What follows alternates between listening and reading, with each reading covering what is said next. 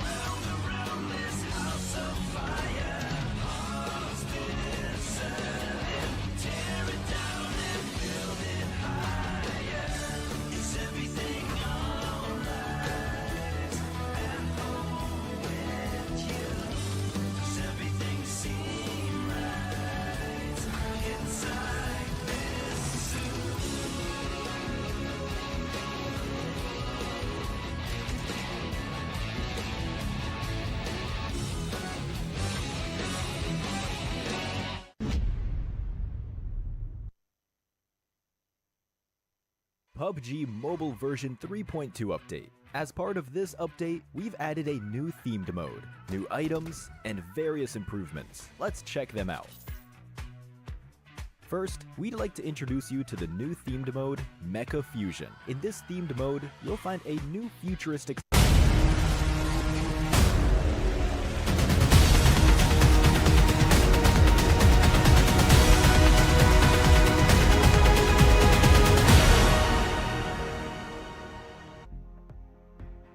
Time is of the essence as we are in one of the second last day here for the PUBG Mobile Challengers League Southeast Asia. Taj Bunny here alongside Kuku TV, who is currently AFK, as we go into the end, all toward the end of the second week here of the PUBG Mobile Challengers League Southeast Asia. Now, it's a very interesting day today because, as we know, one of the groups that won't be playing today includes Group D, and I think Group D has been one of the stronger ones. We've been seeing ASTE, a team that's I think there's a lot of expectations coming from them, undoubtedly, given their performance that really shocked us and wowed us on week number 1. Genesis Esports, a team that we are still waiting for their comeback here onto the top of the leaderboard. We also have SIS TKE, which undoubtedly have shown us their fangs on the beginning of this week. And finally, the Quarter, who has found some recent success in this week, but haven't quite clinched it. The question now is, with these 4 teams out, which teams will be able to extend their lead in the ladders today? A lot of questions are coming through, and also we have the comebacks of our I would say underdogs per se, the Flash Vision Esports team from Singapore, which has a combination of Singaporean and Malaysian players, including a female player, which I'm very excited about. And they didn't seem to have found success quite yet, but could they change it with the Zen factor, as Kuku TV says it, because he has been able to find some sort of success the day before they took a break. But let's talk a little bit more about the format first. If you guys are new here, this is the map and point system that you can be seeing for this tournament, where we have 10 points for the players or the teams that hit that chicken dinner. And the points go down all the way up till 9th to 16th, no points at all. But there is a way to balance it out. And I think some teams, most teams even, have found a way to balance that or even circumvent that by getting as many eliminations as possible. I'm looking at Harami Bros. I'm looking at teams like Genesis, who have recently found success in eliminations. Enigma has done it before, SIS TKE, ASTE, and so much more. The maps I'll be playing today will be Sanhok, followed by 3 Erangels, and then finally 2 Miramars. Now, coming into today, I think a lot of people are thinking like, oh, let's go through stats. Teams that do well on Sanhok, teams that do well on Erangel, teams that do well in Miramar. I think we can throw that all out the window because teams seem to understand the value of getting or be doing well on every single map. Now, there's a reason why teams are doing well every single week, because the score system is pretty unique. When you can see here, weekly points from every day will be collected and put into weekly rankings. And these rankings determine how many league points you get per week. And these league points, well, it's based on how many points you get that week. So in week number 1, we saw Austria getting first place, which means that they have 20 league points for their rankings right now. And then based on these rankings, determine how many points you get or head start points as you go into the grand final. So you do well in this entire tournament, you'll be able to put yourself ahead in terms of points as you go into the grand finals as well. Now, coming back into the conversation I had in the beginning about the participants. So if you guys don't know as well, once again, I'm going to remind you that every week, each group will be reshuffled, and every day is a combination of different groups that I'll be playing. And today, we'll be looking at groups A, B, C, and E, which means no group D. Once again, it's ASTE, Genesis Esports, SIS TKE, as well as the Quarter that won't be playing today. And I think all eyes are on certain teams. For Enigma, can they finally execute their aggressive plays? For God of Death 7, can they finally clinch these games? They're good at surviving, but what about making it to the end? Now, we also have a couple of stuff on the line for this tournament, of course. As you go into this one, it's more than just a prize pool, but the prize pool that we are going to be looking at includes 18,000 US dollars. So that's 18,000 US dollars that will be distributed to a variety of teams that have been competing. And on top of that, we also have performance bonuses. For some reason, the screen hasn't changed yet, but that's okay. Let's talk a little bit more about the groups. So PBE has had some semblance of success last week on week number 1, but this week it's a little bit more of a quiet week. They're prioritizing positioning and they're trying to find a way into the circle. There we go, swapping over. So 18,000 US dollars on the line here, where the first place seed will be getting themselves 4,500 US dollars and so on. So pretty much everyone in the league comes up on top here with a 20th place until 17th getting 150 per piece, so that's not too bad at all. Now coming also into this tournament, we have the weekly awards where we have the best performing team. Week number 1 was dominated by Austria Esports, so they have gotten that one piece of the $150 cut of the $450 prize pool. Now if you want to go even further, well, it's 150 US dollars for the player that does well weekly. And on week number 1, Red Bull was able to bring that home. So curious to see if this is going to be the same theme for this week, because honestly I haven't really been seeing Red Bull dominate the MVP board at the end of each game like we did in the previous week. Now the overall standings here, it's a bit of a fun one this week because we are no longer seeing the big 3 up on the top except for Austria, who has been maintaining that top start from week number 1. And they have put themselves like about 60 points ahead of the rest, with TTQ not too far behind actually, followed by Harame Bro. Now Harame Bro is a very unique team where week number 1 they dominated the charts on day 1, and then it was a downhill from there for the entirety of the week. And then suddenly this week they pop off once again, and it seems like they finally found that momentum. So kudos to them, excited to see more from them. GE is also another interesting one if you think about it, because they are a team that they don't have any chicken dinners. If you look at the entirety of the first half of this scoreboard here, they are the only team with no chicken dinners. And they make it all the way up to the top 5 every time, top 4 even, but they just don't clinch their games. But they've really changed up the way they play, the way they approach these games, in fact. And how they've done it is that they've been doing this sort of play where they're prioritizing a little bit more aggression. I think there was a lot of comments by me on how my expectation for them is a little bit more than what they bring to the table. I mean, when we look at GE, we think about a team that's just very, very aggressive, a team that's also very mechanical, they're very objective based, but it's rare that they break out of that strat, break out of that mechanical play. They're almost like cogs in a machine. And it comes back to them, in my opinion, on how they're not and this is a problem they have, because they're not able to figure out how to deal with teams that are just very, very explosive, very bombastic, teams that don't really play according to the playbook. And then when suddenly their conditional plays, their win conditions are not met, and it just all falls apart. But this week though, I'm really liking the exchange, the adjustments that have been coming in from GE. But enough about that. Let's talk a little bit more about the new Royal Pass A7. This is available from now all the way until 15th of July. And it's a very exciting one in my opinion, because all of this that you're getting from this is over 80,000 UC. You have the Nightscape Gladiator set on here, which comes in a variety of colors.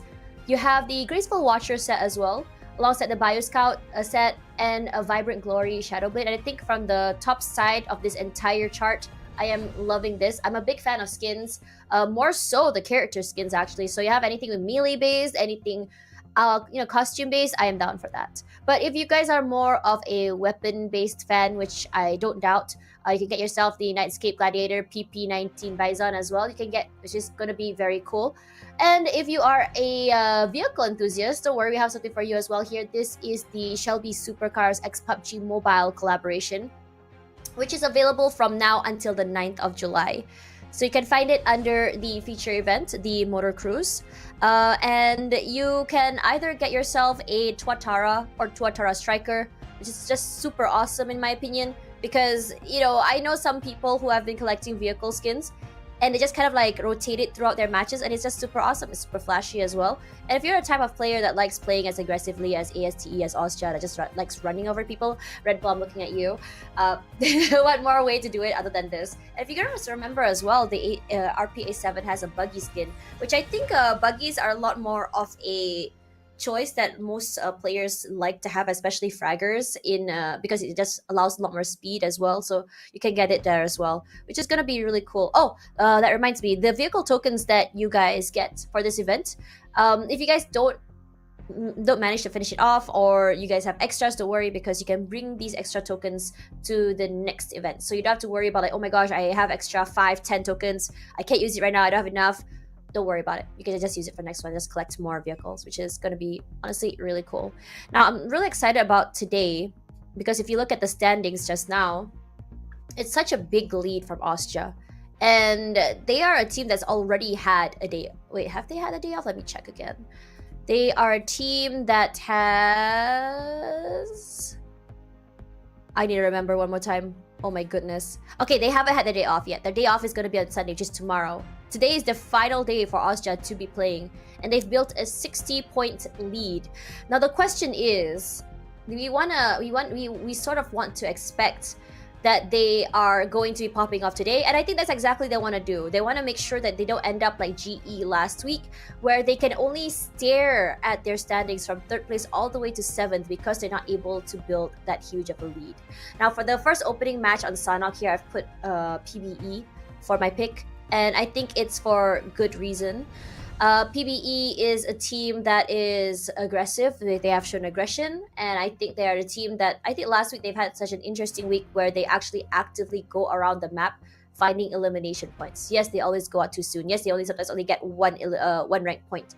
But if you look at the plus side, the flip side, they are a team that also are able to get 10, 11 eliminations. So that just balances out all of the rank points that they have missed out on. And for a map as aggressive as Sanhok, I think it suits their week 1 playstyle. I haven't really seen a comeback for that playstyle yet for them, at least on week number 2. They're a little bit more quiet, prioritizing positioning for good reason. A lot of teams are sort of like countering, anti-ing, and just being wise to their style of play. So I'm really hoping that we get to see a glimpse of that playbook esports for this particular map of Sanhok. It suits them. Now coming into the rest, I am quite surprised at KH's pick of Myth. It's not like I don't believe them, but it's more of like they're a very... I don't think that they thrive on chaos as much as teams like Austria, as Harami Bro, or even, you know, Dread Esports does for this particular map. But for Myth, it's such an interesting one because it's really hard to say what is their win condition. Sometimes it's more of like their positioning that wins them. Sometimes it's those random fights where teams make a mistake and they capitalize off the punishments. There's a lot of win conditions that's needed for them in order to make it to the end, which is why I am a little bit more concerned. But don't get me wrong here. If Myth were to make it to the end, and if Myth were to just pop off, I would be the first to be happy, just because I loved seeing the stories of teams who are struggling come up on top. And honestly, they have had some semblance of success this week, I feel. They really take their time when it comes to the rotations. They're really calculative when it comes to taking these fights. It's less of a rush and a hurry for them. But I think one of their biggest problem right now is timing with each other, with their teammates. Trying to make sure that they have the right timing when it comes to the double swings, with the pushes, and I want to see them be able to fix this. I think if they're able to, especially with DZ, a player and Shroud, these two players who have some of the biggest firepowers for Myth, I'm sure they can go far. And until this communication issue has been fixed, until some of the confidence issues have been fixed, they might be seeing a struggle. On a map like Sanhok, you need to have a lot of confidence. You need to be aggressive, and you need to be quick on your toes in terms of decision making. Yango Galacticos is definitely a team that I'm not too worried about. They have found success in Sanhok. They are very mechanical and methodical, but also finding a nice balance in aggression as well, especially with players like Cute Loki, who have been, I think, thriving in the chaos when push comes to shove. So I'm really not surprised if Yango Galacticos were able to do it. And in fact, this week as well, they've managed to get a chicken dinner on Sanhok. Fearless is an interesting one. I think they're such a 50-50 team. They have come up on top. They are a team that I think they can thrive, but it requires them the right formula, the right amount of chaos, the right amount of fights to give them that golden opportunity. They're very opportunistic, and I want to see more of this from them. Harame Bros is Harame Bros. They're aggressive. They're gonna pop off for sure, but the question is whether or not they can survive till the end. Regardless, ladies and gentlemen, with or without Kuku TV, we are gonna be flying straight into the map of Sanhok. So keep your eyes on the screen. Let's see how it goes.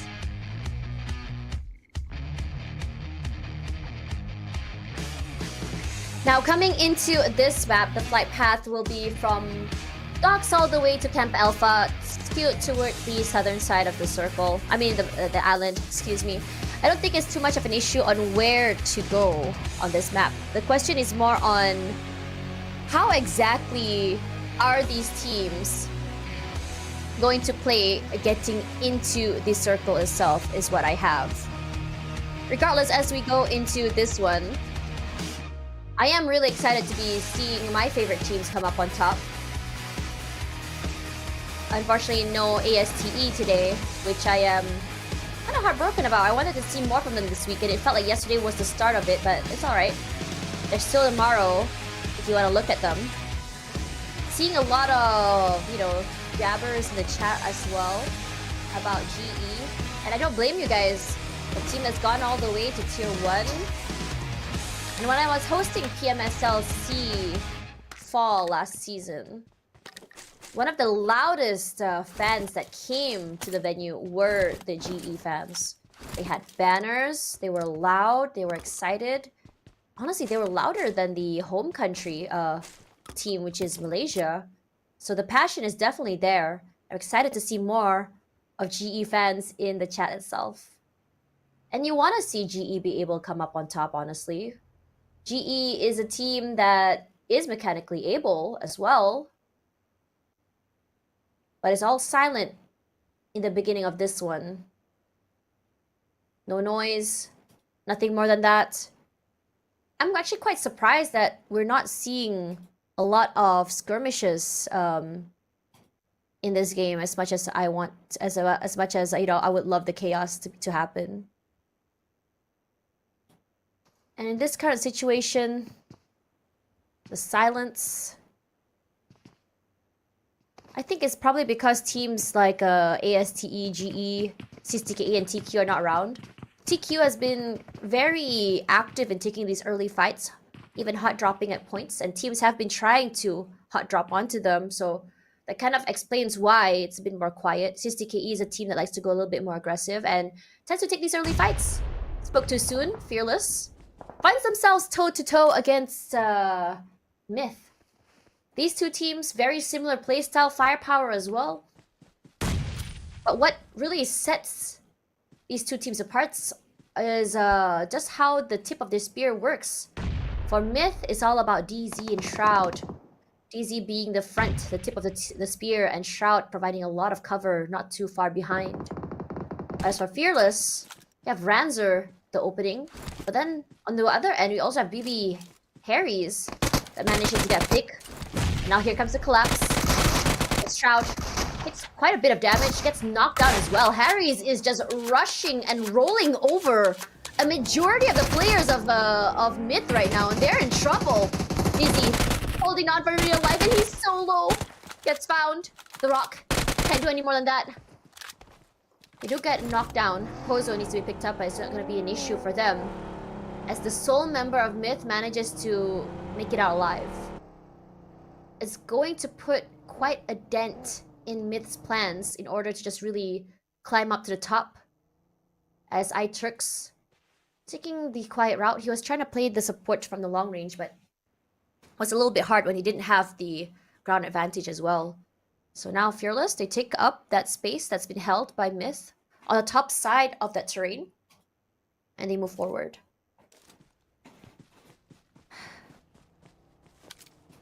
Looking into the rest of the teams, TTQ, a team that I honestly was not expecting to pop off this hard this week, granted how competitive week number 1 was, is just honestly making me very excited to see more from them.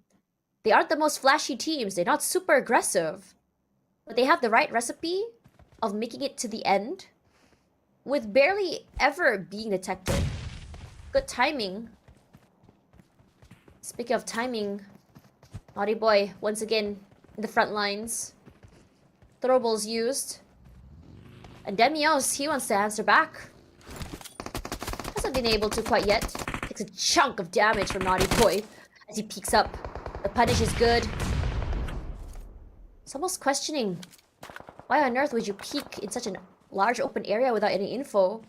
But kudos to RSG for reading that like a book as well. Timing is key, and Demios, he's running out of time. RSG, keen on getting the other members to come out and go to pick up the other members of Dread Esports. That's not happening. Demios gets taken out. Dread Esports, a team that's been really warming up yesterday. And this week even. Catching us off guard. In fact, last week, Dread Esports was one of the teams that really struggled toward the end of the week. They didn't really find success. They were struggling at the bottom of the scoreboard. They were flashy, they had highlight moments, but they just weren't able to tie down these fights. But this week is a whole different story for them, making it to the middle of the scoreboard. And in fact, being one of the most high firepower teams out there, it's a big step up as well, especially as they added Jibna into their lineup this week. With Moy, who has always been the clutch master or the impact maker for the team. But it's all quiet here as you can see on the kill feed, Ranzer finds themselves toe-to-toe with Harami, bro, but that's a story for later.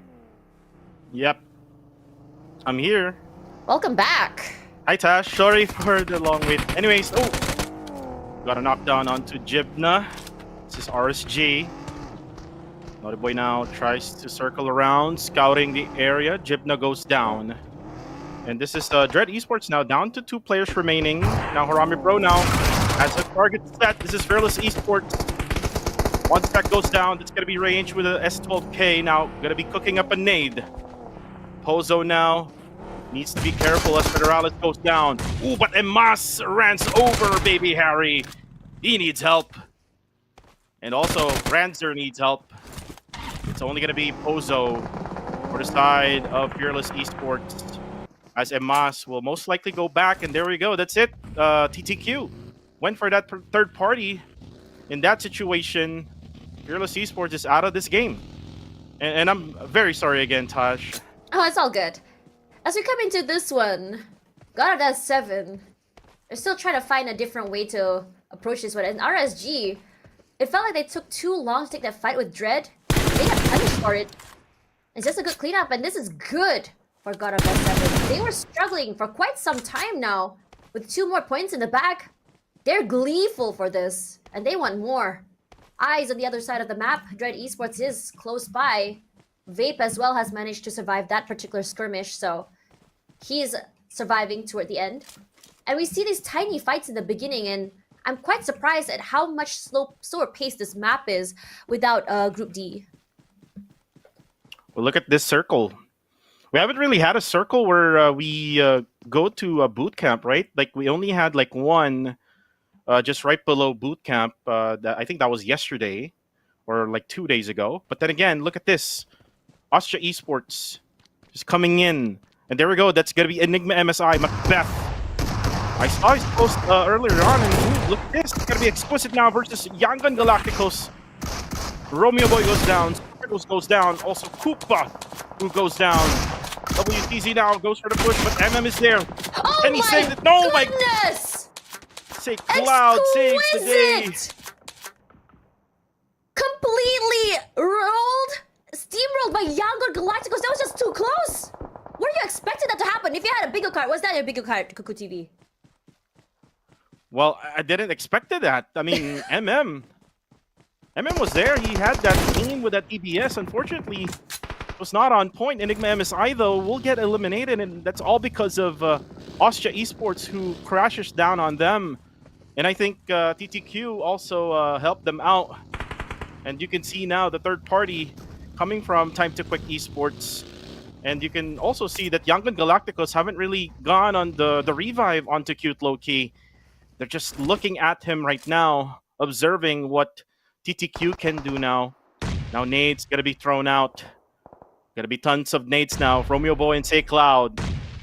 Ooh, Liquid almost actually goes down with 1 HP left. There's gonna be another nade actually will take him down now. It's kind of like a mini red zone right now that's being done by Yangon Galacticos. And TTQ has to back out. And this will probably be the chance for Cute Low-Key to be revived now, as WTZ is now on his Murado and will maybe go to his teammate. And they take their time. TTQ. Damage to come through, knockdown, Flash Vision Esports out. But this fight purpose is not done quite yet. Look at this recovery from Yangon Galacticos. From fight after fight, nearly get knocked down, they come up on top. And they're still going. WTZ waiting. Quit spots him. Gus is close. I think he's hurt too. If he plays this well, he might be able to punish.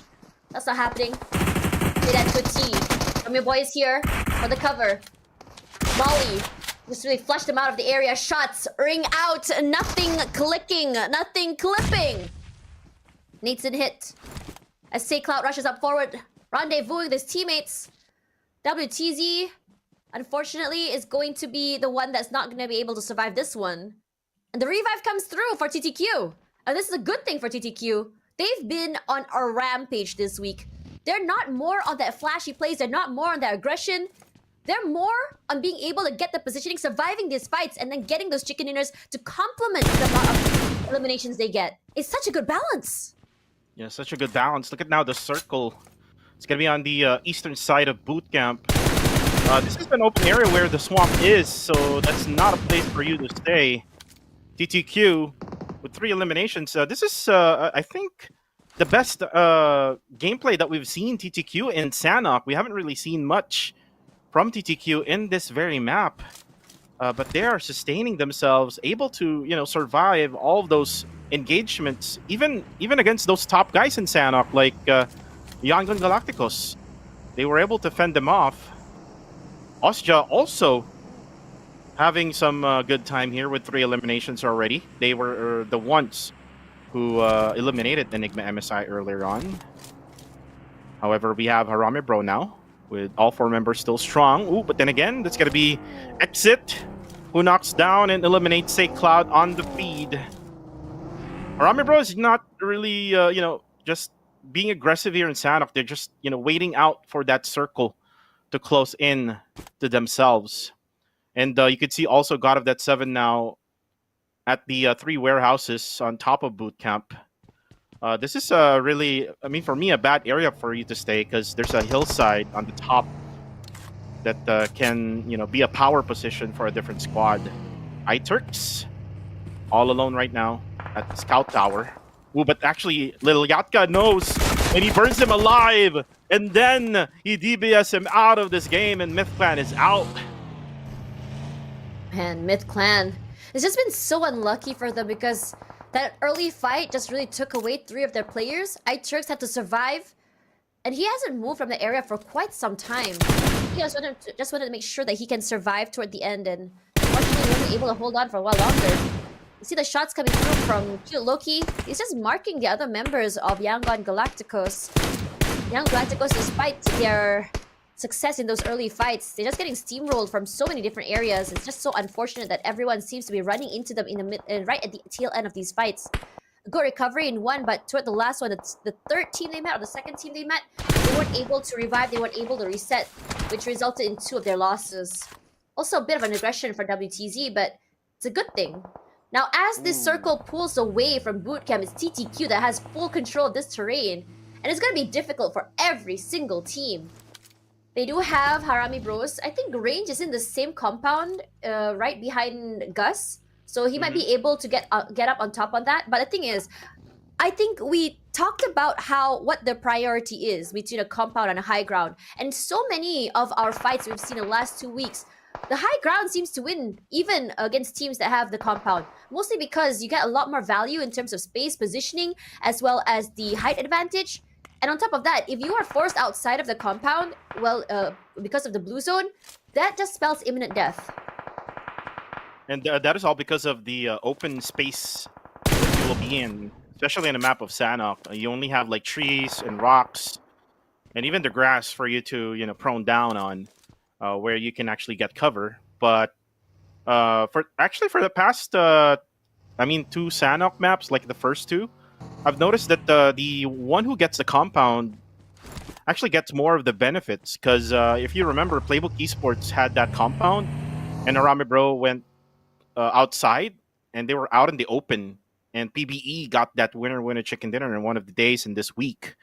And things might happen like that here, because there's like still two compounds left. I think 214 Sin got to the north side part of it. There we go. And then the other one would be Harame Bro, which is in the middle portion of the circle. Whoever gets this circle after this stage will be very, very lucky. Just a minute left here for the teams. Moy gets sprayed down by Rankid. Half HQE left onto Moy. Dread Esports needs to be careful because they're always like super strong for them. Moy still, Rankid still has some view here onto Moy. Moy needs to be careful. He needs to get some cover as the blue zone also comes into effect. RSG, Naughty Boy goes down. Only one player left for them. And you can see now Master Vape goes in, and that's it. Lilyatka gates keep him. Yatka, so aggressive today. 2 picks already on the board with his whole team just coming up online. And I think I put a lot of spotlight on Lilyatka. But I feel like Unknown 11K is also another player that we should talk about as well. If anything, I think he might be just aggressive, if not more, than Lilyatka. But Lilyatka is just a little bit more flashy. He's a little bit more aggressive, a little bit more in your face. Positioning wise and just the traditional fight wise, I think I'll give it to Unknown. Regardless, as the circle pulls, it's gonna be toward the eastern side, where Harame Bro and TTQ has full value toward the middle side of the area. MFG coming through, and I wouldn't be surprised if MFG is gonna be taking up this fight against Harame Bro. Well, Harame Bro does come up on top in most of these fights, but in this current state of MFG, I wouldn't be surprised if they're able to go for a steamroll. They're looking good in terms of firepower. They're looking good against aggression as well as confidence. So let's see what they're able to do. But before we go into that particular fight that hasn't happened quite yet, TTQ, not only do they have high ground, they can gatekeep as well. They have all eyes on 2 and 4. They do notice God of Death 7. And God of Death just now, they had Bootcamp fully in their control. Then the problem now with them is that the circle did not prioritize them, which means that they're going to have to go out of those compound areas against so many teams that try to push into the zone itself. And spoke to Su as Moat gets found out by PBE, and Murachili gets chunked down by the zone. And that's the biggest problem you have when you play to the side of the circle with a compound in hand, because you're not sure whether or not you wanna abandon it. Dread Esports find themselves out, and now for TTQ, laughing at the top of this high terrain. Yeah, TTQ has the circle now. This is a high ground advantage that they have on the northern side. Ooh, and you can see Ostka. Astro X goes down. Ostka and 214 Sin will be in trouble in this type of scenario. Ooh, as Migs able to actually push in onto Liquid of TTQ. Now Gus needs to defend as Rankid now goes for the throw of the nades. One more nade left for him. KH just hiding behind that rock. And now Quid, just on 1 HP left, just crawling his life onto Gus. But again, all of these nades now bombing TTQ gave them a hard time on trying to get their teammate revived. But then again, now Blank, one more nade. Oh, that nade misses Gus! Almost! Oh! But Yango Galacticos goes down! Now's the wait. TTQ not great enough to hold this circle, and now the gatekeep continues to enforce Sin. They're holding down the line. Slowly but surely, looking to take the space at this fight against Playbook Esports. As God of Death 7, KS gets found out, eliminated at 7th. Not the worst end in the world. Raimon on one end as well. All eyes on him. Wako. Aggression is very, very strong. They might be taking up more than they can chew, actually, if you think about it. TTQ is here. Nick goes down, punished, in fact. They got some serious confidence taking down or fighting against 2 different teams, TTQ and PBE, and they get punished for it. They lost a mix and nearly lost another In return, TTQ, So Separate, Zuki, and KH. It's gonna be hard to play off each other with the terrain, with the space between them. And 2-on-4 just waiting to go for that collapse. Ranked, long rotation forward. Forces his hand, the good kind of distraction you expect for your teammate. All eyes on Zuki. He's done beautiful things, but can't dodge that nade. 6th place for TTQ, but not without a fight. 8 eliminations in the bag, and 2-1 Sin. They rush into the zone. And Ranked able to get that position now where TTQ was at. Now, it's all about Nang X of Austria Esports. How long can he go at that specific spot where it is in right now? He's outside the zone. He's on the lower ground as well. And there are just so many teams that are just waiting for him on top. Now, Harame Bro, Federalis, using the roof as cover and at the same time has vantage point. Spot now PBE, who's closing in onto the western side of the circle, spraying them down with the M4, but no go for Federalis. Jarrell will be the man, will be spread out from the 3 members of PBE. However, Michi goes down, and it's going to be Harame Bro. I think it's Emas who knocks him down, and Nade coming to the side of Blanks. Only going to deal some splash damage. It's going to be Nang X now. Going to attack the blue zone. Nang X has to wait inside the blue zone, healing up. This is his final utility to be used for heals. And running out of time, he has to get into the zone. He's got Blanks. He finds him and he takes him down. Osja, they can't get the zone, but now is our fight. 1 point more. 5th place, 2-1 Sin. Also out. Top 3 already. A quicker final end compared to the slow start. And here we go. Federalis on the top side of this building. He's still out. Aggressive. Firepower immaculate. All eyes on PBE. PBE, they are not only fighting this blue zone, but also this outer open area. It's almost oppressive and unfair. The amount of space and area that Harame Bros were able to get here. As Exit rushes forward, the prone game is true. He's so close to the other members of PBE. 1 nade is all he needs, and he knows that. Chunks it up. Does it land? Oh, straight onto Raimon. Wow. And he's gonna do it again. He's not done. Goes for the confirmation. Yes, it does. No, it doesn't. Nearly does, though. 1 more to go. Nope, not there, but punishes out. Gonna rush up forward. They need to pick up Raimon. Almost out of time. Michi with the sprays. Gets the pick off onto the member. PBE as well does get picked off. 2 left. And Harame Bro happy with 4. 2-1-4 on a wide open area. A tiny rock. Stuck between the rock and the blue zone. Harame Bros are looking to push. They don't even have to, actually. 12 eliminations for MFG. But is punished. But not before his other teammates go for that crossfire. The fights. It's almost oppressive. One boy. They can't do any more than that. And a winner, chicken dinner goes through and rings out for Harame Bro. And this is the type of play they wanted to have at the end of last week, and they get it today. What a play coming from Harame Bro, taking that compound. And I talked about this earlier on, wherein it's the other way around. PBE was the one in the compound. Harame Bro was the one outside the open. Now it is going to be Harame Bro in the compound, or PBE, the one outside.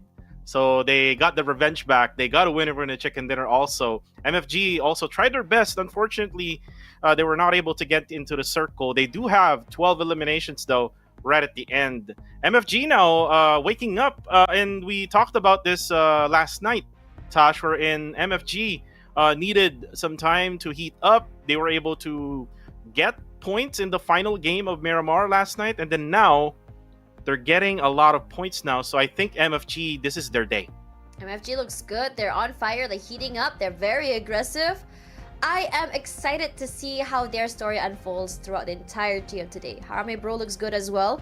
Not as aggressive as I'd like them to be, but it's mostly because they were able to get the compound early, and they were able to play very well in the area, so that's always very fun to see. A bit unlucky for teams like Austria as well as Yangon Galacticos. I could tell that Austria really wanted these fights, but they weren't able to get into that circle very soon, and Yangon Galacticos were taking 2-3 different fights at the same time. And it comes back to what I was talking about in the beginning of the game, how this map, in the past few days, what I've been watching is that it's a little bit more slower for Sanhok, the beginning especially. And it's especially much more slower without Group D, without SysTKE, without ASTE that loves these early fights. So because of that, it does give a lot of teams time to fully loot up, to fully go for that rotate. But once it heats up, it was on fire. Yeah, it was on fire. I think I got the midway battle until the end, so that's what I only saw. We're in the circle, went to boot camp, and then eventually go to the western side of boot camp. It's kind of like one of these Sanoks that we had this week, but it's the other way around. We're in Harami Bro got that compound first. TTQ got the higher ground, but unfortunately, the circle is not within the reach. And at the same time, they were like surrounded by I think 3 teams: MFG, Austria, and then there was 214 Sin on top, and TTQ. Still, the MVP of this match is Zuki with 3 eliminations. And speaking of TTQ, they weren't able to sustain all of those 3 teams. These are actually top teams like Austria, MFG, and then also we can say that 214 Sin is also a top team because they got top number 8 for week number 1. So that's just so much of firepower that TTQ needed to defend in that scenario.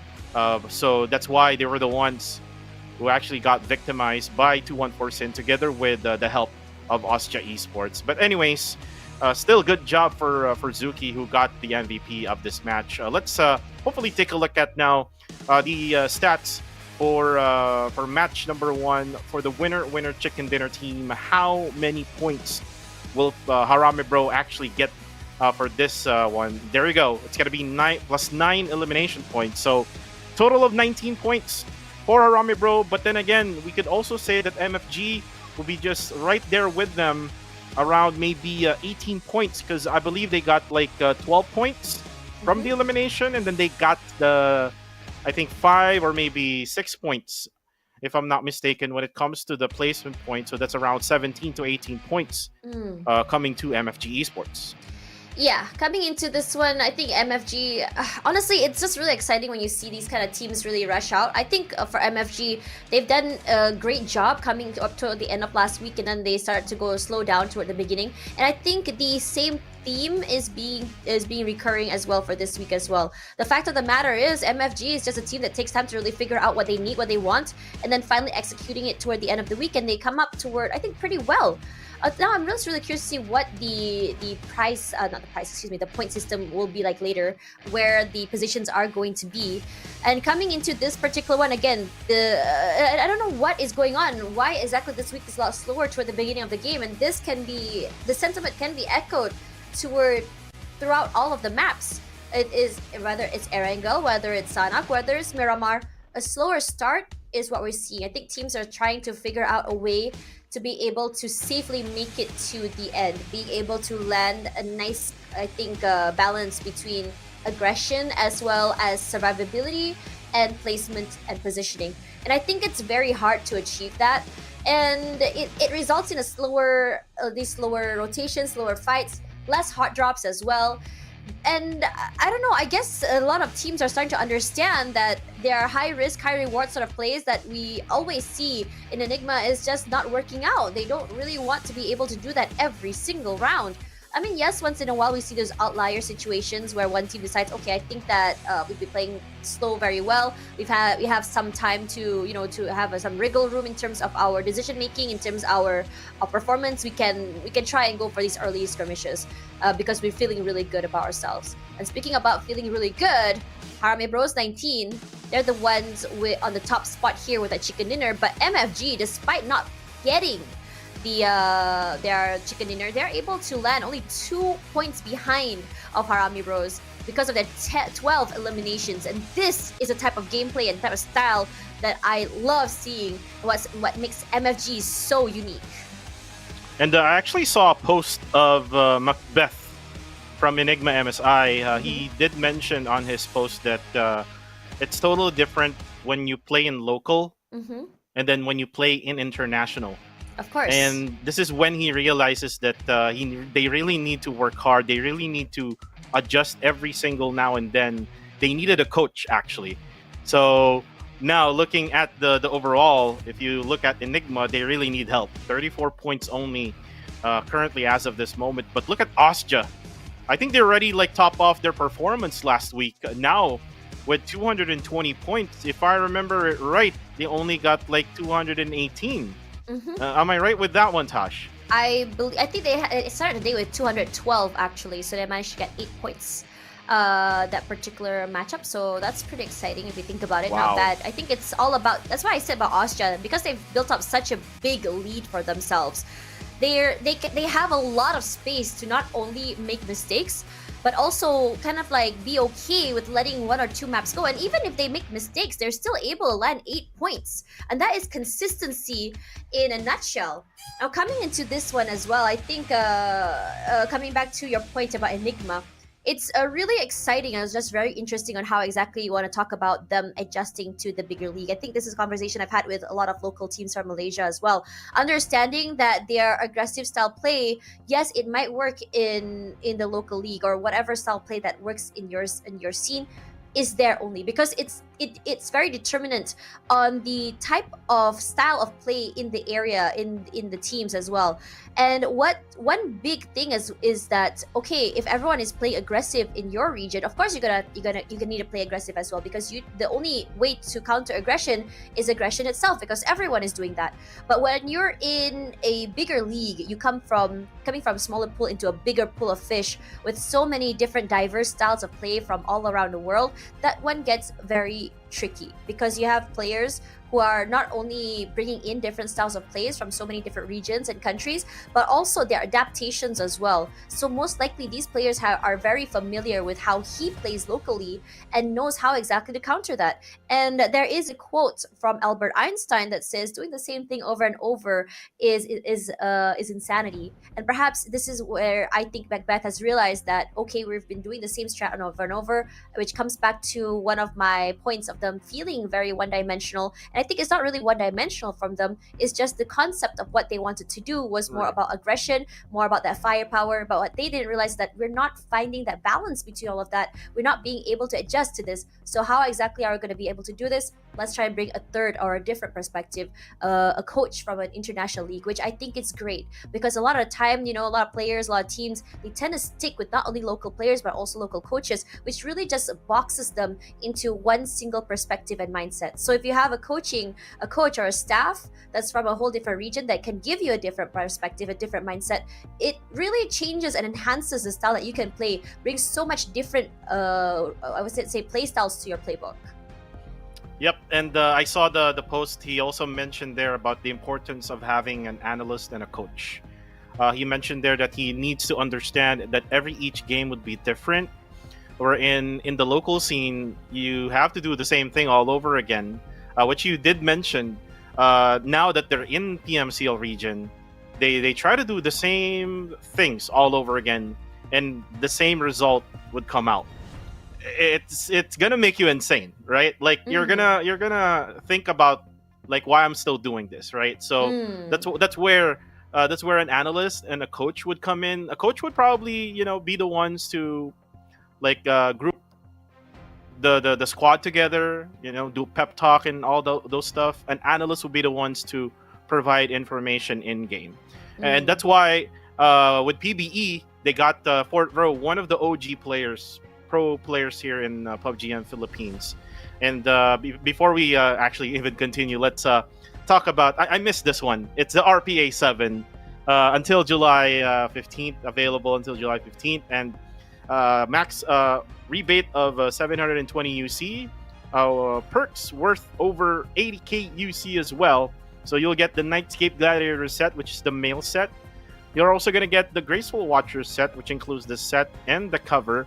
You're also going to get the exclusive upgradable weapon, the Nightscape Gladiator PP19 Bison, and so much more. And also the newest Victory Dance that you can flex in the social media. But going back to the conversation, that's why with PBE, they're able to adjust for every single game or for every single week. We even saw Evil, who played yesterday, that now that we don't see him anymore. So again, the adjustments are going to be coming from the coach. And it also happened when they were in PMSL, right? They had Neptune as the analyst.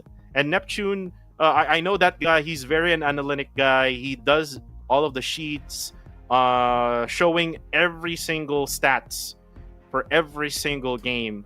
And that's what the team needs for every single game, so that they could see how they are playing and how they need to adjust. But anyways, we do also have the newest PUBGM X collaboration with Shelby Supercars, and it is available right now until July 9th. And it is under the featured event, Motor Cruise, and get a chance to own a Tuatara or a Tuatara Striker.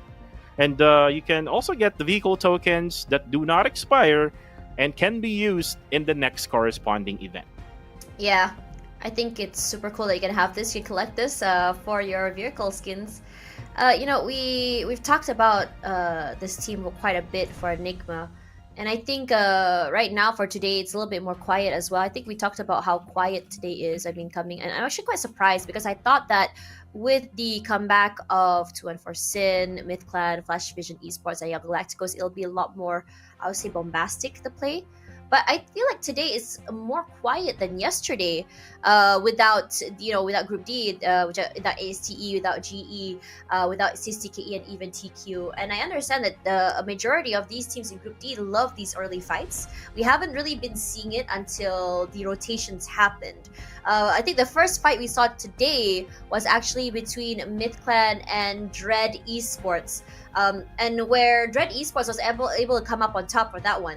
So my question is the tempo going to change now that teams like MFG has gotten their warm-up match on Sanhok? And I've been told today that Kuku TV has agreed wholeheartedly with all of my predictions. Yep. And we're gonna see who's the jinx.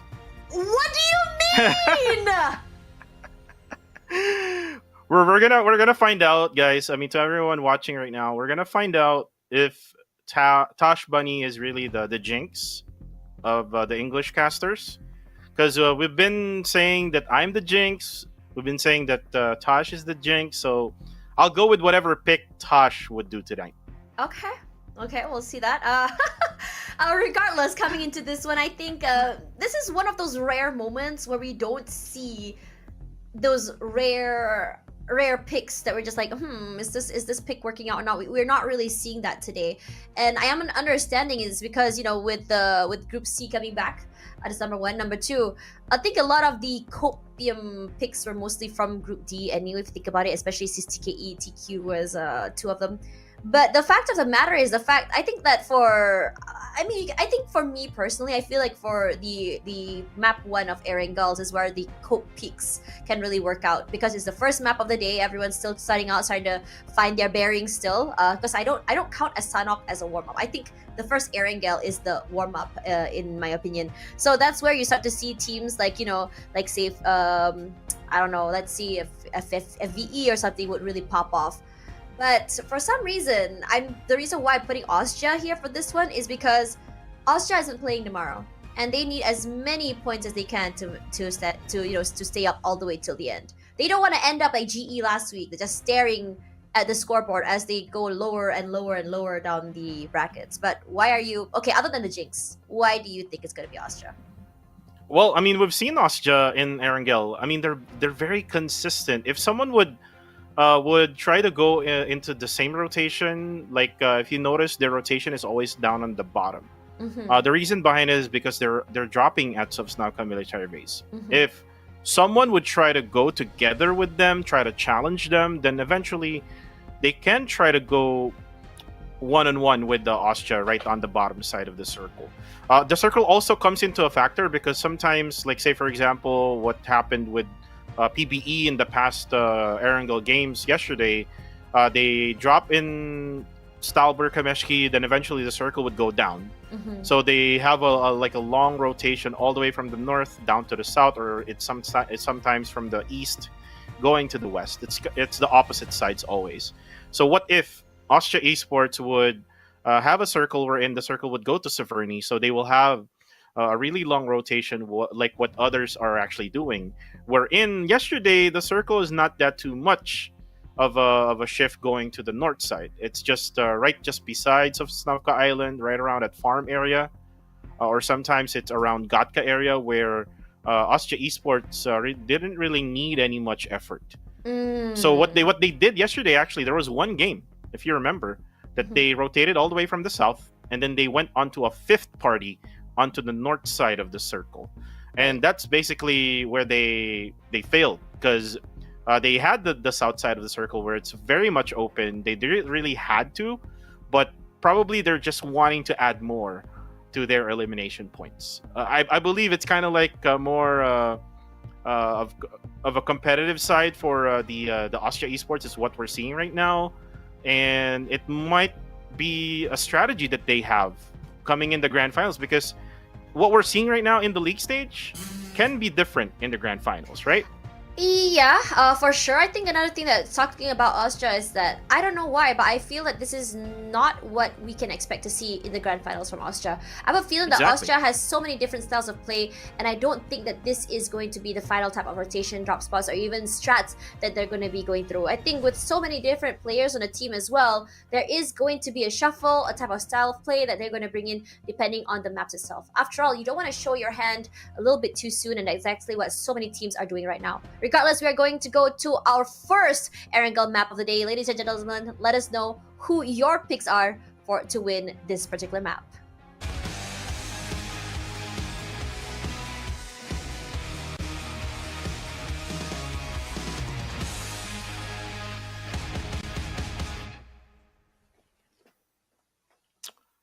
And now we fly into the northern side, right at Severny, my favorite spot. Going straight down below to SMB, and I'm not sure where GE, or actually GE is not here, right? GE is not here, so they're on a rest day.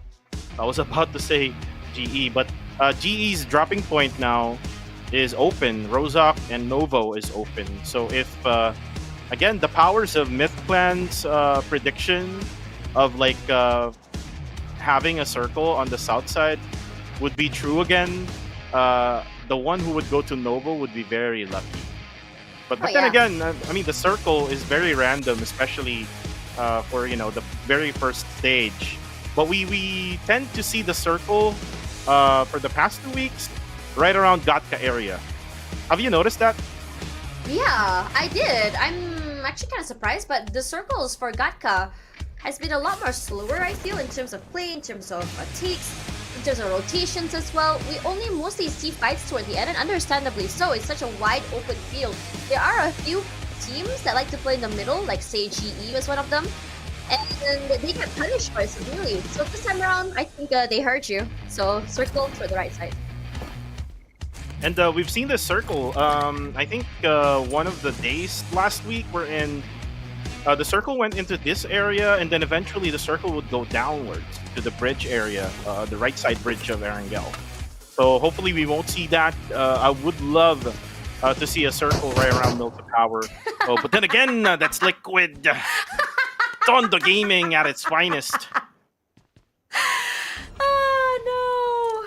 Forced to take a knife fight. They have nothing. They haven't had any guns. They have nothing. They had to fight for that one gun, and the only thing they have is just knives. What a start! And it's good that PUBG Mobile added the combat knife early on in the game, because if you remember way back when we didn't have the combat knife, we were like seeing guys punching each other, right? That was the slowest, most painful death I've ever seen. I just stare at them like, oh wow. I mean, casting them. I mean, back in the day when I was actually casting, it was just one of the funniest things because you're casting, and you just like on the screen, just people just slowly punching themselves to death, and you're just like, when does this end? I mean, this is funny, yeah, but like, when does this end? Oh, the Lucky Charm is back.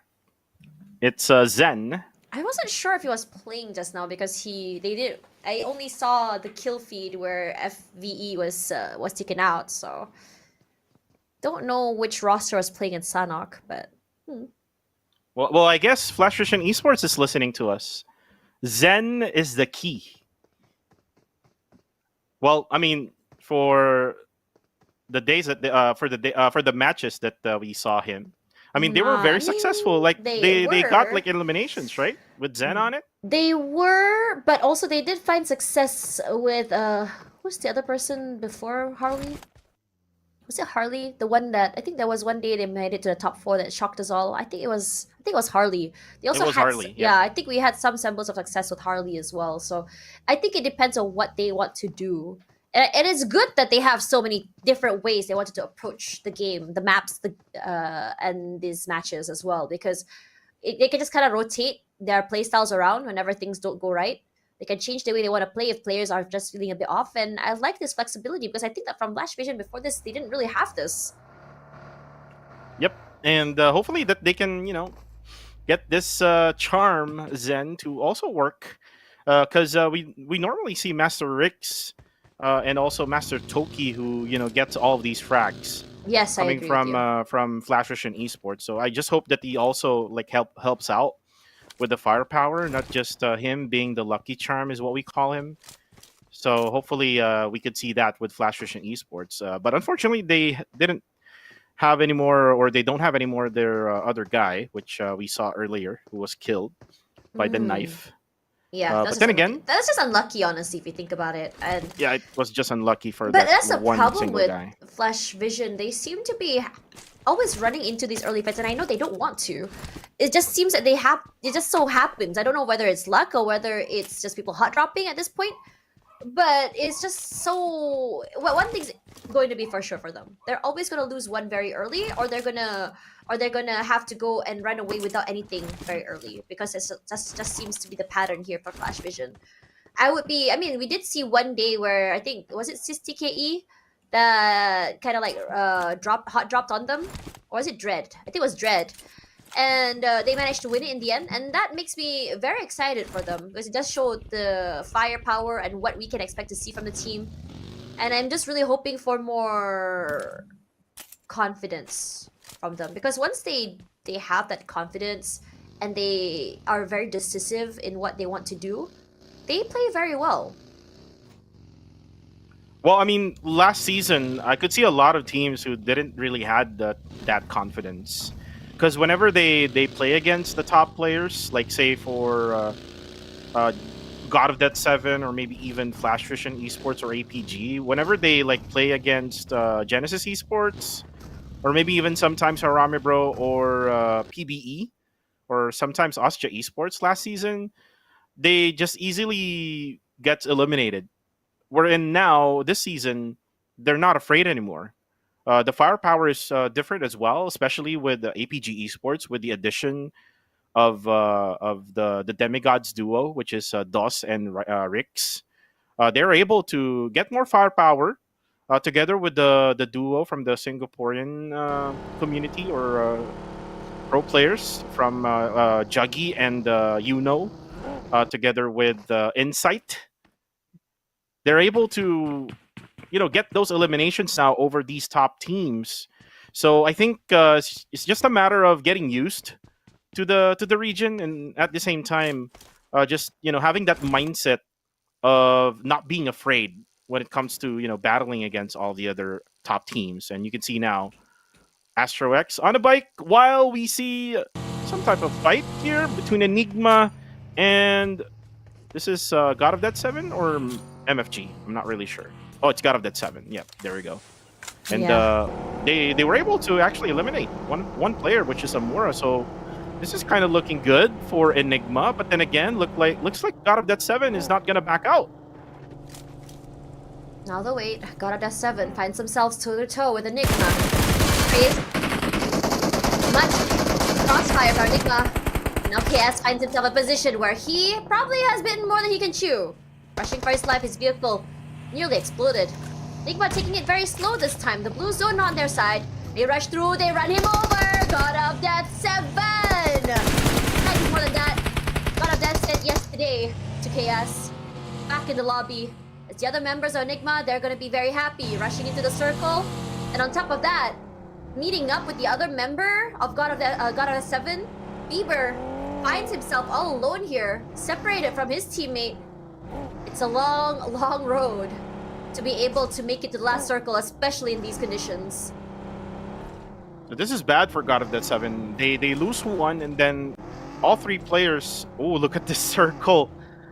This is what I said earlier. Like the circle went to this area, and then all of a sudden it went downwards to the bridge area. So things will be interesting, especially for the bridge area. Whoever goes for the bridge camp will be very, very lucky. They will get a lot of points. But the question now is for 214 Sin, since they did like a split drop, 2 players in Milta Power and then 2 players in Novo, how will Rankid and Wako be able to go over to the other side of the bridge? But there we go. This is now Migs able to drop gate, and we'll get the confirmation. And this is what I said. Whoever bridge camps, they will able to get these eliminations. They just need to make sure that they don't die, they don't get knocked down, because whenever they get knocked, it's not an easy feat for them to get a revive from their teammate. 214 Sin still maintaining aggression. It's RSG that's stuck here. They take a time and on top of that sandwiched with Young Gun Galacticos coming through. Ooh, this does not bode well. You can see Young Gun Galacticos just going and prepping themselves to a compound in front of that bridge area. And speaking of compounds, Flash Vision, compound right in front of the water side area where Exquisite has seemed to kind of submerge themselves into. Zen, the newest into the lineup this week, hoping to make a change. And I'm honestly questioning why there's not more pressure between members of Exquisite. TTQ having that right read, playing a little bit more aggressive, and good for them. They want to get those extra points. Exquisite stuck between the waters and the mainland. And they're just gonna have to wait it out. Every time they pop their head, it's gonna be a hail of bullets toward them, but nothing quite there yet. Flash Vision allowing that space. TTQ is the one on the other end, is just putting in the damage. And it seems every time we have a team that plays onto this motorboat, it always turns into a devastating ending. An explosion and a submersion of the players. Feels like no one learns anything. I'm just kidding. Well, Exquisite Esports were the ones who got first into the island of Sosnovka in the other game where we had this type of circle. But this time around, it was TTQ, and if I remember right, we had the same circle where Exquisite was not playing that day, and TTQ was the one first at this very same spot. That's how observant I am, Tosh. I remember every single position of these players, but then again, look at them now, they're fighting for that position, and Exquisite is on the flip side of that, that scenario where they're the one who's going to be the fish in the waters, and then PTQ will be the one fishing now. And look at this circle, this is just so bad. Again, this is the second time, or the third time rather, that we had this type of circle. This really is bad for a lot of Filipino squads, because I normally see them having this hard time of rotating to the inside of the circle whenever the circle goes down to the Sosnovka military base. Look at where PB is. PB is still in the blue zone. Enigma is still in the blue zone right at the western side. And now, it's good that Fearless Esports is now taking a shot here at TTQ. This will give some breathing space for Exquisite Esports, who is still out in the waters and still need a land to be on. And if just in case Exquisite Esports would be able to cross over that sea, then TTQ would be in trouble. But then again, ooh, that's Rix who goes down. Cute low key throws in a nade inside, throws in also Molly. They're actually that's actually a mistake for Cute Loki. He went inside a house wherein there's a Molly, and that's gonna be Dos who throws in that Molly earlier. But then again, say Cloud will be able to go for that revive. APG cannot just push right now because there's going to be a third party just around the area, and this is Mech Clan just lurking around. A lot of questions coming in about some teams' decision making, but I understand there's just so many teams here just sort of tunnel visioning. Say Cloud is around, Loki has been going for that revive, and I think it's a good idea. Probably his teammate going in for the calls to push him inside so he can get picked up instead of being out there in the open. The sprays come through, and Jaws and Loki come forward. Just a little bit better with that gun. CQC. Cute Loki shows us a masterclass of that. And the hold. One more nade. Inside gets knocked down. He's so adapted. He knows. Marks every positioning of APG Esports members, and they are the first team out. But it's not done quite yet as Myth preps the nade, throws it forward. Joseph on one end. Now the other members of Erangel Galacticos. They are almost oppressed. It's hard to breathe. No space to move. Goes for the revive. Shroud back in the game. WYTZ marks iTurks. Good trigger discipline. Does not want to show his hand quite yet. As Enigma get eliminated, this fight still rages on. Nice top up from Cute Loki. And now we move on to this fight. As Michi goes for the reposition. Lower ground area is what PBE will be playing on. Positioning high onto Fearless's side. It's not going to be an easy fight, at least for PBE. The nade clips onto Michi. The other two inside of a compound. Michi slowly running out of time. Smokes by him a little bit more space. And Raimon and the other members are pushing out. One boy nearly gets taken out. So low. In 1 second. Quick move forward. The buggy in hand. Raimon gonna go for the heals. One more gets picked. Michi out. And so does Raimon. The bounce was just too much to deal with. And Ranzer, the tip of the spear, runs up forward. So does 1 second. Gets a lot of info with the buggy. Positioning himself in a very aggressive manner. They know it's only one person inside. It's only going to be one boy. They have to crunch him. They don't want to get isolated. These fights a bit strong. And Ranzer pushes him to his teammates. Ends the game. And Playbook Esports can't do more than 14. Well, that's an effort coming from PBE. They went from all the way north, out in Stalberg Community, going straight downward. They rotated all the way to the left-hand side bridge. But then again, look at this now. Myth Clan versus Dread. The nade coming from YG. There's a third party from behind, off-screen. Nades are coming from Erangel Galacticos. Moy able to get the elimination onto Shroud.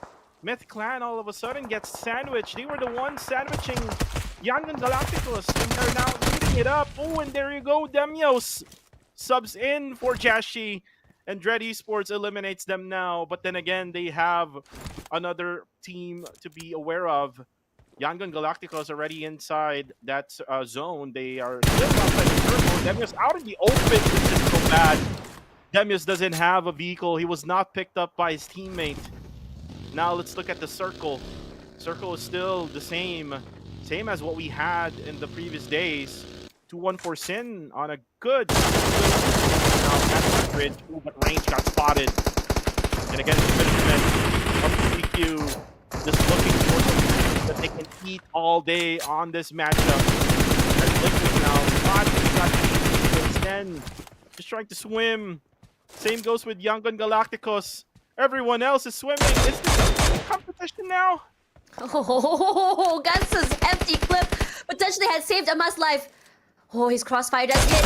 He sprays. Someone barely surprised Koopa as well. It feels like a duck game now. You know, the duck shooting game. Yeah, Joppy goes down. Yeah. Harmy bro out. Very difficult circle to play with, honestly, if you think about it. One of the hardest we've seen this week. Potentially both weeks, honestly. It's just playing in such a hard place because you can't really figure out if it's an SMB or even mainland. Finally pulls to the bottom side. Maybe a 1 and so is RSG. They had a terrible start today, RSG.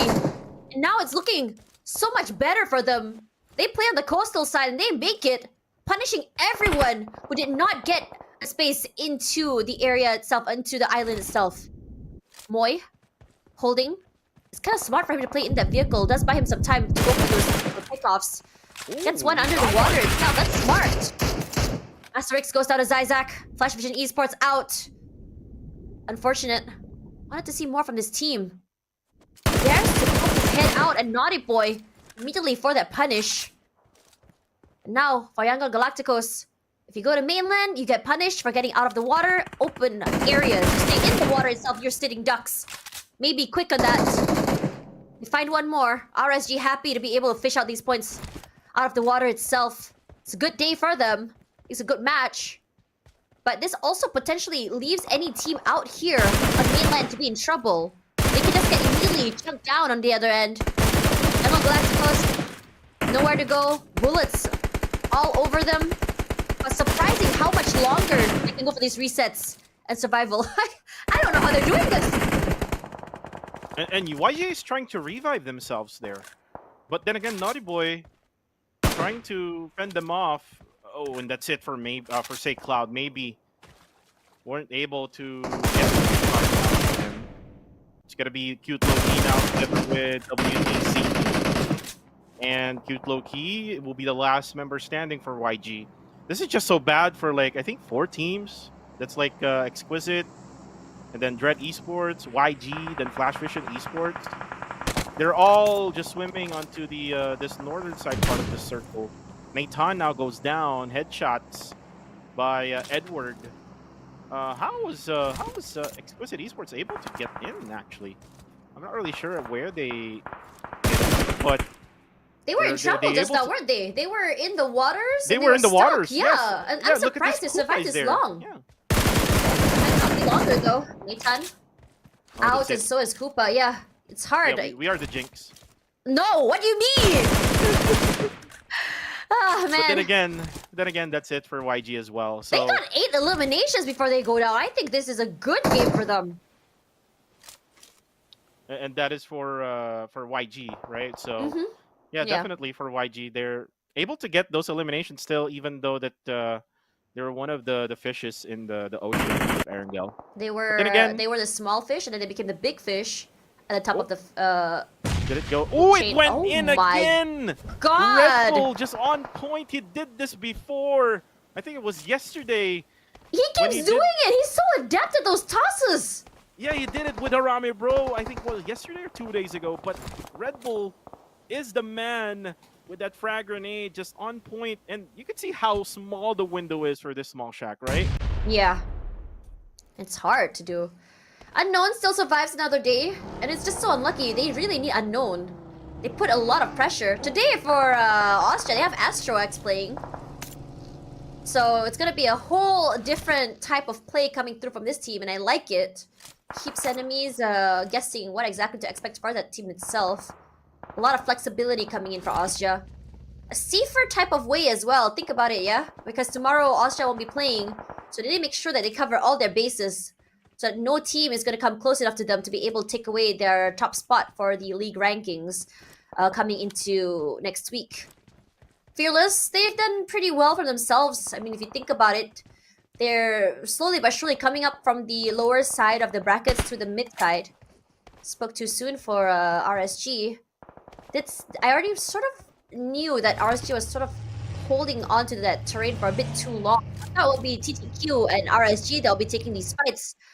But it's 2 and 4 Sin, and honestly, if you think about it, it does make sense. 2 and 4 Sin is the type of team that just takes so many fights 3 at once if they can. A lot of pressure put in for Ranzer. Fearless now in trouble. TTQ have 2 team formation going on, and they're okay with that because you can see Quid playing on his own without any support from his teammates. And it's so hard for Harry to do anything more than that as well, because not only are they separated, he's inside the compound. If he were to go outside, he'd be chunked out as well. So for Fearless, while they do have the side of the terrain, the problem is that it's just so many teams running into the area from their side. It's not only they have to worry about one team attacking towards them, it's also the third party positioning. 1 second. That's a micro angle that Red Bull is able to play with. Can this guy do everything so well? It's actually insane how talented he is. He is very talented, especially when throwing nades over to small shacks. Just, small windows, and then he's able to also snipe it out using the M4 with just a 3x scope. The micro angles as well, like you mentioned. Red Bull able to do everything for the squad of Austria. Now they're also in position on getting the second winner chicken dinner here for the second match. We actually picked them, so I'm not sure if we're the jinker or not, but let's see. 2-4 though. That's RSG maybe, and that's gonna be Mech. And it's gonna be Baby Harry also defending on the side of TTQ. Fearless Esports, Baby Harry needs to get in the circle now as it is working. But Oh, he's on so the low. flip side, That's TTQ, the other half of it. He's now stuck inside that small room, and Risk Guys Esports is out also. They do leave with 6 eliminations, so that's still good for RSG. Now Liquid throws in a nade. Baby Harry tries to dodge it. Another utility coming in. It's going to be the Molly, and he actually burns alive inside the house. And they are out with 5 eliminations. Good read from Quid as well. On top of that, clearing out all the angles and this allowing him to move out of the compound, understanding that there's a tiny room he can play in. But for TTQ, the other 2 members, they're in trouble. Red Bull has put so much pressure to that mushroom house. He's gonna pick off there, they pick him up, and he's doing it again. And it's not stopping. Ostja looks so oppressive. Trusting the process that these eliminations will come in toward the end of the game, they have a good plan coming in from the early rounds to the mid rounds to the end game. Now the wait is here. Compound play, high terrain play, high ground play from the members of 214 Sin. Full control the northern side of the circle. Anyone pushing in is going to be for the punish. God of Death 7, Bieber, they have no eliminations. They lost 3 players early, but he's doing well playing the survival game and lasting for this long. And honestly, quite shocking because it's no easy feat to be able to play quietly toward the end game, especially if you lost 3 in the beginning of the match itself. As we go into stage 6, it's actually so insane how much circle control 214 Sin as well as Ostja has. More toward Ostja because they have a bigger area to play with, but 214 Sin, unfortunately, the circle will not be going their way. Now, for TTQ, has to take a fight against MFG as well as Ostja to get into the circle itself. And 214 Sin, they're okay with that. They thrive off this pressure. Rankit, Nice. dropping straight in front of MFG, gets a pickoff, throws down a smoke and a nade as well. Goes for that confirmation, a lot of space as well as heals. A top up and on top of that as well is just so well done by them. This rush, it's controlled chaos that just works so well in their favor. And now MFG find themselves with 1 more player left, and it's not going to be easy for them to be able to survive any longer. Needs to come through and TTQ up to this fight. Sees Skynin, does not realize there's 2 hiding behind a tree. Probably realized a little bit too soon though as Nang X pushes out forward. Knows where Quid is, knows where the others are. They see that the spray is very oppressive. Edward gets knocked down. Quid so low. Trying to be careful of any wall bangs. They push out with the monster truck and he's not done quite yet. Red Bull does what he does best. Charging forward like the bull he is. He goes up, he goes forward. His teammates are knocked down, but they're gonna go for the pickup in TTQ. They push up forward. 214 happy with 2. The rest all still very much alive. They have to go for the pickup. Goes towards Skynin. No bullets seen or clipped. And Gus moves out of the way. And he's playing very well with this terrain. Rookie taking out Skynin. Another point in the bag. Ostja not gonna be able to pick up his teammates. And this is not the best outcome for Ostja. They had 4 in the beginning. And it all just dwindled down in a 3-way fight. TTQ rushes to them and so does 214 Sin. And now, the wait, the lull, the quiet noise to just deny any information. Rankit moving on one end. His teammate is close by. Full control of the circle. A good cross, but it might be dangerous for them if they're not able to play together. Rankit quick on that. Shows his hand. Moves out of the way. The nade comes toward him. He rushes away. Barely clips him. He's safe for now. Has some time to go for the reset. He sprays one more time. Finds Gus. The timing. Immaculate. And now it's a 2-on-1. Unless the reset happens. And Ostja wants that. You can see they did get a pickup. They do fall for the reset. Red Bull is so low. But having Red Bull, the player as aggressive as he is, would be huge. Skyline will be the first contact. The first pick-off. And Red Bull provides the pressure. So low, but he does so much work. Lower side of the terrain for Skynin. He has to be careful to nade. He's quick on it. He moves out of the way. It's a crossfire. His teammate Skynin in trouble. He's so low. Surprised he hasn't gone down quite yet. The nade, the setup. Red Bull with the smokes. Don't know what he wants here. It's a tall order. 214 Sin has prepped themselves into a situation set up for success. But so has Ostja. Kid. A low ground, high ground setup. Rankit waiting. Another nade coming forward. Skynin quick with the reposition. He reads it like a book. And he pushes up.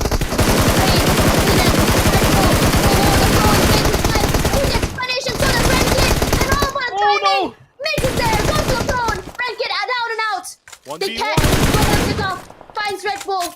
Has to confirm. Now he does. And now it's a 1v1. 2-1-4 Sin. One of the members, one of the best for the Philippines against Cambodia's Golden Boy. Which nation comes up on top? The weight, the heals, the nades come out. Skynin has no idea where Migs is. Only speculations. One more time, he cooks that nade. And Migs, a lot of utility, a lot of heals. Has a lot of hand grenades to play with. Has smokes, has mollies. But timing is key here. You don't want to be caught with a nade in your hand as you get sprayed out. Everyone setting up fake smokes. A good bait, honestly. Tells Skynin where exactly he should be. And he sprays! He rushes! The pro to come through just by some time. A lot of damage put into it, Migs. He's slow. He needs that one perfect nade. He has no heals, no shields. Barely any. The nade comes through. Saves Skynin behind the tree. The tree line is all he has. The smokes as well. Find some space and he sprays Skynin! The pride of Cambodia! Saves the day with the winner chicken dinner despite all odds! Austria Esports, our pick, gets the win in match number 2. We are not the Jinx. We are not the Jinx. I mean, they almost choked it out, but good thing. It's good thing that Migs doesn't have any much heals left. He just only had like bandages. He used it all up, and then he had the painkillers right at the end. And then it's just so bad that that Migs weren't able to spot Skynin right away. Skynin really did a great job there with putting up a smoke bait, and that smoke bait really catches Migs off guard, and Migs was just shot at, sprayed down to just very low HP. Unfortunately, the nades of Migs weren't connecting. But good job to the Golden Boy of Cambodia. Skynin is the man. Skynin is the man. Well done, a good setup as well. A little bit concerning because they had 4 in the beginning. They were just overwhelmed by 2 teams at the same time. And it's definitely difficult when with the kind of hold they were going for. It was a 1-1-1-1 formation where they're holding different sides of the terrain. And how they've played it is honestly very clean because they were playing for those individual plays. They were playing for aggression and they were playing for crossfires. But the problem is when you have 2 teams that's rushing for you at the same time and you're not able to get the pickoffs at the same time, that's where the problem lies. And it's a good thing for Skynin as well as Red Bull because they know when to hit the brakes and when to stay back and cut the noise and allow other teams to go for their aggressive plays.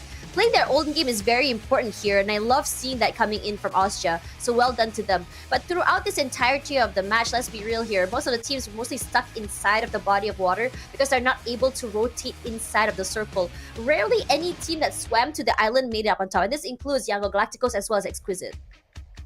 And TTQ Gus is the MVP. He got the MVP all because of those fishes in the waters of Snovka. There were like 4 squads who were swimming onto the northern side of the circle. But good job to Gus, able to get 4 eliminations. It's just that TTQ weren't able to rotate right away because they were really focused on all of the players who were swimming. And then the others, or the rest, were able to get into position, one of which is 2-1-4 Sin, who was able to, get into position right at the end. Unfortunately, that 1v1 against Skynin, Skynin was way too much for Migs. Migs weren't able to get that clutch nade to get that win for the Philippines. But for TTQ, this is so good because remember, Taj, their match number 1 in Sanhok, they were at I think the top 4, and then now they're also in the top 4 if I'm not mistaken.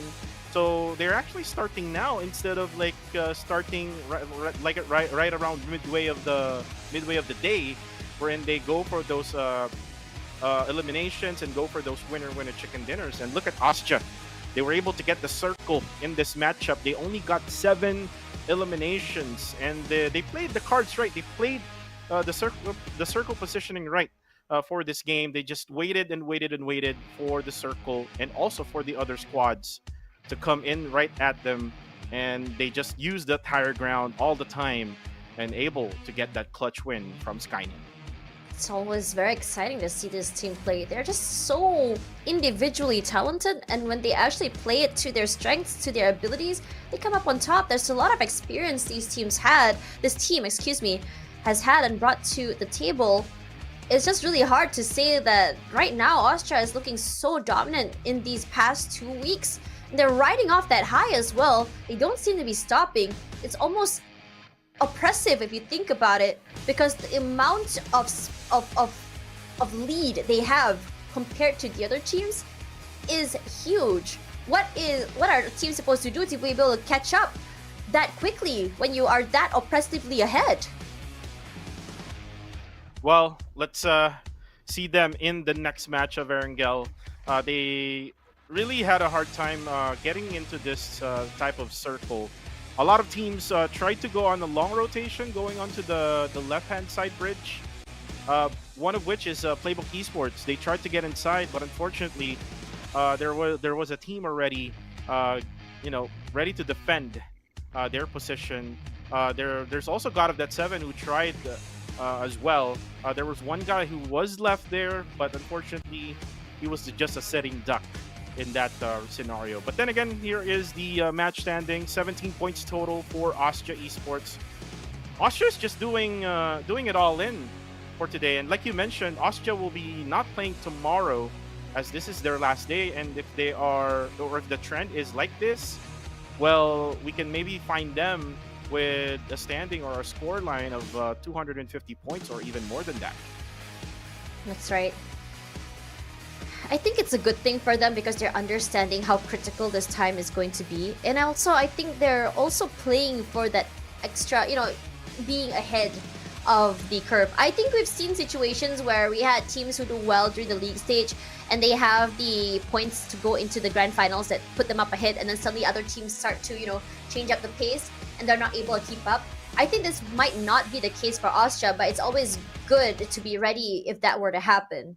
But as we go into, the grand finals very soon, I think, not very soon, but in a week or so, I think this is where a lot of teams start to question, right? I think we start to see this week a lot of adjustments happening, a lot of experiments happening, new lineups, new strats, new takes, new different ways of playing the game itself.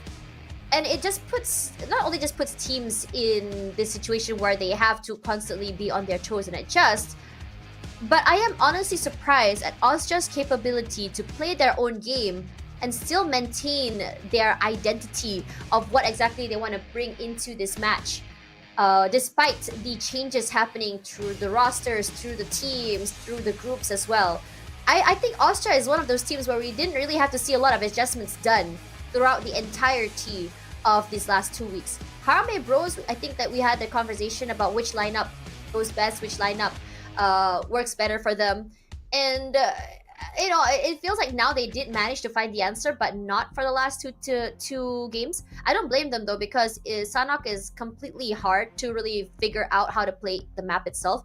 And then as for Erangel, I mean, that was a very, very difficult circle. I think all teams were forced into a position where they had to really take a step back and wonder, do we want to take so many fights as we fight to go into the circle and potentially be caught into the blue zone, or we survive a little bit longer and kind of like, try and gamble and see whether we can survive in the waters itself. And I think most teams chose the water because, let's be real here, you survive a lot longer in the water itself, even though you are helpless, because there is that cover of water and the body of water can come through. And there's also that maybe slim 50-40% chance that you can make it to the mainland itself, even if you don't survive till the end. Regardless, that will be the end of our first 2 maps for today. This is the 4th day of the week. Don't come back. Don't go anywhere. What on earth? Do not go anywhere, because when we come back, more PUBG Mobile Challengers League Southeast Asia Summer coming right at you. Let's see who will dominate the final 2 Erangels of the day. And don't forget, we also have a few promotions going on as well, which is the PUBG Mobile X Shelby Superstars, as well as the Royal Pass A7, which is available from now until the middle of July. So we'll see you guys very, very soon. Don't turn off the browser. Stay here, because you want to see who gets it in the end.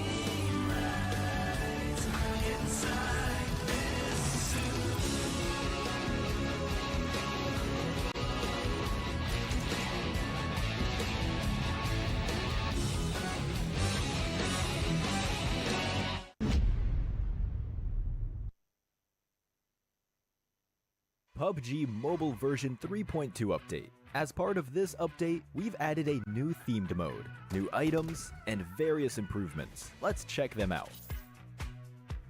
First, we'd like to introduce you to the new themed mode, Mech Fusion. In this themed mode, you'll find a new futuristic style ship containing loads of supplies called the Steel Ark. Several Steel Arks will appear on the map in each match alongside player transport aircrafts. They can land anywhere on the map. It's worth mentioning that a Steel Ark loaded with supplies will fly around during the match and drop supplies consisting of an airdrop crate and several supply crates at specific drop points. Use these abundant supplies to help you win.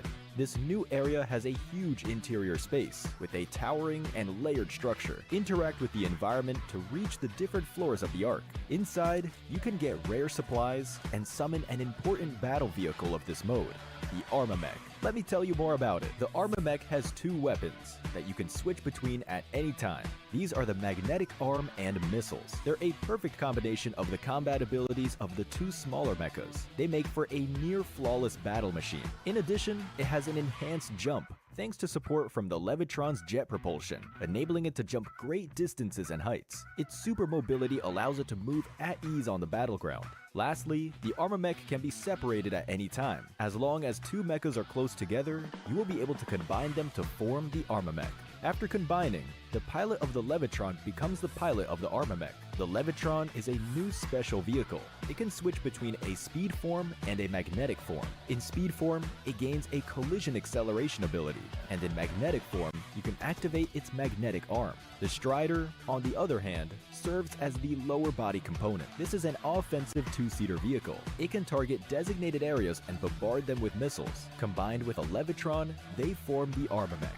Join your friends and experience the might of mechas.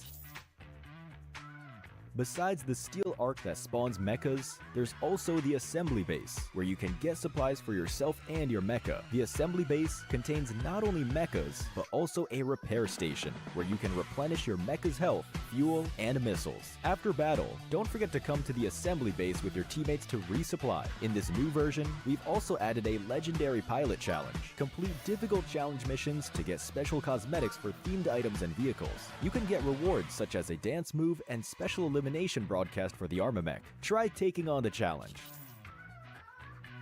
In this new version, other than fun mecha battles, several new items have also been added. The first is the jetpack, which can be picked up and equipped to increase movement speed. It comes with a rocket jet ability that can be used to briefly boost off the ground, which is great for getting around quickly. Next is the personal AED. As long as you have this item, you'll be able to rescue yourself when knocked down. After using it, you'll recover from the knocked down state. Of course, for an item as amazing as this, each player can only carry one. But do note that moving during self-rescue interrupts the process. Find a safe area to use the item so you can return to the battleground. Next is the magnet gun. It's a downgraded version of the magnetic arm in gun form. Switch to it by tapping on the firearm bar. It has the same abilities as the magnetic arm. It uses magnetic energy to pull and grab vehicles or other players, opening up more possibilities in combat. Try experimenting to see what it can pick up. Lastly is the respawn beacon. It will show up in either the Steel Ark or the Assembly Base, and it recalls eliminated teammates, but it will use up their respawn chance. Life is precious, so proceed with caution.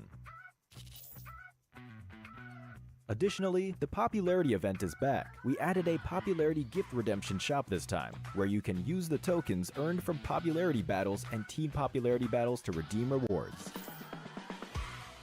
With the new version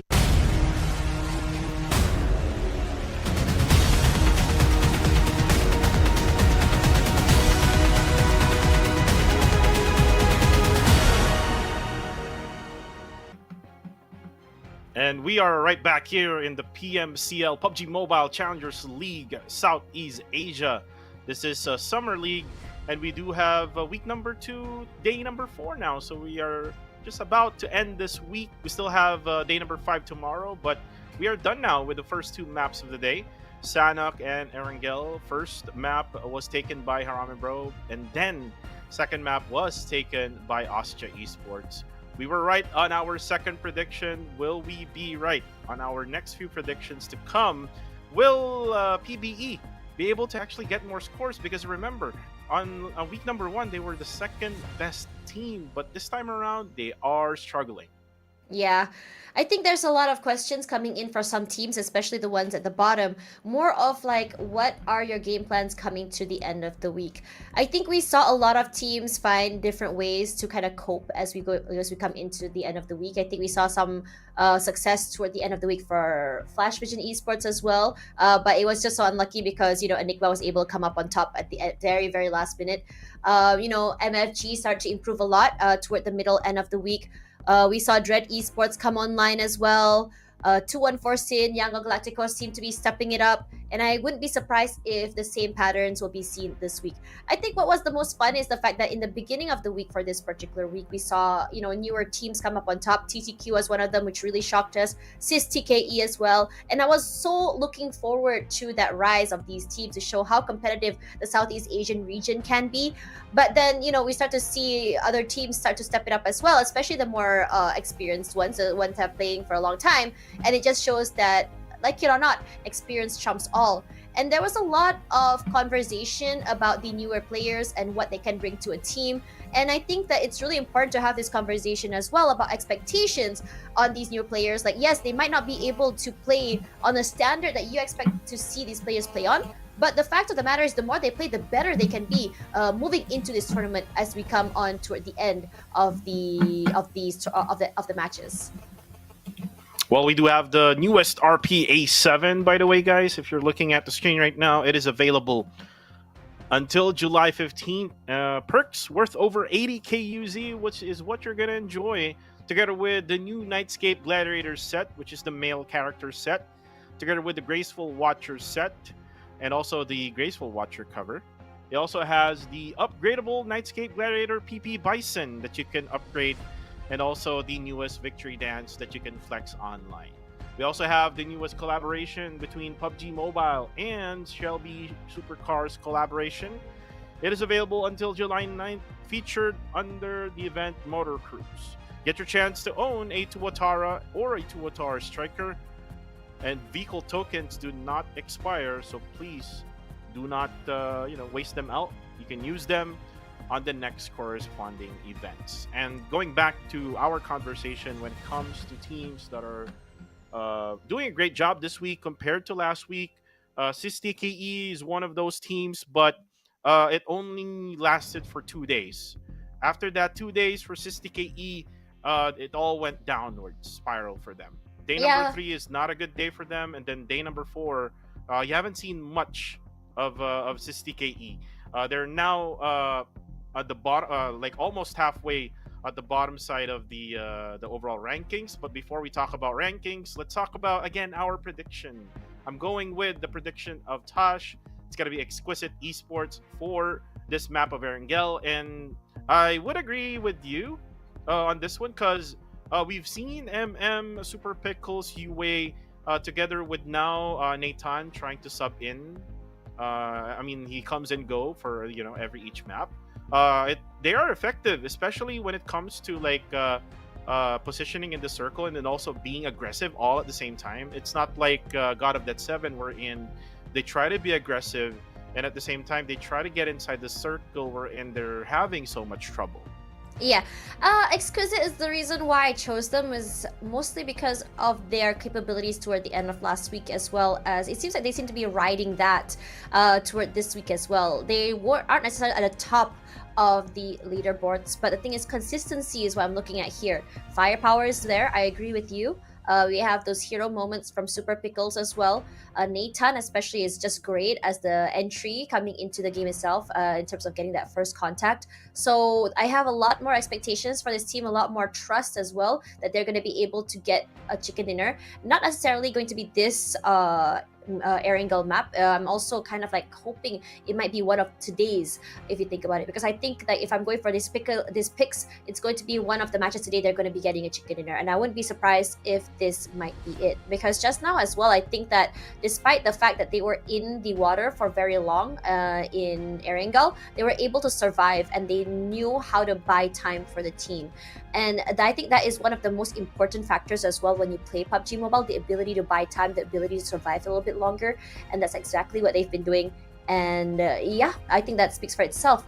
I think for TTQ as well, it's a good one. They are a team that wants to keep up and catch up with Austria at the top of the leaderboard. Yes, it's a tall order to keep up because it's almost like over 70 points already that they've managed to really climb up. But they are a team that's been consistent, not necessarily the flashiest, not necessarily the most aggressive, but they know their timing, they know they'll survive, and they always seem to make it to the top 4 this week. I'm thinking that Queen Toya picked TTQ just to curse them. I know TTQ. Oh, I know Queen Toya rather. Queen Toya picks other regions' team just because she wanted them to lose. I mean, we did that before during our PH broadcast last season. Sometimes she picks teams that she wanted to lose so that other PH squads can go over them. I mean that's the rationale that I can think of why Queen Toyo picked TTQ, because I normally see Queen Toyo picks a Filipino squad, right? So I think TTQ is actually having a good time right now, having good rankings in match number 1 and match number 2. They also Imagine if an got a good elimination. Imagine if an anti-jinx turns. Imagine if a jinx turns to an anti-jinx, and then TTQ actually gets That's gonna be bad for Queen Toya. But she got her pick though. Well, I mean, yeah, she got her pick, That's but like psychology, you know. Yeah, right. It's a reverse. but you know what? Again, we're about to move on to match number 3. Guys, if you're just tuning in right now, just please share this live stream right now. We're available across all platforms. We're moving in to the third map. Who will get that winner chicken dinner? Will we have another circle in Sovsnovka Island? Let's go.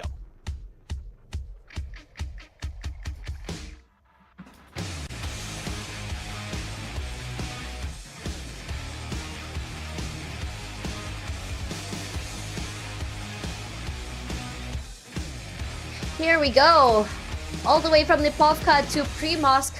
Southern side, I think SMB circle is very, very likely. But you know what? Let's make it hard. Let's have a hard shift circle. Let's have a circle that is on the northern side, which pulls upward all the way up to shooting range. So that everyone who drops as SMB and Pochinki will be crying as they kind of have to cross across the waters of Rozhok. Think about it. Think about the chaos. Well, it will be beneficial for Enigma MSI, MFG, I would say God of Death 7 as well. So that would like reverse everything that's happening now, right? I mean, PBE can just easily rotate inside the circle if that's the circle. But then again, I'm thinking that the circle would still go right around Gatka area now, since we're done with the Sovsnovka Island in the previous match. Well, let's go ahead and find out. And also, I wanna see here if 214 Sin would still do a split duo dropping point, wherein they went to no. Ooh, there you go again. Oh no, it might go to Sovsnovka Island one more time here, Tosh. Why? Why won't you give me the circle I want? It's hurting my feelings. Kidding. As we go into this one, I like FVE's drop spot to Primosk. I think it's a little bit more safe. It's right at the edge of the circle. My only worry is that they're gonna have to swim toward the island. Oh my gosh, look how aggressive this is. MFG go with Enigma. And they're quick on that. They were trying to fight for these vehicles. It's Enigma that goes down. And on top of that, I believe it was Macbeth. That was yeah, the first. it was Macbeth. No, that does not bode well for the team. And on top of that, we have some road rage happening already from 214 Sin. Wow. And looks like they're prioritizing now the vehicles in order for them to go to Sovsnovka Island. You MFG have to. Yeah, you have to. Have learned from their mistakes in the previous matches. They don't really want to swim in the waters. Dale, I'm not sure what happened to Dale. He's disconnected already. I believe he died already in the squad. He was one of the players of 214 Sin who randomly dropped around farm area. So I'm not sure what happened to Dale of 214 Sin. But look at what 214 Sin is doing now. Looks like they're gonna probably loot around Novo area instead of the Milta Power area as Baby Harry drops Cute Loki with that S1897 shotgun weapon. And what I was saying, 2-1 for Sin, learning that going to the top of the island will be the best thing to do as Baby Harry goes up, or goes down rather, and gets eliminated by Romeo Boy. Yangon Galacticos getting one elimination already. As for Fearless Esports, this is what the problem is for Fearless Esports. One game they're all good, then the next game they're not. And they're now down to 3 players, which, I mean, still is good for them. But Fearless Esports moves well with all 4 members alive. Foot Esports. Sorry, excuse me, Fearless Esports. I am really excited to see more from them. I want to see more from them, in fact. I mean, we've seen big moments from Harry, who unfortunately is no longer in this lobby. Big pickoffs from Pozo. 1 second and Ranzer. Very aggressive. If they can fix, individually, they're very mechanically able players. I think we can all agree on that. Wait, hold that thought. Enigma. Erangel Galacticos is close. They have a nice cross coming in from WTZ as well as Romeo Boy. But the problem is they don't have strength in numbers right now. Okay, here comes the cavalry. Numbers evened out. Caps all alone. And Caps immediately rendezvous with the teammate once again. WTZ, what scares me about him right now is his positioning since he's so far up. I'm just worried that he's going to get picked off because he's all alone. The third party is very possible here, especially on a high ground as this. And I think they've marked him because look at where Caps has positioned himself. And he's going up to the top side, the second floor of the building. His kicks on in the front end. And I think for the members of YG, they're trying to scout if any other team is close by. They don't want to get collapsed on in terms of third party. But it's still very early. Yangon Galacticos, I'm quite surprised because they are a team that doesn't go too aggressive early. They know their timings. And I think this is exactly what they're doing. They're thinking, okay, it's a compound fight. We don't really want to take so many losses too early. We have an idea where they are. Let's just let this one go. They're a team that would think first before they do something about it. Like they pick where they would win. Like if it has higher percentage of winning. I mean, if in that scenario we're in, Enigma would be there. But then again, it's gonna be Edward who got pushed by Cute Loki, but unfortunately, he got turned down. Then again, it's all alone. Where are the others from TQ? Edward was just all alone at this mushroom tower. Yangon Galacticos, with Cute Loki down, they will be able to get that revive eventually.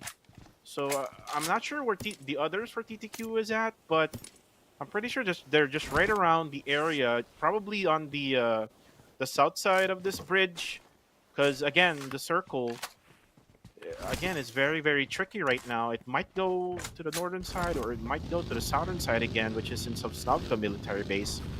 But again, this is what I said earlier. They know when to push in because they know that they have much more chances of winning the fight. And Yangon Galacticos now with 2 defeats or 2 eliminations in this game. Really early points here for YG, and also they're gonna now bridge camp at the entry point of the left side part bridge right now. Yangon Galacticos. I'm liking this this change of pace from them. I think they're giving a lot of respect to the other teams. And this is a good thing, making sure that they can survive a while longer. Zyle, reconvening with his teammate in case he needs to go for a pickup, in case he has to be picked up, in fact. So playing closer would be the better answer here. He needs to go for a reset. I don't think they've actually managed to properly loot as well, if you think about it, because I think Enigma has run into 3 different teams, and it's only stage 1. And I understand, though, because a lot of the parts of the circle, especially toward the mainland, is toward the southern side. So like it or not, they have to take so many fights to get into the circle, to get even close to the circle. And it's such a small amount of land as well as the blue zone kind of like chunks down. So for the rest of TTQ, they're gonna be okay at the area of Fairy Pier here. They have 3 compounds in their hands with Gus all the way on the outside. His teammates have an idea, has vision of where the push will be coming from as well. And I think for TTQ, waiting for the right opportunity is going to be key here, especially if they want to be able to catch up to Austria. Oh no. This circle is not getting any easier, actually.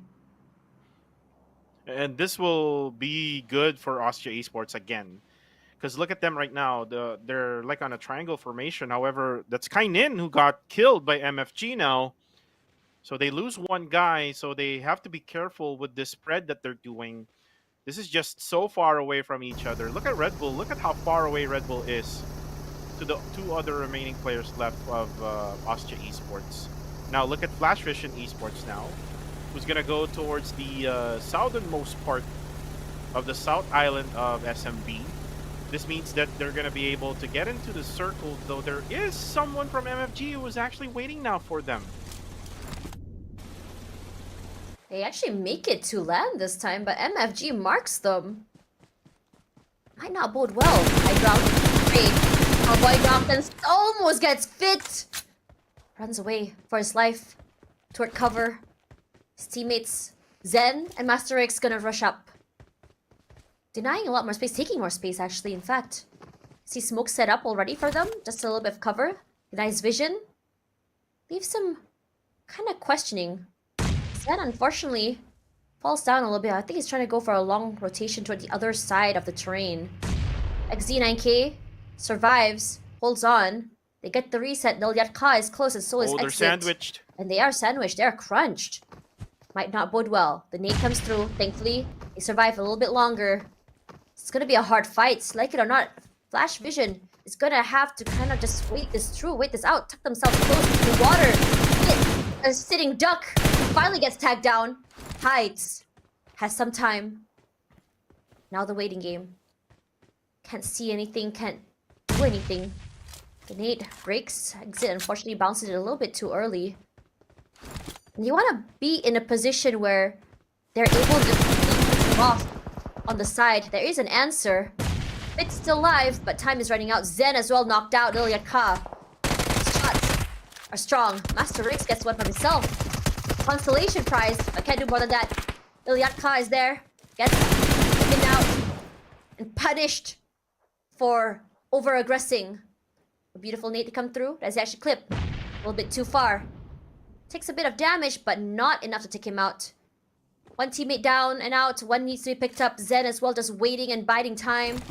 You sort of see Austria hoovering around on the other end, so if they get the opportunity, they are definitely going to go for a pick-off one more time. And Unknown goes for a reposition toward the outer side in case anyone were to push out. Nearly finds Master Rix, surviving by the skin of his teeth.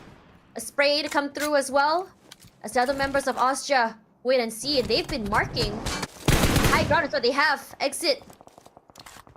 No punish yet for staying too long, for overstaying their stay. The other 2 members of Flash Vision has managed to be picked up. A reset as well. But it's still tall order. Nate does chip him a little bit more. Nothing more than that. Cowboy waiting. Needs to find the right opportune moment. Throws it. Not close enough. And for Flash Vision Esports, it doesn't seem like they have anywhere they can go to. They're stuck. Yeah, they're currently stuck right now at that ridge. Now, Cowboy and Master Rix just needs to be patient here now. They probably need to wait for that third party to come so that they can be helped out. Austria Esports doing that right now. But then again, look at this. Ranzer now pushing in with the Murado. Ooh, crashes in the bunker. Ooh, and drops Amura chilling down. And then 1 second. Trying to get Erangel, but from behind. It's got to be Moek with that DBS. Pozo spots him. Does have that cover. This is the broken tank where he's hiding behind right now. He's set up some smokes. Put up some smoke as well for his buggy in case he needs to escape. But Ranzer spots him. Ranzer now kills off Amura. 2 more players left though for Fearless Esports. Is Pozo still alive together with him? Pozo needs to find a better angle here. for the side of Fearless Esports, but then again, that's Ken Pacquiao, who is still alive and well, who is gatekeeping him now. Still has the utilities as well for God of Death 7. All they need to do is just use all of these utilities and they can most likely win against Fearless Esports. Maybe now, just very low on HP, just using bandages. I'm not sure why. He does have 4 first aids left on him. As Shroud takes out Koopa on the feed, KS from God of Death 7 goes down. The blue zone is not on their side. Just knocking down players on the kill feed right now. As Joseph now is gonna be busy right at this side where Exquisite Esports is at. MM throws in a nade. Will it connect? No, it won't for now. UI also down, just right in front of Joseph. Joseph now throws in 1 nade. It's not gonna connect as well. Now setting up some smoke, maybe for Shroud, for him to revive him. But look, Tosh, there's going to be a third party coming this way. It's going to be Holy Lanju now from Deret Esports at the back. Nade now coming in, and MM will die in the process. Unlucky 16th place in the first team out. We jinxed them. Unlucky. Coming into this one, Federalis as well at the other end is going crazy. He's going ham. You can look at the amount of teams that are currently in the blue zone.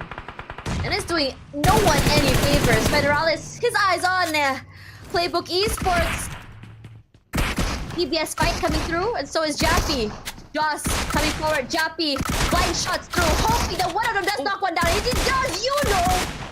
Clean. He's not done quite yet. Solo, final piece of utility, needs to go to pick up his teammate as well. Federalis is still holding on the line. Just waiting for the right time to push up forward. He's quiet about it. Right opportune moment, they hear his footsteps. He heals. Slowly but surely, you know. He doesn't have any more than that. He can get the loot.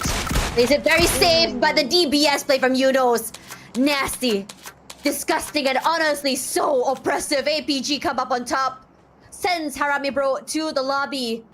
And whatever lead they have, now halted as 2-4 Sin finds themselves in the same predicament. But the fight's not over yet. Ranzer, eyes on Playbook Esports. Waiting in the waters. They come up for air. Just peppered with bullets. As the other members of Austria forced to move out of the way. They're low. They need more space. They have time. They don't want to take this fight. Not in their condition. Yango Galacticos, they didn't have a good first 2 maps. Not as much as they'd like to have. And this might be the map that they would able to come up on top. In Encore, PUBG Esports APG can't hold on longer than that despite that, but gonna be happy with the amount of damage they've done to other teams. And looks like this is gonna be a slow map now. Since the circle went downwards to the western side part of Sosnovka, a lot of teams will, you know, have a hard time getting the waters of Sosnovka. Kind of like what we're seeing right now. BBE mid-cheat being sprayed down by Erangel. On is HP in the blue zone. Now Michi is trying to recover Raimon right now, just right inside that water. Erangel is waiting for them to get up, and there we go. Raimon goes down. He needs to be careful though, because you can see on the left side there's Caps from Enigma MSI, who's not really firing his gun, just letting Fearless Esports to do their thing. Enigma MSI, I mean, I get why he's not doing anything, all because of the only remaining player left for them is only just him. And now look at the kill feed. We have Red Bull again, just doing his job right. Monboy goes down as well, as we can see Master Rix just looking from the distance. Cowboy together with Master Rix still alive here for Flash Vision Esports. So they did that good rotation, actually, to be honest. It's just that they were gatekept by MFG Esports earlier. And you can see now the others learned from their mistakes in match number 2. They swam around the all the way to the western side of this island of Sosnovka. Now, look at Exit. Exit now gets up. It actually sees Liquid. Fearless Esports gets eliminated as well while we're doing this one. As Monboy is still swimming around, Dread Esports gets eliminated as well. A lot of teams are getting eliminated all because of this circle. But then again, TTQ Zuki again, the MVP from the previous match, doing his thing. And what he can do now is he can go for that revive for Gus and Quid. MFG. Enigma out. The other members of MFG just down as well, but you really gotta give it to Unknown. I was just saying earlier about how much more spotlight we should be giving to this team. He wants to do more than that. He wants to bring more to the table. One elimination in the bag. It's gonna be hard, definitely. But he is definitely a player who's known to be able to take these 1 versus X fights. But he's so aware that God of Death 7 is around. A bullet does hit him. Now WTZ puts in those nades onto the other members of TTQ. Gets a little bit of a top up, a quick reset as well. Romeo Boy, as well as the other teammates of his for Erangel Galacticos. They're playing this very well. They've really positioned themselves in a way where they can individually put in the damage, put in the pressure, make sure they don't get chucked down one by one, disallowing any third parties, but at the same time, gatekeeping and getting pickoffs to anyone that's getting into the circle.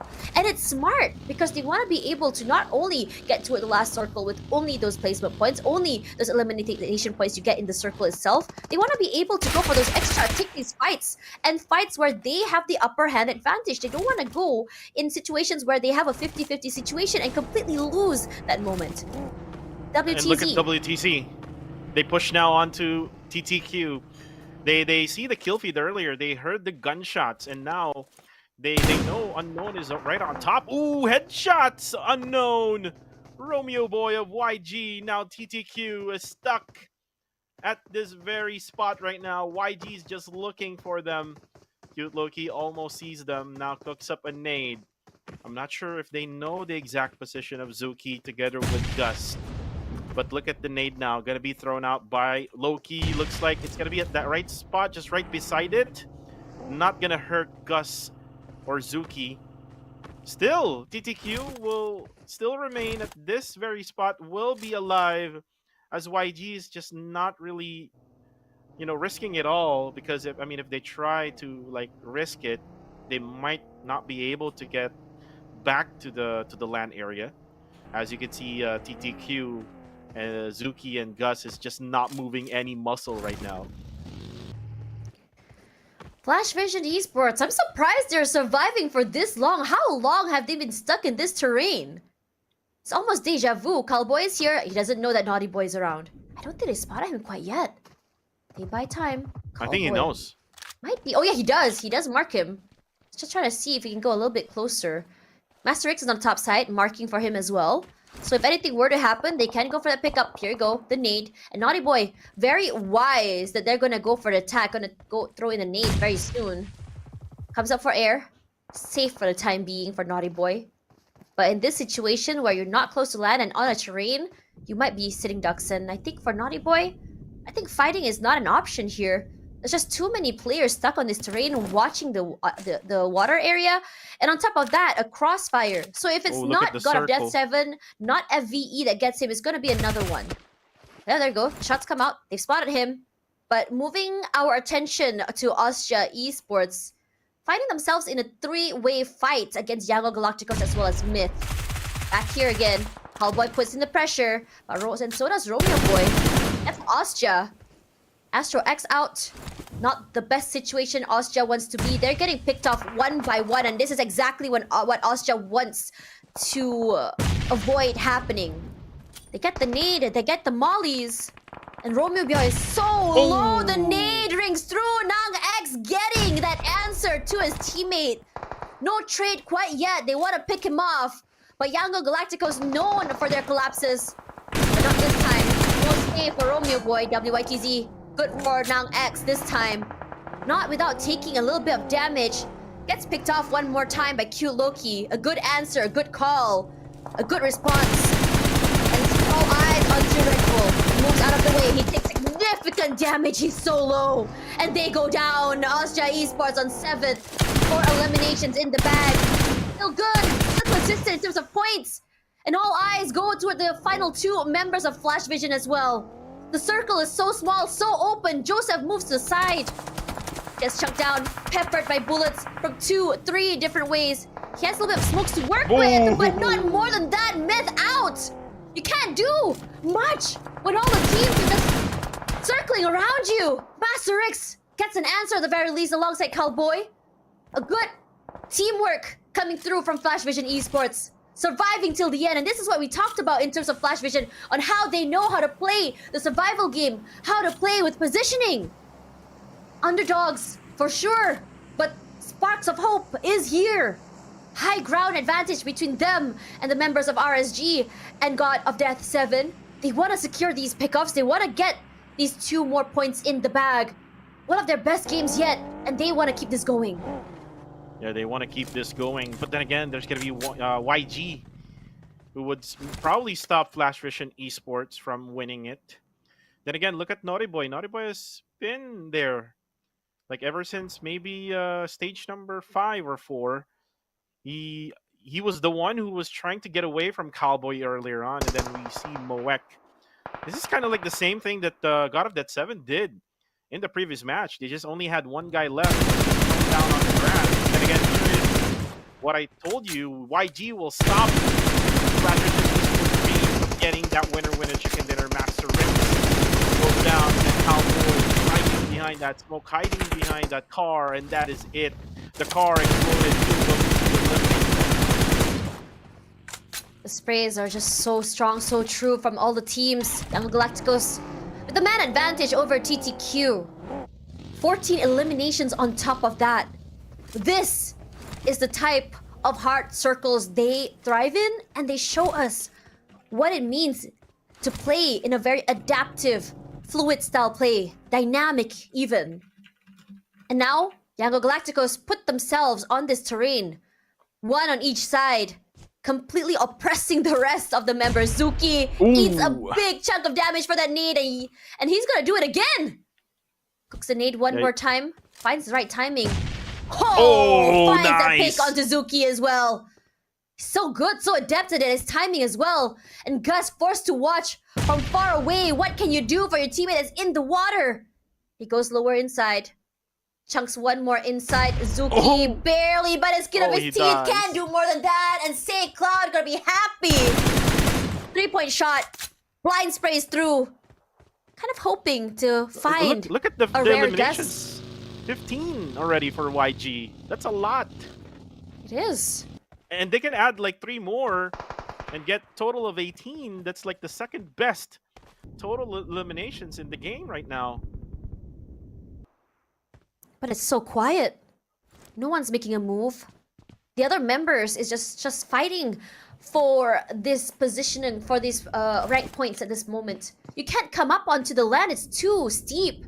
You go up, you pop your head up. You're gonna get peppered by bullets, especially from Young Galacticos. Perhaps you can get a fight down here. Maybe from Naughty Boy. But the thing is, if he does, he shows his hands and he will immediately be eliminated. But a point is still a point, especially when you're so far up. Cute Loki does find Gus. So that's TTQ out. And now it's all just hunting season for the members of Young Galacticos. Rushes through. A very daring peek, may I say, for Cute Loki. Playing this aggressively. Body first, so his head doesn't get exposed. God of Death 7 found Cute Loki dropping down into the water. And this is all planned. He's trying to find. It's hunting season. They need information. Naughty Boy hasn't been spotted out quite yet. Cute Loki going in and out of the area. The question is where this final member is going to be. And I think all signs point to the waters because there's no one inside the shack. There's no one around the area. There's no one proning. Wide open sea. And I think what Naughty Boy wants to do right now is just to deny that point. To wait for that blue zone to chuck down. It's going to be very anticlimactic if you talk about it for this final circle. But for RSG, this game has not been about getting eliminations. They didn't even stand a chance when it comes to these fights. They were early into the scene, into the area. They were early into the waters, but weren't able to get to the land itself. They were stuck here. They weren't able to take fights. Their members just picked off one by one.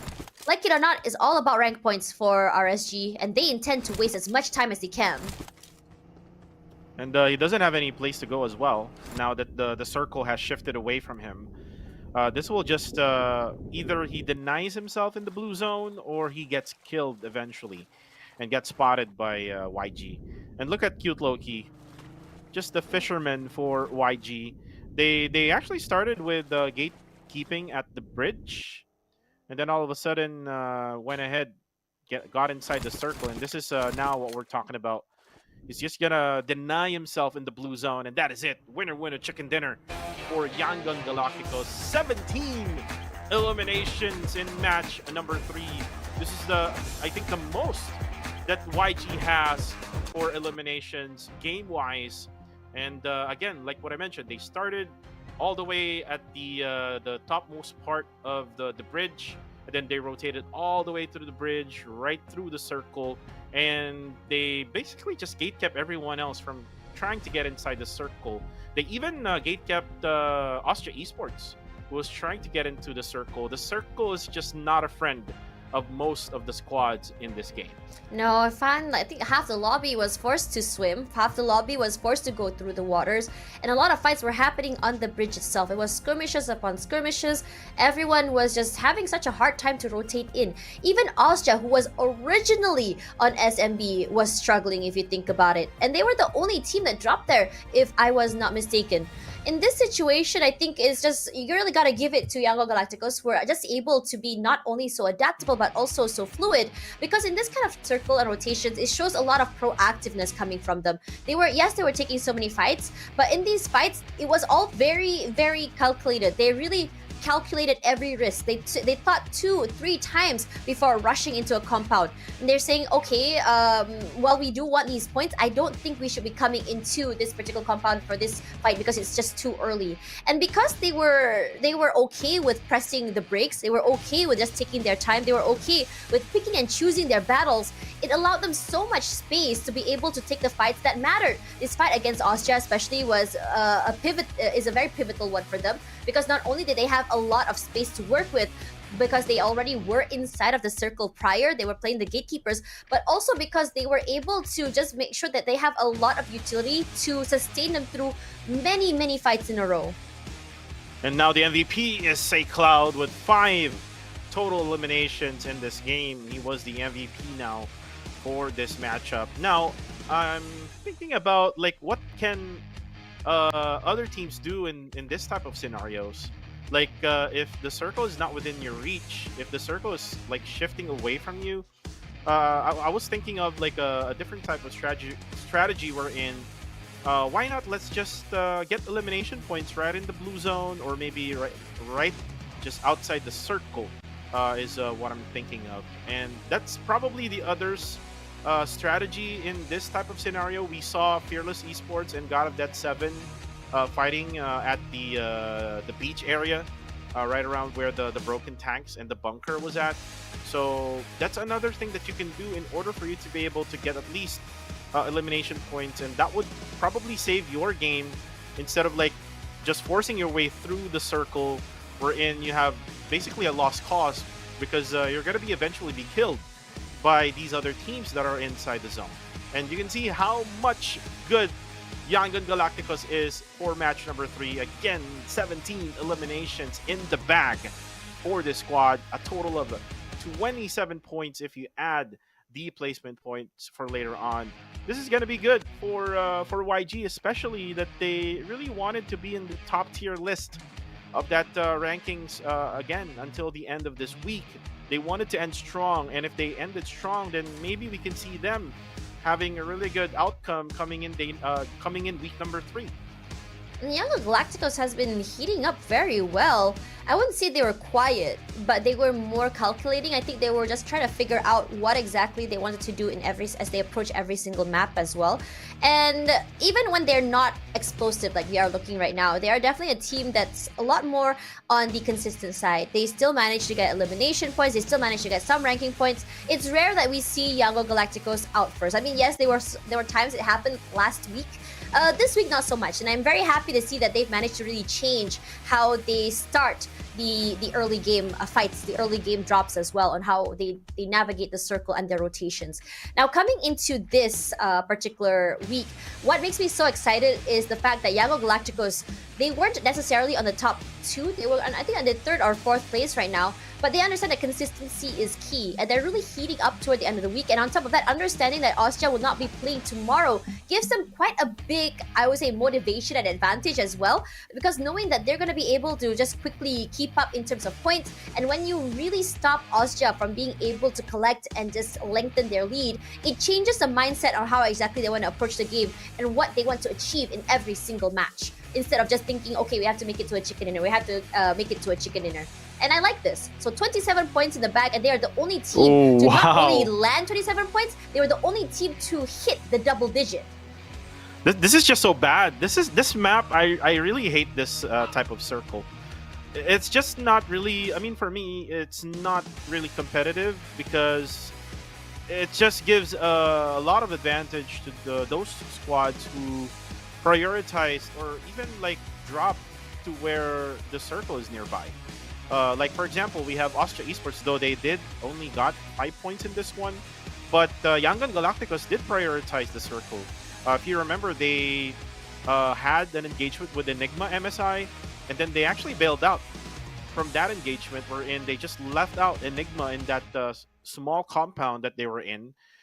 They had all of the advantage, but again, objective-wise, they picked that. They went ahead straight to where TTQ was at. I think that was like Edward from TTQ that they killed, and then eventually they crossed past the bridge, wherein they just focused on gatekeeping everyone else. Here is now the overall standings for everyone else. 242 for Austria. Again, they're on the road on getting that 250 Wait, points. hold up. I'm so sorry for cutting you, but MFG joins GE as one of the teams in the top 10 to not have gotten a chicken dinner. What on earth? Well, I mean, they're doing it when they're doing it with the elimination. I know, but it's just funny. It's just awesome when you think about it, you know? Like GE was up there so long with no chicken dinner, and now we have MFG. And it's so fun to see teams play this way, adapt this way. It shows a whole different dimension of how exactly they want to approach these games. And it's also very high risk if you think about it. Yeah, it is high risk. Look at now GE. I mean, we don't usually see them in top number 6. I mean, we saw them top 7 in week number 1, but last season they were always top 1, top 2, or even top 3. And with GE now having that hard time or difficult time on getting that objectives done, which is getting into the circle, getting that winner chicken dinner, getting additional points for elimination. I mean, they have the eliminations already, yes, but you can get additional more eliminations if you are in the circle and you are the ones eliminating those other squads that are just like single or individual players, like solo players or even maybe duo players. So that's what GE and MFG is missing in this week. But for MFG, I think they're finding their ways now today. Like today, they started really strong. I mean, yesterday they ended in the final match strong. So their momentum is now here. It's all up to MFG on how they will get that momentum into where they can get a winner chicken dinner. I think it's going to be very exciting. We have one more Erangel match, and this will be the final Erangel that's going to be played for Group D. Sorry, for Group A. For Group A, I believe. So for Austria, TTQ, RSG, and God of Death 7, this is their last chance to really show us what they're made of for this Project Lab map for this week. I think all eyes would be on Austria, especially since they seem to thrive a lot more on Erangel. And I think for TTQ, they're just trying to make sure that they are not a team that's going to be going through what GE went through last week, just watching as the other teams just overtake them in the rankings on their off day. So these two teams, I can already predict and foresee that it's going to be such a different style of play. It's going to be a more, I wouldn't say aggressive, but it's going to be a different approach on how exactly they want to play this map. We saw that happen for Austria, how they're playing in the beginning, middle, and then the end. And then for TTQ, I haven't really seen, I never really paid attention properly to how they were playing in the beginning of the game, because usually they're very quiet, they get pickoffs, but it's toward the end of the game where we start to see them on fire. But hold that thought though, because now we have the new Royal Pass A7, which is currently available from now until July 15th, where you have this whole set of gladiator sets coming through with multiple colors, which you can customize to whatever it is that you want to, depending on your mood, or, you know, if you have a crush that you're playing with, you can put it to our favorite color. Why not? We also have your Graceful Watcher set going on here as well, and everything in this particular Royal Pass is worth over 80,000 UC. And on top of that, we also have a Royal Dance emote that's available for you guys, and we would really love to see more of your plays and include that emote if you can, and tag us, because I know that someone did tag Kuku TV as well as me on TikTok, so thank you so much for that. I want to see more of that if possible. Honestly, I don't feel like I'm the type of person that has a lot of big plays when it comes to PUBG Mobile. I'm usually the one being carried, so maybe your plays would kind of teach me on how exactly to navigate and get the wins, you know? Yeah, I can carry you, Tosh. I can Thank carry you. Yep. And you can join us if there will be some time that we can go classic or maybe do the mecha theme mode. Yeah, that would be Then, fun actually. I then- feel like Then I you're haven't gonna been see doing me that. lassoing Tosh. No, can you do that to your teammates? I don't think you can, right? No, you can't. Oh, I'm just bless. joking. I was like, no, I don't want to be on the other end of that. That's scary, bro. I'll be the troll of the team. No, I'm gonna carry you. Just joking. bless you for that. Yeah, I'm gonna be the ones always on the front lines. I mean, I'm always like that when I play classic, when I play ranked. I always on the front line. I try to encourage my random teammates to stay together so that we can win the fight. It's all about communication, guys. I mean, if you are playing in the pro scene like this one right now, it's a whole different story. Definitely, me and Tosh. I'm not sure if we're gonna even survive until like maybe stage 2. I mean, it's gonna be hard, especially you're gonna be playing with all these pro teams who are really very aggressive. But then again, we also have our promotion for the newest collaboration between PUBG Mobile and Shelby Supercars. It is available right until July 9th, and you can find it under the featured event Motor Cruise. Get a chance to own a Tuatara or a Tuatara Striker. Vehicle tokens don't expire as well, so you can use it on the next corresponding event. My question now, Tosh, is have you ever been in a scrimmage with like semi-pro players maybe? Not my thing to do to watch. I mean, I've done some local community casts for scrims. One time actually, but nothing more than that. Is it different? What's the vibe like? I've tried it before. I mean, this was way back, like season 6, if I'm not mistaken, of PUBG Mobile. I tried with the Demigods. Demigods Incognita, right? Yeah, I've heard of them. So I tried it with them. I was like the 4th guy. We won in one of the Miramar maps in the tournament. It was very exciting to do. And it's also kind of... I felt nervous doing that because, again, you're all up against all of these pro players. Oh, I actually remember when I was in Blacklist International, there was like one local tournament wherein they let me play. And we were like laughing all throughout the game because I was able to get a kill. And I was like very excited. And I was like shouting all throughout that game. And the others like Alas, I think it was Tyra, and also Aeons was laughing all throughout the game. But anyways, we have our predictions coming up. Again, we are the same here for all throughout the day. It's going to be Harame Bro for both of us. And we saw Harame Bro in the very first map. They won the chicken dinner. It's just so unfortunate that we have 2 circles at the bottom side of the map of Erangel. I'm not expecting that the circle will be still in this 3rd Erangel map in the bottom side. I am expecting it to be on the northern side, on the northern island, where Harame Bro can flourish. Yeah, but honestly, I think what makes Harame Bro so fun to watch is how aggressive they play, is how they play in collapse. I think toward the end of week 1, seeing Harame Bro play so quietly, it felt so uncharacteristic. It didn't show Harame Bro's identity, and I think with that, I would like to be able to see them play their game. And I think throughout the entirety of this weekend, that's exactly what we saw. And when they're able to play their game, they're really able to flourish. They're able to play the style they want, the aggression they want. And I think it's really important that Harame Bro kind of prioritizes that, because it plays to their strength. I mean, I think every time I look at Federalis and how he plays, how he aggresses, it really shows a story of what he prefers on doing. And I think that that's a good thing personally, because it shows how he can be able to play not only to his strengths but understanding what his team needs. And I'm starting to see that disconnect between Federales and his teammates sort of like, has already been bridged somewhat in most situations as well. A lot of collapses coming through, the follow-ups are great, timing is also impeccable, so I want to see more of that. And I also noticed as well that on times where Federales wants to play his own game, the team is okay and putting a lot of trust into him to say, okay, go ahead, play your own thing on your own, we'll all three be on this side, but the support will be coming in from long range if you really need it. The distraction will be coming through, and that's why you see them always moving around on buggies really quickly as well to just really collapse onto him. And Federales, like it or not, he buys a lot of time for his team to not only rotate over, to also take up that space. And I think that's the two most important factors of what Federales can bring to his team, on top of the oppressive firepower that he himself puts in a 1vx fight.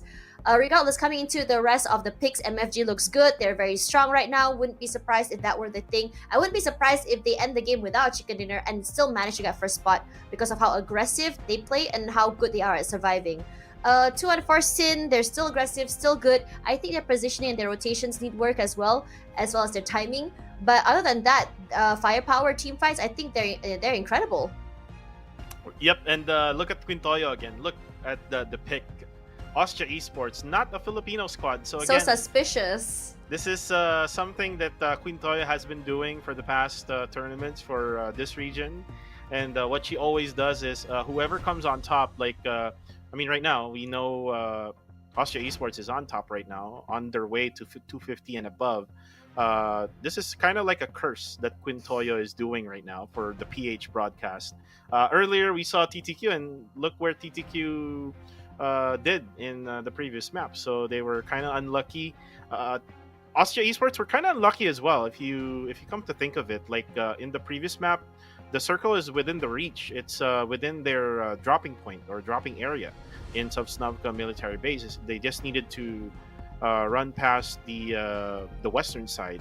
The only problem with Austria in the previous match is that one of their guys was just far away from them. They split it up. If you remember, they were kind of like on a triangle formation, wherein one is on the farmost western side of the island, and then one guy is like waiting right around the bridge area, and then there was like two right on top of the hill, which is we normally see Nang X and Skynin. So with the split that the two players from Thailand here in Austria Esports, I think they need to be careful sometimes, because it's sometimes very risky, and if sometimes like one of them gets eliminated early, that's where Austria Esports is not really working well, like an old machine. I'm really curious. I really want to talk more about the newer players here. I'm talking about half the roster from Enigma, as well as Flash Vision Esports. I think there's a lot of expectation on what they wanted to see from this team as newer players. But for you, as someone who is very seasoned and analyst, what do you think of the newer players' performance here in the Tier 2 league? Well, first of all, for Enigma MSI, since then that Macbeth already posted about it, he said that it's really different compared to the local scene now, to the PMCL region or to the international scene we're in. You really have to make adjustments. It's probably because that these new players like Kix, Zyle, or maybe even Jappy of Arami Bro, who just came in to PMCL region, they're used to that type of gameplay in the local scene of the Philippines, where it's just all about being aggressive, and there's not really much of objective being done.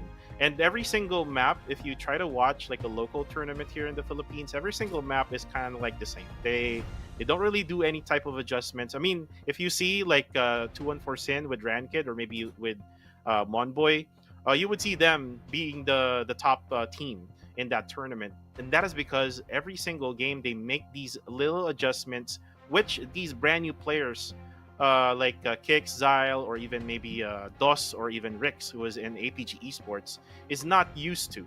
But again, we are flying in just a few seconds from right now. This is match number 4, Erangel, here we come.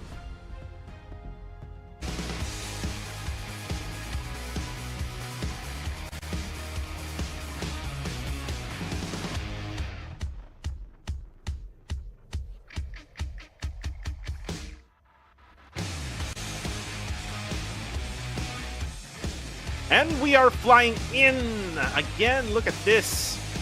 From the bottom side now of Novo, right until the western side of the hospital.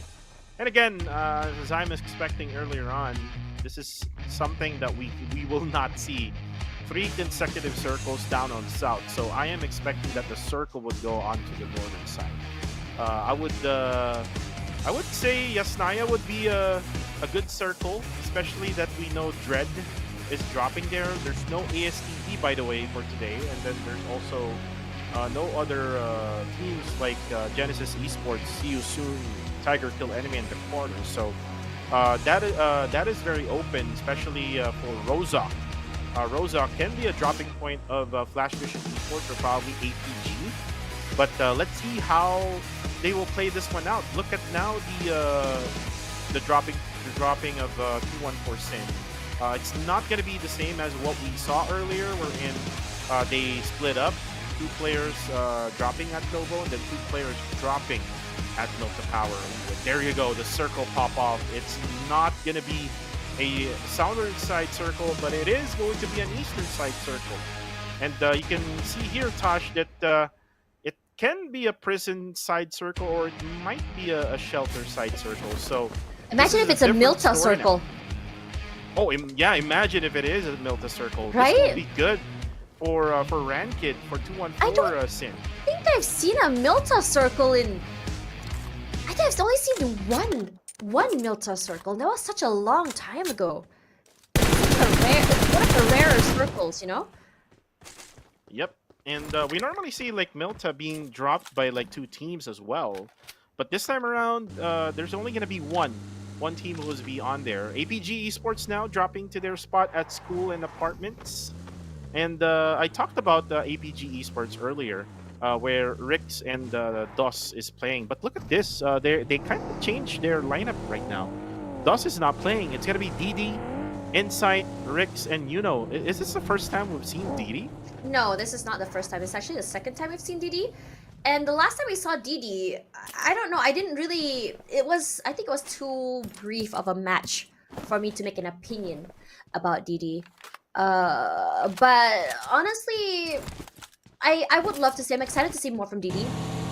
I just want to be able to see what exactly DD brings to the lineup. I think the last time I saw them, it was a little bit more of passive style play, if I'm not mistaken. I did see fights, but it wasn't the fights that they were oppressively winning, if I do say so myself. Oh, look at this. What a good view there from cool. our spectator. 2 monster trucks from Enigma MSI. And again, going back to the conversation we had, Caps normally is a kind of like an IGL as well for Enigma before, where he had like QB, Koopa, and then support guy. But again, Edward again, all alone. Looks like he's gonna escape, try to get away from Enigma MSI, but there's just way too many. Zuki now on the other side of this compound will be left alone as well. He's gonna call for backup most likely. So we're not just so sure where are the others. I know that they're dropping at Ferry Piero, so most likely we're gonna see the rest or the 2 other players of TTQ coming from the western side part of where Enigma MSI is at. So for Enigma, they need to be careful also right now since they're probably going to be sandwiched later on. But look at them. They're very aggressive now. Looks like they're going to try to eliminate Zuki now. Now or never. Look at Gus now. Just very close towards Zuki, but he is all alone. He dies in the process. Kicks gets the confirmation. And there's Gus now who drops Caps. Gus now will try to throw a nade. Cooking it up. Will it be a Kobe? Looks like Enigma gets hit. That's massive. Gus is on the aggressive, and he's all alone. He's not scared to do it. Sits at the space, but the Nate Macbeth is here at the very least, waiting to go for that pickup. But Gus, position at the bottom side. Nate just gets punished. No, it doesn't actually. In fact, it's Macbeth that goes down. Kicks in outside position, all open.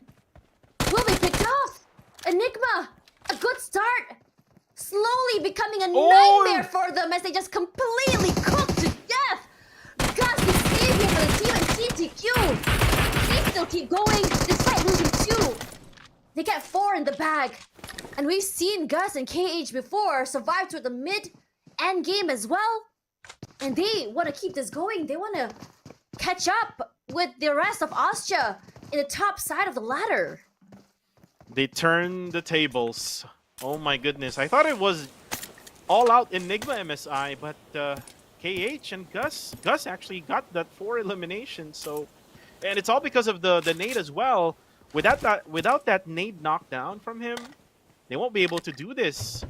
But for Enigma MSI, my goodness, they need to just go back to the drawing board again.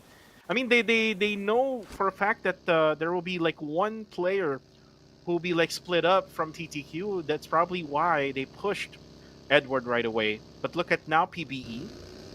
PBE now rotating all the way. I think they dropped on the western side, not at Stalberg Kameshki. It's all because of that flight path earlier on, wherein we saw it from Novo down up to Georgia Pole.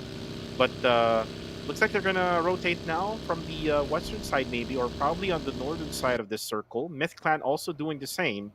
Now Young and Galacticos, they got their 17 kills in the previous match. Let's see if they can duplicate that. Looks like PBE doing some long-range battles against YG. Someone's gonna be hit from the side of PBE. That's actually Jarrell now, who got his heal up. WTZ now to try to flank on this side. Ooh, but Raymond jumps around, 360s all his way, knocks down cute Loki, but there's Safe Cloud who saves him. That there's gonna be the support on now spots Safe Cloud down to 1 HP left. He survives. Good thing he has the cover, but then again, there's gonna be the nade coming from Monboy. Will it connect? No, it will not. He will have the chance now to go for the revive. WTZ went for the flank, but he goes down. Say Cloud has the nade. He can go for that nade now, but then again, ooh, it connects. Monboy goes down. Ryman gets out of this lobby, and now Mitchie will be the only left together with Jarrell, but Mitchie headshots Say Cloud, and now it's only going to be going to avoid for the side of YG, and he escapes the area. Oh no, he's not going to escape. He thought about it, but then he escapes now. It's all about the weight. As the other members of Young Galacticos find themselves in the blue zone. It's not their first time going in for these very late rotations. A good chunk of moments as Say Cloud as well won't be able to be picked up. And Romeo Boy, I think Romeo Boy has been able to survive till the end. We've seen his moments before, but it's these fights that worry me a little bit more. Romeo Boy, while he does provide good support and good cover fire, it's a tall order this very early. But we've seen him be able to get... It's a bad circle again. It is a bad circle again. I mean, we did ask for a Milta power circle, and I'm sort of getting it. It's gonna push, I think, pull toward the southern side, most likely. Austria is gonna have to go through the waters unless they change their mind. I'm surprised at the lack of teams that have positioned themselves near the circle, near the bridge, actually. I was expecting more of those fights there, but not happening quite yet. If anything, what is Austria wrong can... with the circle? Today? They realized that today I am upset at my internet provider, and they are mirroring that. Oh my gosh! 2 in that, 1 gets knocked down already. Gus is battles out of there, and Cowboy is doing such a good job of putting in that pressure, and TTQ eliminated by Flash Vision Esports. This is a big statement from the team itself, showing them that they can break dreams too. Actually getting just only 2 for them. Ethos now drops 1, that's Pozo. And then Baby Harry comes around with the buggy. Escapes the area. Ranzer is from far distance. Now Demius continues. He needs to get the confirmation now. There you go. Demius doing a really good job right now. And he gets a vehicle out of that. That is... yeah. Oh, man. Talk about a grand theft auto. Regardless, Naughty Boy is here. So maybe he gets chunked down. Rank Kid doing the pain, putting in the hurt. 1 more nade as well. Swaps to a weapon. And he's just waiting. A smoke. Just cover his sightlines. And he gets it before the smoke pops even. Naughty Boy is so low. His headshots are just so sharp here. Gets that reset, sets up another smoke, and he's ready for that. And meanwhile, on this side of the map, maybe needs to be picked up. Jockey is close by as well. There's a three-way fight as Harami Bros show their face in the area. Moves out of the way, rank it. Forced to move behind. Nate's not gonna be hitting to a Naughty Boy. And Zizek gonna go for the pickup. They move inside the water, and so does Rankit. They're so aware that Harami Bro is here, the amount of oppression they can put into there. There's Federalis. Man himself pressing onto Rankit. Didn't have a chance to even play inside of the smokes. His sprays are just too good here. As Amas is gonna be happy, not only the top ups from the boxes, but also fighting the last two members of RSG. Spots no one here. Just quickly gonna break down that boat, disallowing them any space and movement. Zizak and his teammate move out of the way. Naughty Boy is just so low right now. There's not a ton of his team, not a lot of time. I think he's just trying to deny points at this point. Gets knocked down. Not gonna do anything. Zizak just waiting for his end as well. And he's actually getting hit by that. I mean, he doesn't have any air anymore, so he needs to breathe. He needs to go up, but he doesn't have any choice because Harami Bro is just lurking around the areas where they're at right now. And the circle again now shifts away from the waters. And look at where God of Death 7 is at. They're not anymore in the map. They're just on the far eastern side now.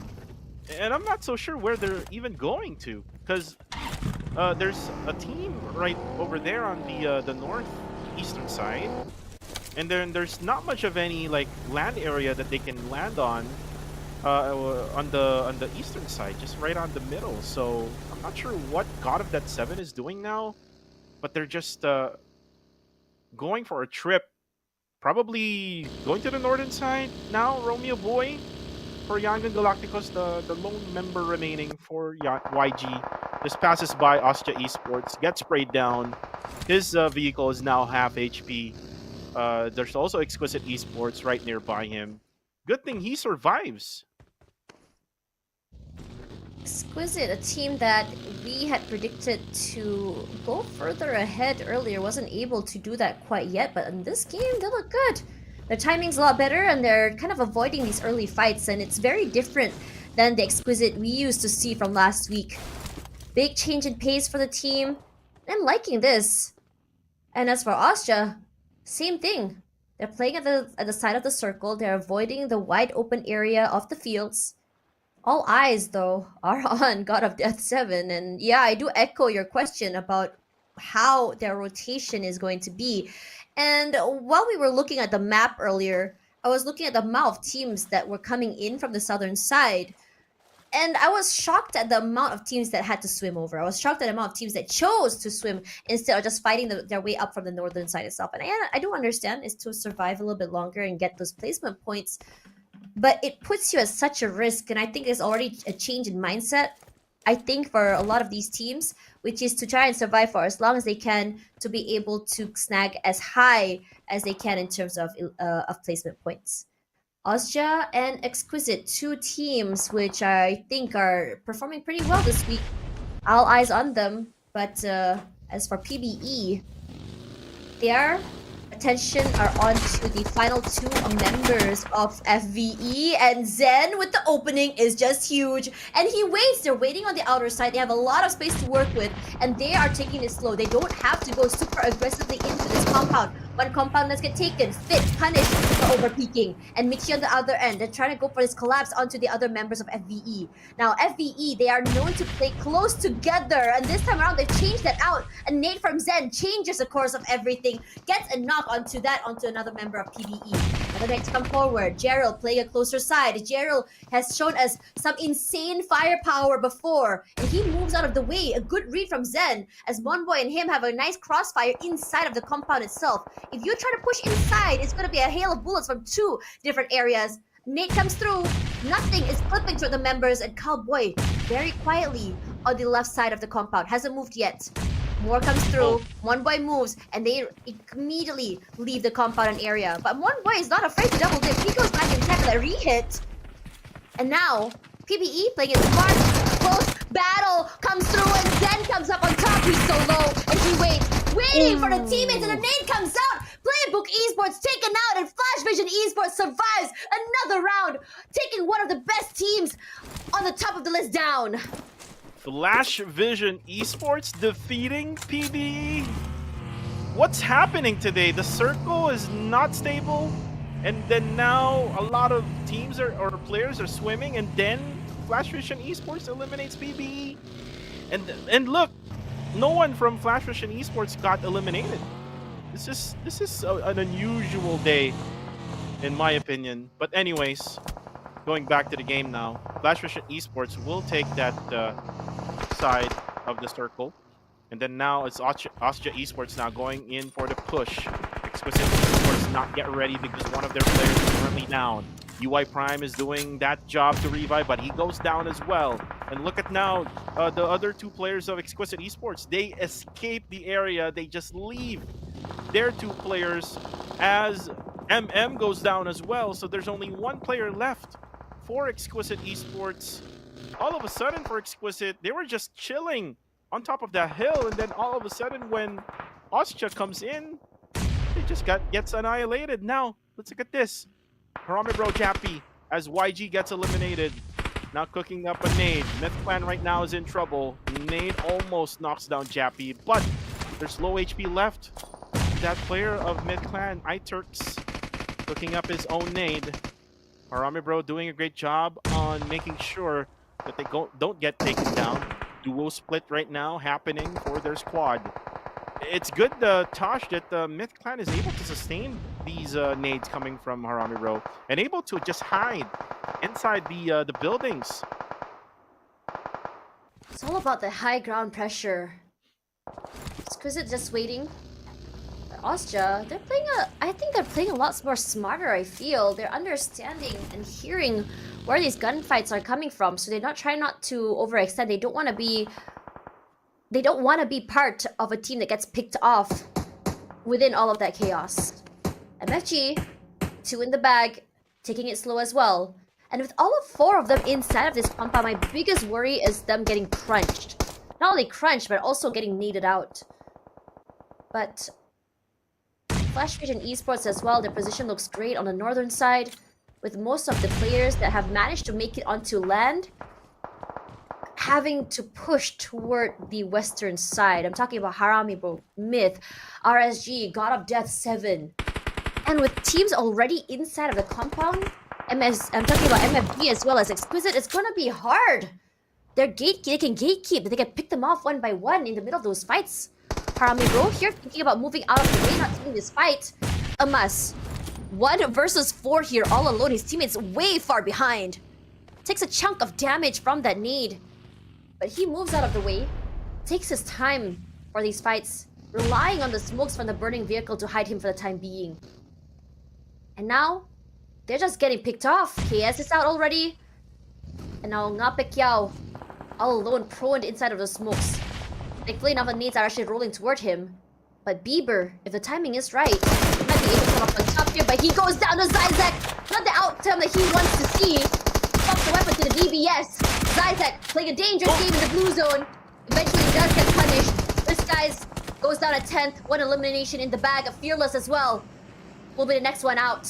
As Austria sustains, they survive. 4 already. Just taking their time to slowly make their way on the sides of the circle. And they're understanding that not a lot of teams will be toward the southern side or even the eastern side. Means that they have a lot more space to work with. They can pick off anyone, any stragglers one by one, and they can just buy time. And they're good for that. They've been great at really understanding how this circle is working. But up as soon as Red Bull does go down here, Flash Vision Esports putting in the aggression, these long-range fights as well, these pickoffs, and it's Zen that has been shining and just great at these opening picks, aware and showing us what he brings to the table as the newly joined member for Flash Vision Esports. Well, right now, it's God of Death 7. They're kind of stuck right now. It's all because of Dread Esports, who's actually now going for the revive. So they have that time for them to go ahead and push. But then again, it's going to be Harami Bro, who will also battle right on the other side of this compound. This is Myth Clan, DZ. gets naded by range as Moy gets dropped by Federalis on the kill feed. Federalis will get hit also, but they need to get into the circle now. 52 seconds left, and we will close in the circle. They're also right at the edge of the blue zone, so they are just planning. They're probably just planning out. Oh, the nade actually! DZ spots range right at that very position, knocks him down, but then again, Federalis now with his own nade cooking it up. But Federalis gets spotted from far distance. This is MFG helping out Myth Clan. Jappy needs to revive range now. Another nade coming in! He comes in at the wrong time! And Emas for Harame Bro will be the last member remaining. These nades coming from Myth Clan is on point. And he's just waiting. Time is of essence. He needs to pick up his teammates. But it's so hard. But they're just making it rain from above. Just jukes. He moves out of the way. Jappy surviving a while longer, as well as range. It's hard. It's definitely not easy. The nade does not hit DZ at all. And one more time, finds that golden opportunity to pick up range. The silence a bit much, and you can tell that Myth has just run out of utility. They can't go any further. Jibna is close. He has a nade. You can tell that he's actually cooking it. Throws it out the other way instead, not to Harame Bro. And Jappy, oh my gosh, this reset is clutch, honestly, if you think about it. Harame Bro might be able to survive another fight. Even two, in fact. Thankfully, God of Death 7 had taken away, and Dread Esports had taken away a lot of attention from them. Jibna forced to move away. DPS fight coming in from Ngo Pek Yao as well as him. And now the God's damage from the Molotov is a bit much. Dread Esports goes down. God of Death 7 surviving. They're so close. They're doing so well, in fact. Despite losing KS so early, they're still holding on. A strange circle, but works out so well for our teams at the bottom of the line. Shroud, punished. It's all down to DZ. It's all about him surviving here. But God of Death 7 also wants to join in this fray. They want to take this fight. Shroud, found, punished, taken out. The sprays from Jappy a little bit more oppressive. Now God of Death 7 is in trouble. Not too much more though. Unfortunately is here. Exquisite now out. Harame Bro does find Bieber. And now they move their sights to another team. God of Death 7. Timing stellar. Harame Bro still survived with another two. But now Amura Chili is in trouble. They're all the way out there in the open. MFG spots him out and punishes him for his misposition. Ngo Pek Yao, understanding and making an example of what happened to his teammate, moves out of the way.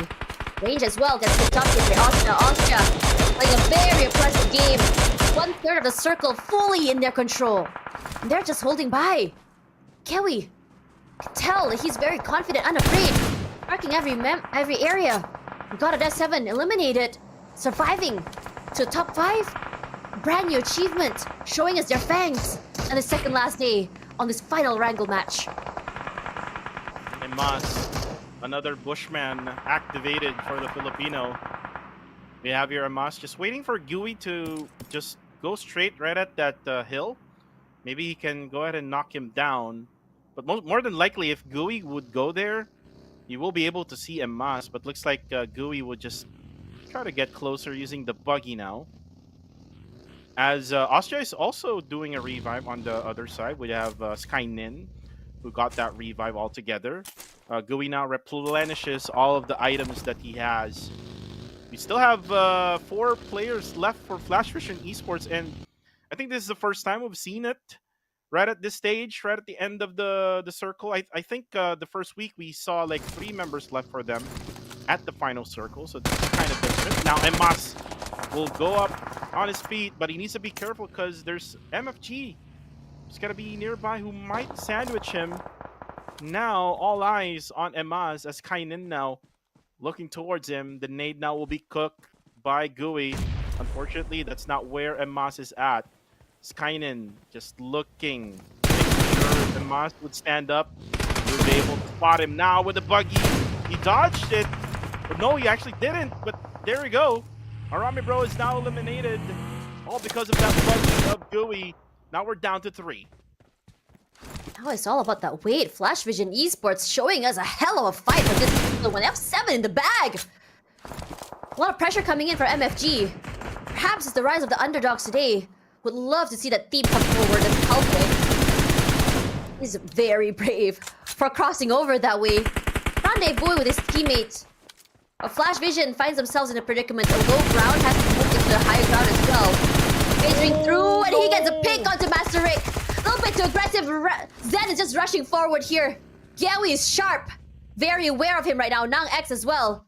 Already marks the area of Zen. He gets knocked. Nang X knows exactly where he is, and he wants to go for that punish. Another 2 to worry about. Time, bot. Gonna jump through this window. Not gonna be a problem for him to get this confirmation.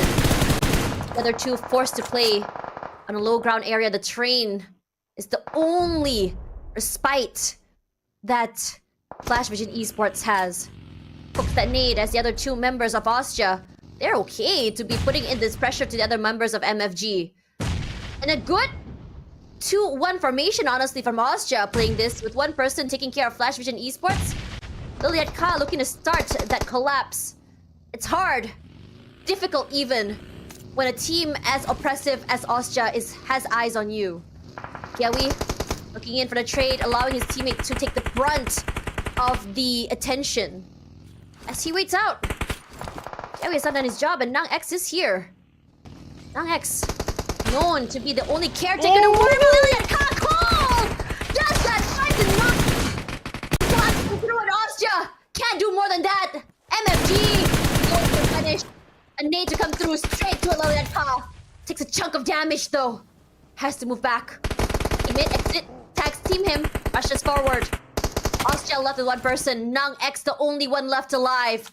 This separation, Austria probably have bitten too much more than they can chew.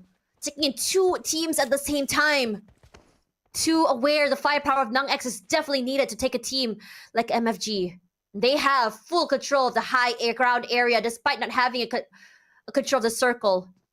FVE holding the mushroom house in Austria. Nang X only a compound in hand. And Austria, what he can do here is just not only buy time, but to punish anyone that is playing inside of the area. The CQC is something he's very adept at. But he's not doing more than that. But MFG, they're saying that's fine. Let's just take up this member. Nang X first before we work on Flash Vision Esports. They break the door. They throw the nade. Nang X anticipating the molly, anticipating the nade, and it's bad for him. He eats up a chunk of damage. But MFG, they take out Austria. It is all about the annihilation of this mushroom house. Preparation coming through. The nades as well. They flush them out. Fifth goes to the entrances. The nade does chunk out his other teammate. He's all alone. Can't do more than that. Oh, knocks down. Cowboy still gets that pick off. The DPS play is a bit much. As Unknown waits on the other end. You have to play this very safe and very smart. Fifth going on the outside, taking the damage, getting the pick off, and they put in the damage, and Flash Vision Esports eliminates MFG, and they come up on top. A winner chicken dinner, and this is definitely the rise of the underdogs. The rise of Flash Vision Esports. Again, Zen. It's the Zen effect. Today is the day is when they get that winner chicken dinner. It was supposedly that they still had 4 players left. I'm just not so sure why they split it up at that last moment. They could have known that there was like one other circle left that they would have to wait on. If they waited on for that one last circle, they should have had that numbers advantage over MFG. But that clutch from Cowboy, from Flash Vision Esports, one knock from the nade and then another knock coming from that UMP. He tried to defend himself on that first floor. Good thing he was able to do that. And then for MFG, that was very unfortunate for them. Again, Flash Vision Esports, if I'm not mistaken, Tash, this is Flash Vision Esports' first ever chicken dinner in PMCL. Last season, they didn't had one. So this is their first time. I mean, this is an example of good things take time, and they really took their time trying to figure out how exactly to play with this team, which rotation of players worked the best, and kudos to them for being able to play this very, very difficult circle. They were very patient coming into this one. They took a long time just to come through the terrain as well, and they were the ones that were putting in a lot more pressure to the rest of the teams. And sometimes when you look at the team from the previous week, and I think one of the biggest problems they had was that confidence. They were a little bit hesitant to take these fights. They were the ones getting rushed. They never want to take these aggressive fights. And today, it felt as though it's a whole new mindset for the team. They were the one rushing forward. They were the one taking compounds. They were the one taking fights. They were the ones gatekeeping teams outside of the circle. And that is what we wanted to see. And that was all they were lacking. This decision-making, decisive plays, confidence in whatever they choose to do. I was a bit concerned seeing them into the top 4. And we've seen this happen before for them. But the way they started it was kind of smart because they're understanding that they don't have to go too aggressive. They're understanding that, well, Austria had kind of bitten more than they can chew, kind of separated into a 2-1 separation. And I think they had really underestimated Flash Vision Esports. This is a good thing for them because they took so much opportunity from that situation. Understanding that it's only one person taking care of them. The rest are just so occupied by MFG. And the MVP of the match is Exit with 3 eliminations from MFG. The moment when MFG eliminated the Austria Esports, I was just wanting for Flash Vision to win it all. It was a 2v3 situation. I mean, they had disadvantage all throughout, but again, clutch plays coming from Cowboy from APG Esports, and again, kudos as well to them defeating PB Esports prior that. It all started with them defeating PBE. PBE was on a compound and they were very, very risky. They were very aggressive, pushing them down, able to also defeat them with all of those CQCs with Jarrell and Monboy. And look at now the stats here for Flash Vision Esports. 11 eliminations in this game. Again, the first time ever for Flash Vision Esports to get their own chicken dinner in the PMCL region. Yeah, honestly, this is a whole new team with a whole new mindset. We saw flashes of their potential, but it didn't seem like they found an answer, and today, look at them. And I'm really hoping that this isn't because there's no certain teams playing, or it's not because it's a difficult circle. Because I would love to see more from this team and how they can evolve into a bigger one. Perhaps, well, maybe it is because of the win conditions, but it is still a step in the right direction, a step in the right mentality, and perhaps a bigger step for their confidence coming into this league. Yep. More, I mean, I see a lot of potential with this team. It's just that it's just a matter of when they will pop off. And this match number 4, the last Erangel of this day as well, they came out on top. Wow, what an ending for match number 4 with all of the. I almost thought that Austria Esports was gonna win it, but then again, it's because of that drift play of the buggy from MFG. They knocked down the players of Austria Esports, and then also with the Molly utility lineup that they have done in that house. Nang X didn't have any place to stay in that house. He was burned alive, and unfortunately for Austria, I mean, it's good for Austria Esports. I mean, they are still in the top 4 teams. They're still able to get their scores. But then again, for the others, this is good for them because they will be able to get additional points now in the overall standings. While we wait on that one, let's see now the match standings here. 21 points for Flash Vision Esports. Austria only got 14 here, with MFG getting 16. Harama Bro is there. It's just that they were pinned down at that southern side of that circle, on the southeastern side to be more specific. And it was Dread Esports, them, and Myth Clan together with, if I'm not mistaken, it was God of Death 7 as well, who was there. So it was just a chaos at that area where Harame Bro was at, and just unfortunate for them not able to rotate into the circle. And Mas was the only member remaining as well for them, and he only had the grasses to prone down for the squad. And again, this is opening up for the other squads that are on the bottom side of the overall rankings. Now they're getting scores that they needed in order for them to improve. For sure, as Ozja still maintains the lead. And it's even bigger than before if you think about it, because no one is able to keep up with the amount of consistency coming in from Ozja. They may not get chicken dinners, they may go out a little bit too early, but they are definitely a team that still goes out to the lobby with a handful of points. Now coming into this one, because Flash Vision Esports was able to really catch up and just get a number of points in that particular match, they were able to just really launch themselves all the way up to 17th place, and I'm really hoping that they're able to be at least a little bit more consistent after this one to keep themselves away from the bottom side of the ladder. What shocks me is the fact that for teams like TQ and APG, which I was expecting a bit more from this week, they haven't really found an answer quite yet, and time is running out. And the same could be said about Enigma, but I do understand Enigma's struggle on what they are facing in terms of what struggles they're facing in this particular tournament. But coming into this particular week compared to week 1, I am quite happy to see how competitive it is on the first half of the ladder. I mean, other than the first place spot that is just solidly held onto by Ozja, 2 all the way till 10 has been seeing a big shift every single round. It's rare that one team actually just stays there all the way on one side, and I think this is a good thing, showing how competitive it is coming into this week. And on top of that, the adjustments that come through, as well as the amount of, I would say, changes that each team has been doing. While Flash Vision Esports is definitely something that we all want to celebrate. We love a Cinderella story, we love an underdog story. We also want to celebrate teams that have been consistent as well. And coming into this one, I'm just surprised that it's just this, I would say, this competitive on top side. It is so hard for teams to remain consistent because of how competitive it is.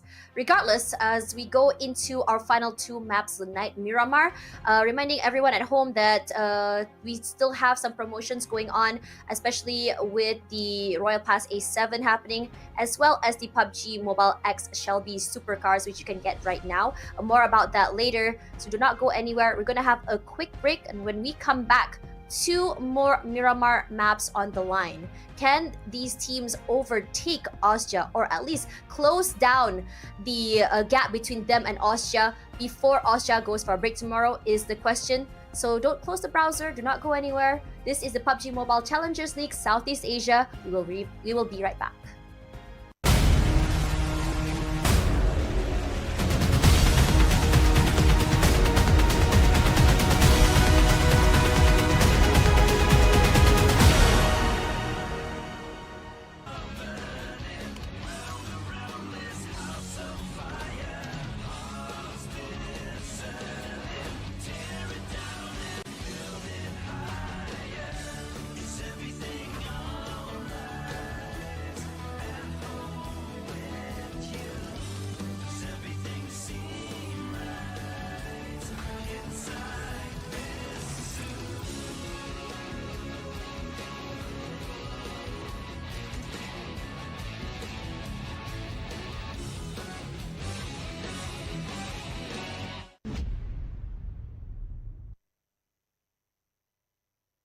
PUBG Mobile version 3.2 update. As part of this update, we've added a new themed mode, new items, and various improvements. Let's check them out.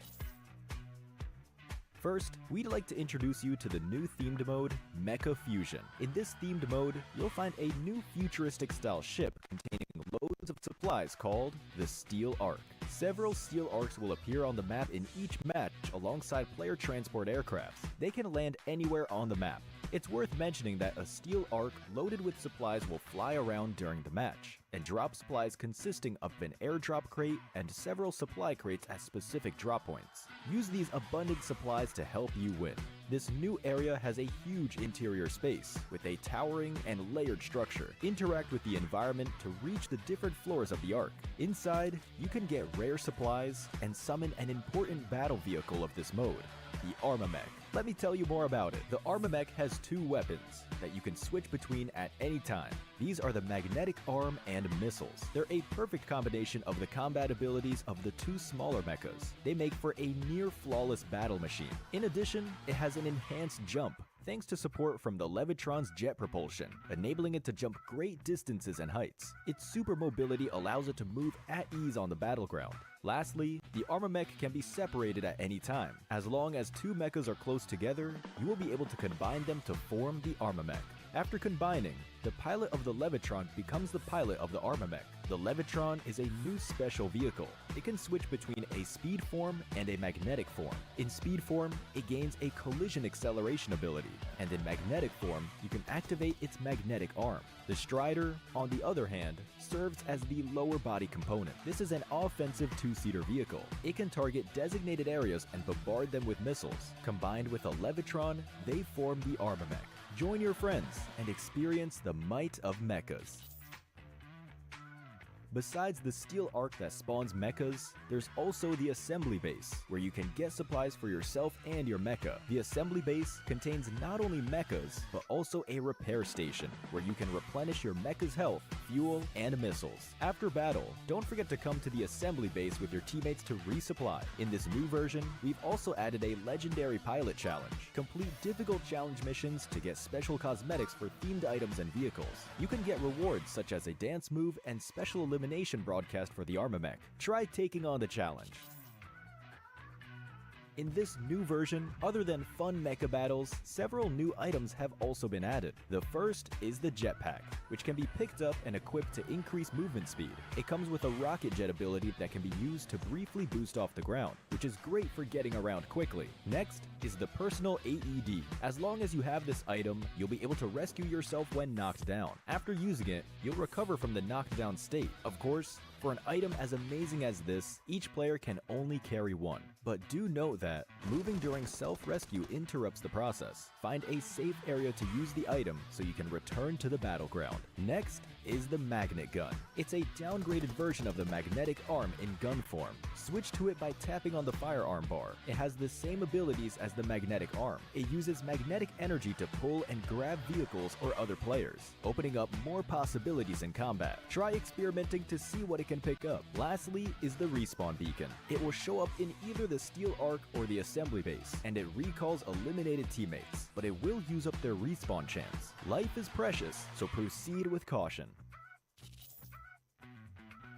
Additionally, the popularity event is back. We added a popularity gift redemption shop this time, where you can use the tokens earned from popularity battles and team popularity battles to redeem rewards.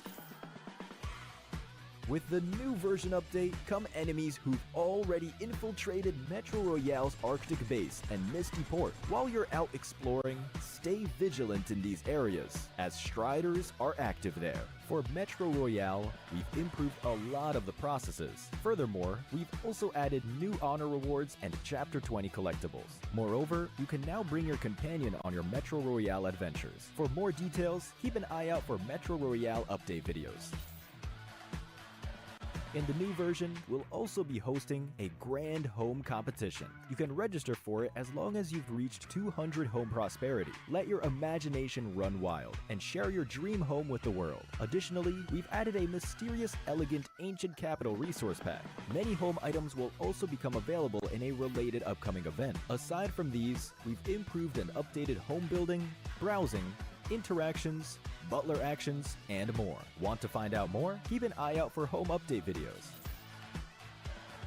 With Mecha Fusion's arrival, World of Wonder has also seen plenty of updates. For gameplay devices, the PvE enemy spawn device, random action device, special vehicle device, and other gameplay devices have all undergone a series of updates. For example, the themed mode's mechas have been added to the special vehicle device. These include the Levitron, Strider, and Armor Mech. These devices are sure to get your imagination flowing for some awesome creations. Also, we've launched a pre-made map where you can play all kinds of creations built from a variety of themed scenery objects. Furthermore, get ready for the brand new Steel Arena map template. Here, players can pilot mechas and engage in battles. Give this new map a shot. Additionally, we've updated a bunch of other World of Wonder content. For more details, keep an eye out for World of Wonder update videos. That's it for this overview of the new content that will be available in Mecha Fusion. Cool mechas and thrilling combat await you in-game. Winner, winner, chicken dinner. See you next time.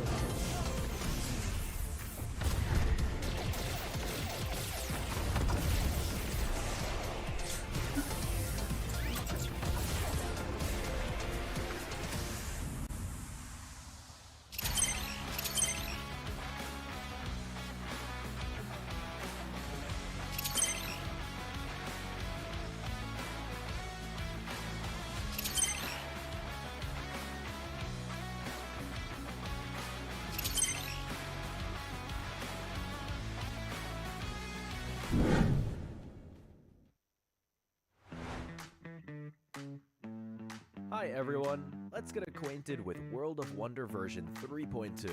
This version is loaded with surprises. Besides piloting cool mechas for exciting battles, there are brand new maps to experience. Let's check it out. First, there's a brand new themed map template. In World of Wonder, players can now play all kinds of creations built from a variety of scenery objects. Engage in thrilling battles aboard the Steel Ark. At the same time, get ready for the brand new Steel Arena map template. Here, players can pilot mechas and engage in battles. Give this new combat a shot. In addition, players can compete in shooting competitions with target dummies and have fun playing soccer. Head to World of Wonder to discover even more fun maps and gameplay. So, get in the game and try it out. Next, we've also made a few system improvements to World of Wonder. Players can now go to the player information page to check their World of Wonder play statistics and creation data. As for creation tabs, we've added a Friends tab. Now, you can find your friends' creations more easily and check out what creations they've been enjoying. Additionally, to better help you find the maps you like, you can search for them by creation ID, creator UID, creator name, creation name, and more. There are still more improvements for you to discover. We made some improvements to gameplay devices and interactions. For gameplay devices, we've improved and updated the PvE enemy spawn device, random action device, special vehicle device, and more. For example, the themed mode's mechas have been added to the special vehicle device. These include the Levitron, Strider, and Armament.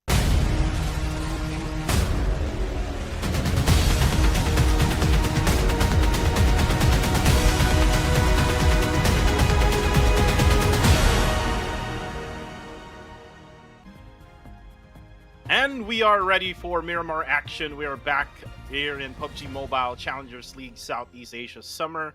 Again, my name is yours truly, Kuku TV, together with the lovely Miss Tash Bunny. And we've seen the circle for Erangel just randomly shifts into random spots of the map. I mean, not really random, but on the bottom side of the map. And it gives us this type of gameplay wherein we see other squads that we don't usually see on top, where we saw in the match number 4 where Flash Vision Esports came out on top with the 2v3 clutch with Cowboy together with his teammate. Well, let's see if this will happen again in the bigger map, which is Miramar. I'm really excited about Miramar. Coming into today has just been such a roller coaster of emotions if you think about it. With the shift in circle, with teams being able to steamroll other teams, just this big jolt of confidence coming in from Flash Vision Esports. I remember there was like a lot of celebration, you know, for a lot of people who are watching. Everyone loves the story of the underdog, and the fact that for the first time Flash Vision Esports is able to get their first chicken dinner should be a core memory for this team if you think about it.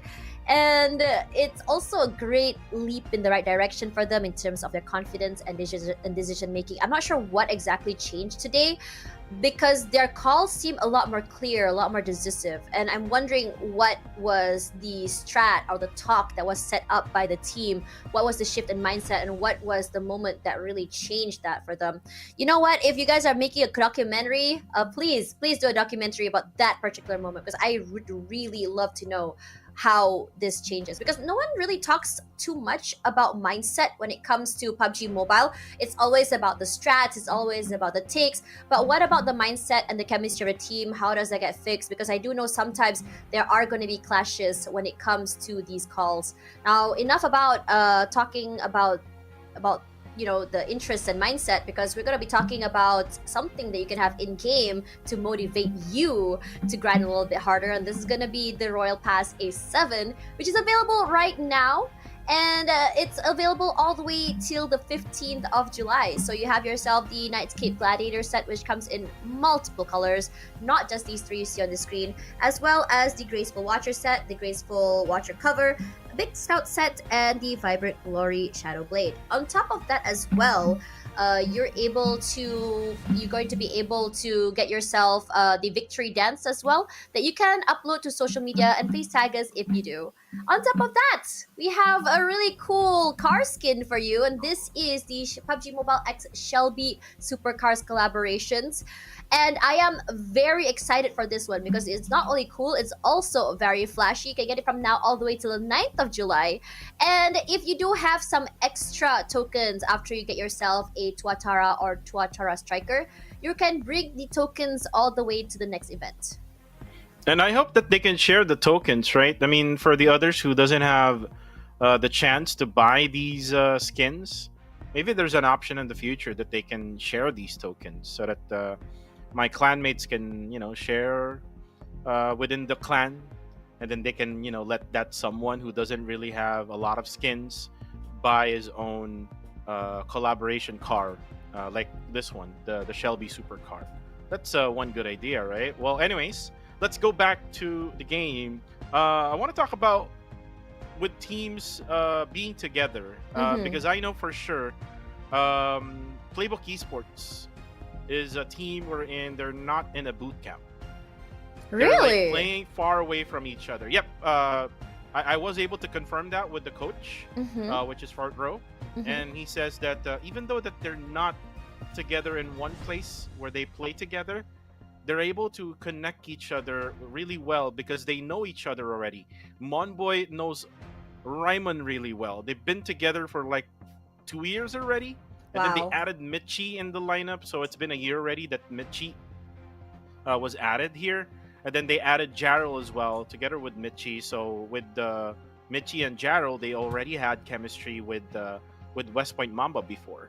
So that's why Fort Row is saying that even though they're not in a boot camp, it's very easy to handle them. Where in others, I know for sure that Threat Esports, they're very nearby to my area. They're currently boot camp around, Tagaytay area, right? Right. Just right past Tagaytay. It's called Batangas area. They're in that boot camp together. And look at the results that they're having. They're struggling. So are you believing that having a boot camp like together with all these players would help out each other? Or, I mean, is it okay for them to be like far away from each other remotely? I think in this case, one thing that's great about boot camps and playing together is that morale support that you can get by having your teammates and your presence for each other. It really stops the tilt as well, especially when I think when you talk about an IGL, right? I think a lot of people think about the calls, about the rotations, but no one really talks about the mental or emotional aspect that comes with becoming an IGL. You have to make sure that your teammates still remain on top of the game, make sure that they don't tilt, make sure that they don't feel too bad whenever a bad play happens. And it's a lot of responsibility to an IGL to be able to do that. especially alone when you're so far away from your teammates. So when you are in closer proximity to teammates, knowing that you have your hand on the shoulder to make sure you're feeling okay, or just really that reassuring voice closer to you, it does bring a lot more morale support, which is why I'm always an advocate for boot camps. But I also understand that in this economic situation, especially in this upcoming esports winter, it might be harder for a lot of orgs to be able to invest in that. So moving on away from that topic, let's talk a little bit more about TTQ, which I feel today has not have. I mean, yes, they've been doing pretty good in terms of consistency, but they haven't been able to kind of end the game where they want to be. And looks like Fallow B, me and you are all in agreement about that. But my question to you is, what are they lacking today, and what do they need to do to be able to gain this chicken dinner in Miramar, and what have they been doing well in this map? Well, they've been doing well until match number 3. For TTQ, they were able to get circle first objective. They were able to get it in Sanhok, and then in the second game, just right on the third and fourth game, all because of these random spots where the circle would go into. They don't know the next rotation will be. That's probably where TTQ needs to learn, especially now that we're moving into Miramar. I mean, in Miramar, they're kind of like Myth Clan. That's why I understand why Sammy and Big Daddy picked Myth Clan. They're kind of like Myth Clan, wherein they know really well the map of Miramar. They're able to also get eliminations in Miramar. And this is a good pick for the three of us, Tosh. TTQ, they started well, and I hope that they're going to end well as well. I mean, they got that 3 winner chicken dinner day, so they got that potential, and to be able to get as many wins as possible. It's just a matter of being at the right position. I mean, especially in the previous map, they tried to be right at the edges. I believe on the southern side of the circle, wherein most of the squads or the other squads are already in position, so it's kind of hard for them to actually get to to the right spots, and at the same time in Erangel, if I remember it correctly, they got pushed by Enigma MSI early.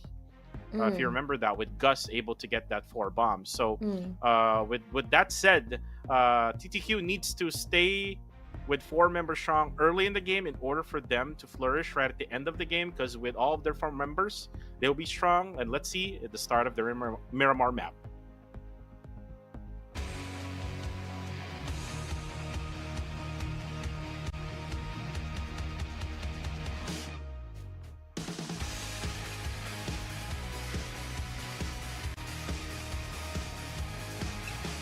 Here we go. From the tiny islands from the eastern side of Impala all the way up to La Cabrera. Southern side of the map gonna be a little bit more unattainable than usual. But it does give us a chance to have and explore different circles. Please, if I have to see another Los Leones or somewhere around it circle, I will lose it. No, I'm just kidding. I'm not gonna lose it.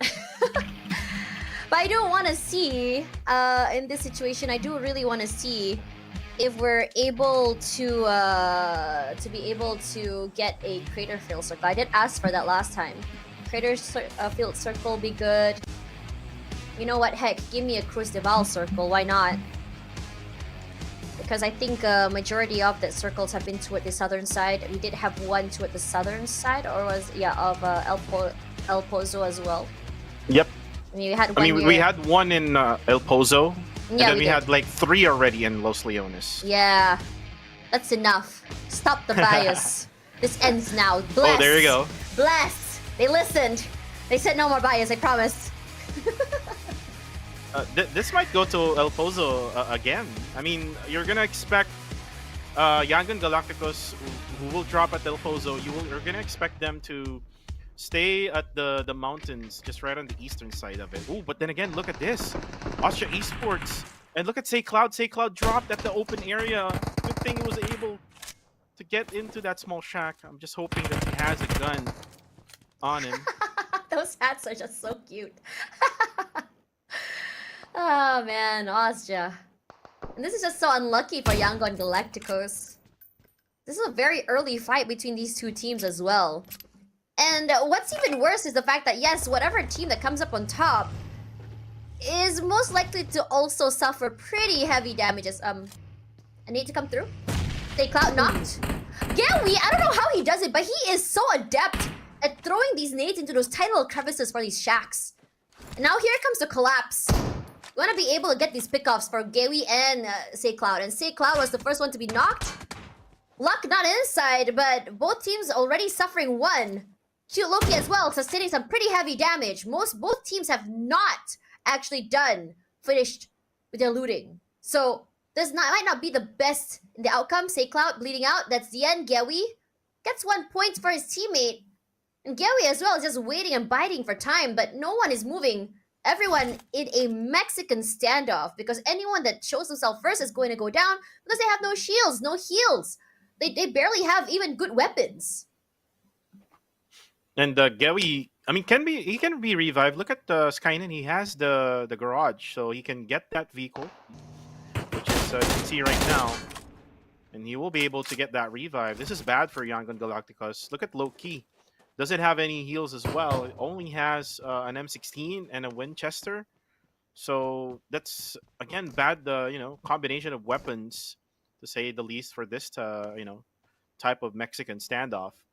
The other half of the compound, we have Austria Esports, who has, I mean, almost the same thing, but the rest has like look at the gunplay here. We have UMP together with Scarel. So again, for Austria, they do have the advantage here. And what can Skynen do now is he can try to go again up on top of the hillside, try to box YG in. I'm not sure what he's doing now though, but I think he's gonna try to maybe think about what the situation would do right now, especially now that he only has like a DMR and then a bolt action rifle, which is the Winchester. Oh, he actually spots a UMP, so this is really bad now for YG. 3v4 situation, and when it comes to guns, they're gonna be outplayed here.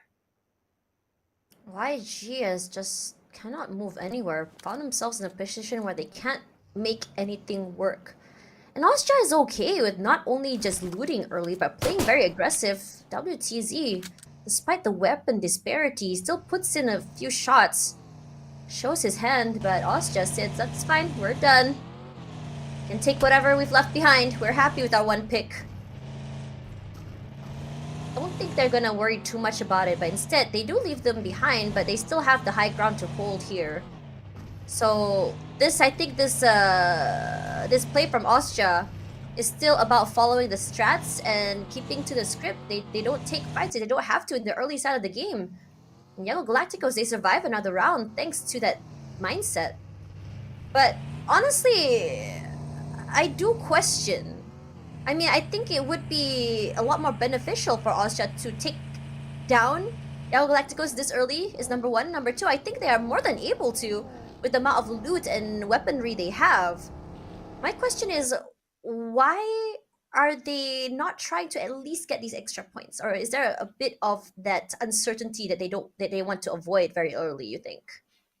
It's probably because of the discipline that they have. I mean, probably Mad Toy talked to them about the discipline of like knowing when to attack or knowing when to engage with the other squads. I mean, yes, we know. I mean, all because that we know from the spectator that Austria Esports has the advantage. But I mean, probably because on their side, they don't know that probably YG has much better guns compared to them. They heard the gunshots though in the beginning, so I'm not really sure. I mean, they heard the Winchester. I think they heard also some pistol coming from YG. So, I mean, it's either way. It's still good for Austria. I mean, they got the one elimination out of that. But then again, they also got into a late rotation now, all because of that standoff. I mean, they wasted, I think, maybe 3 to 5 minutes just waiting for, something to happen there with YG. But right now, we're looking at some sprays here coming from Myth Clan. There we go, a knockdown. A headshot, actually, to Emas. Emas will most likely get a revive here. Because, again, this is Miramar. It's going to be hard for anyone to push in, but ooh, this is very quick from iTurks. iTurks now closes in, puts up a nade, but Range cooks up his nade of his own. Now sprays down with a UMP. There you go. The knockdown happens now. And then, Myth Clan, the other half, I think they're going to back out for a bit here. No, they're going to just focus now onto range. Range, the only guy right at the spot here. And he's going to be pushed down by Shroud. Shroud able to knock down range. And then now, Joseph goes for the spray on the other side. He gets taken down by Jappy. And now, for Myth Clan, it's all about Joseph now. And looks like he's going to escape the area. And again, this is bad for Myth Clan. Early in the game, stage number 1. And again, a lot of expectations also for this team.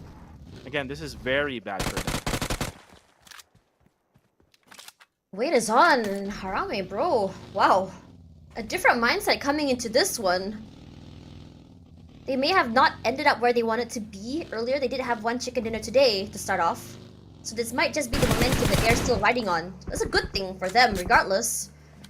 The circle, hard shift to the left. Not really a hard shift. It's gonna go toward, Monte Nuevo, where Austria has a nice terrain that they have full control of. And usually when we talk about terrains, right, we usually look toward Yangon Galacticos, a team that loves the high ground. We've seen hero plays from Cute Loki back in the PMPL days, where he's able to one versus everyone else in the world just because he had that one top side of the high terrain area to make it till the end. But as for the rest, God of Death 7 so far away. In fact, there's a 3-1 separation here with Amura Chile playing all alone up toward La Cabrera.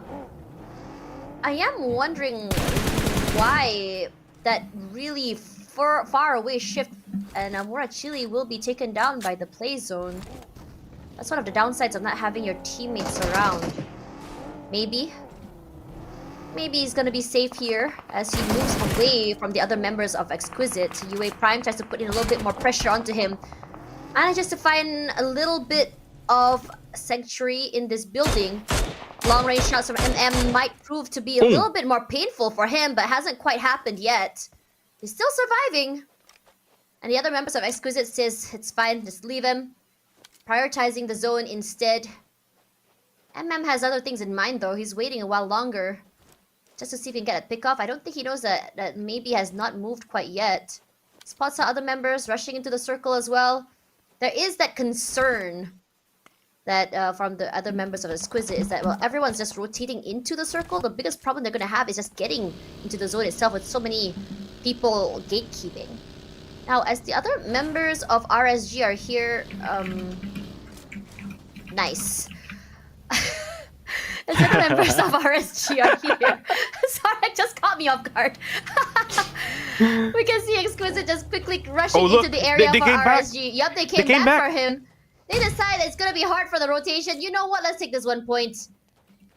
Let's just wait for the other people to come into the circle first. And what better way to kill time than to just get a pick off onto maybe. And they get quite that. Probably on MM. UA Prime sustaining a lot of damage. And dots damage from the Molotov as well. It was almost impossible for RSG to do anything else. And I think they were waiting to see if RSG would turn back to go for that pickup. And no one was getting baited, so they're like, okay, no one's getting baited. Let's just come back and finish him off and his misery. That's just so bad for Maybe.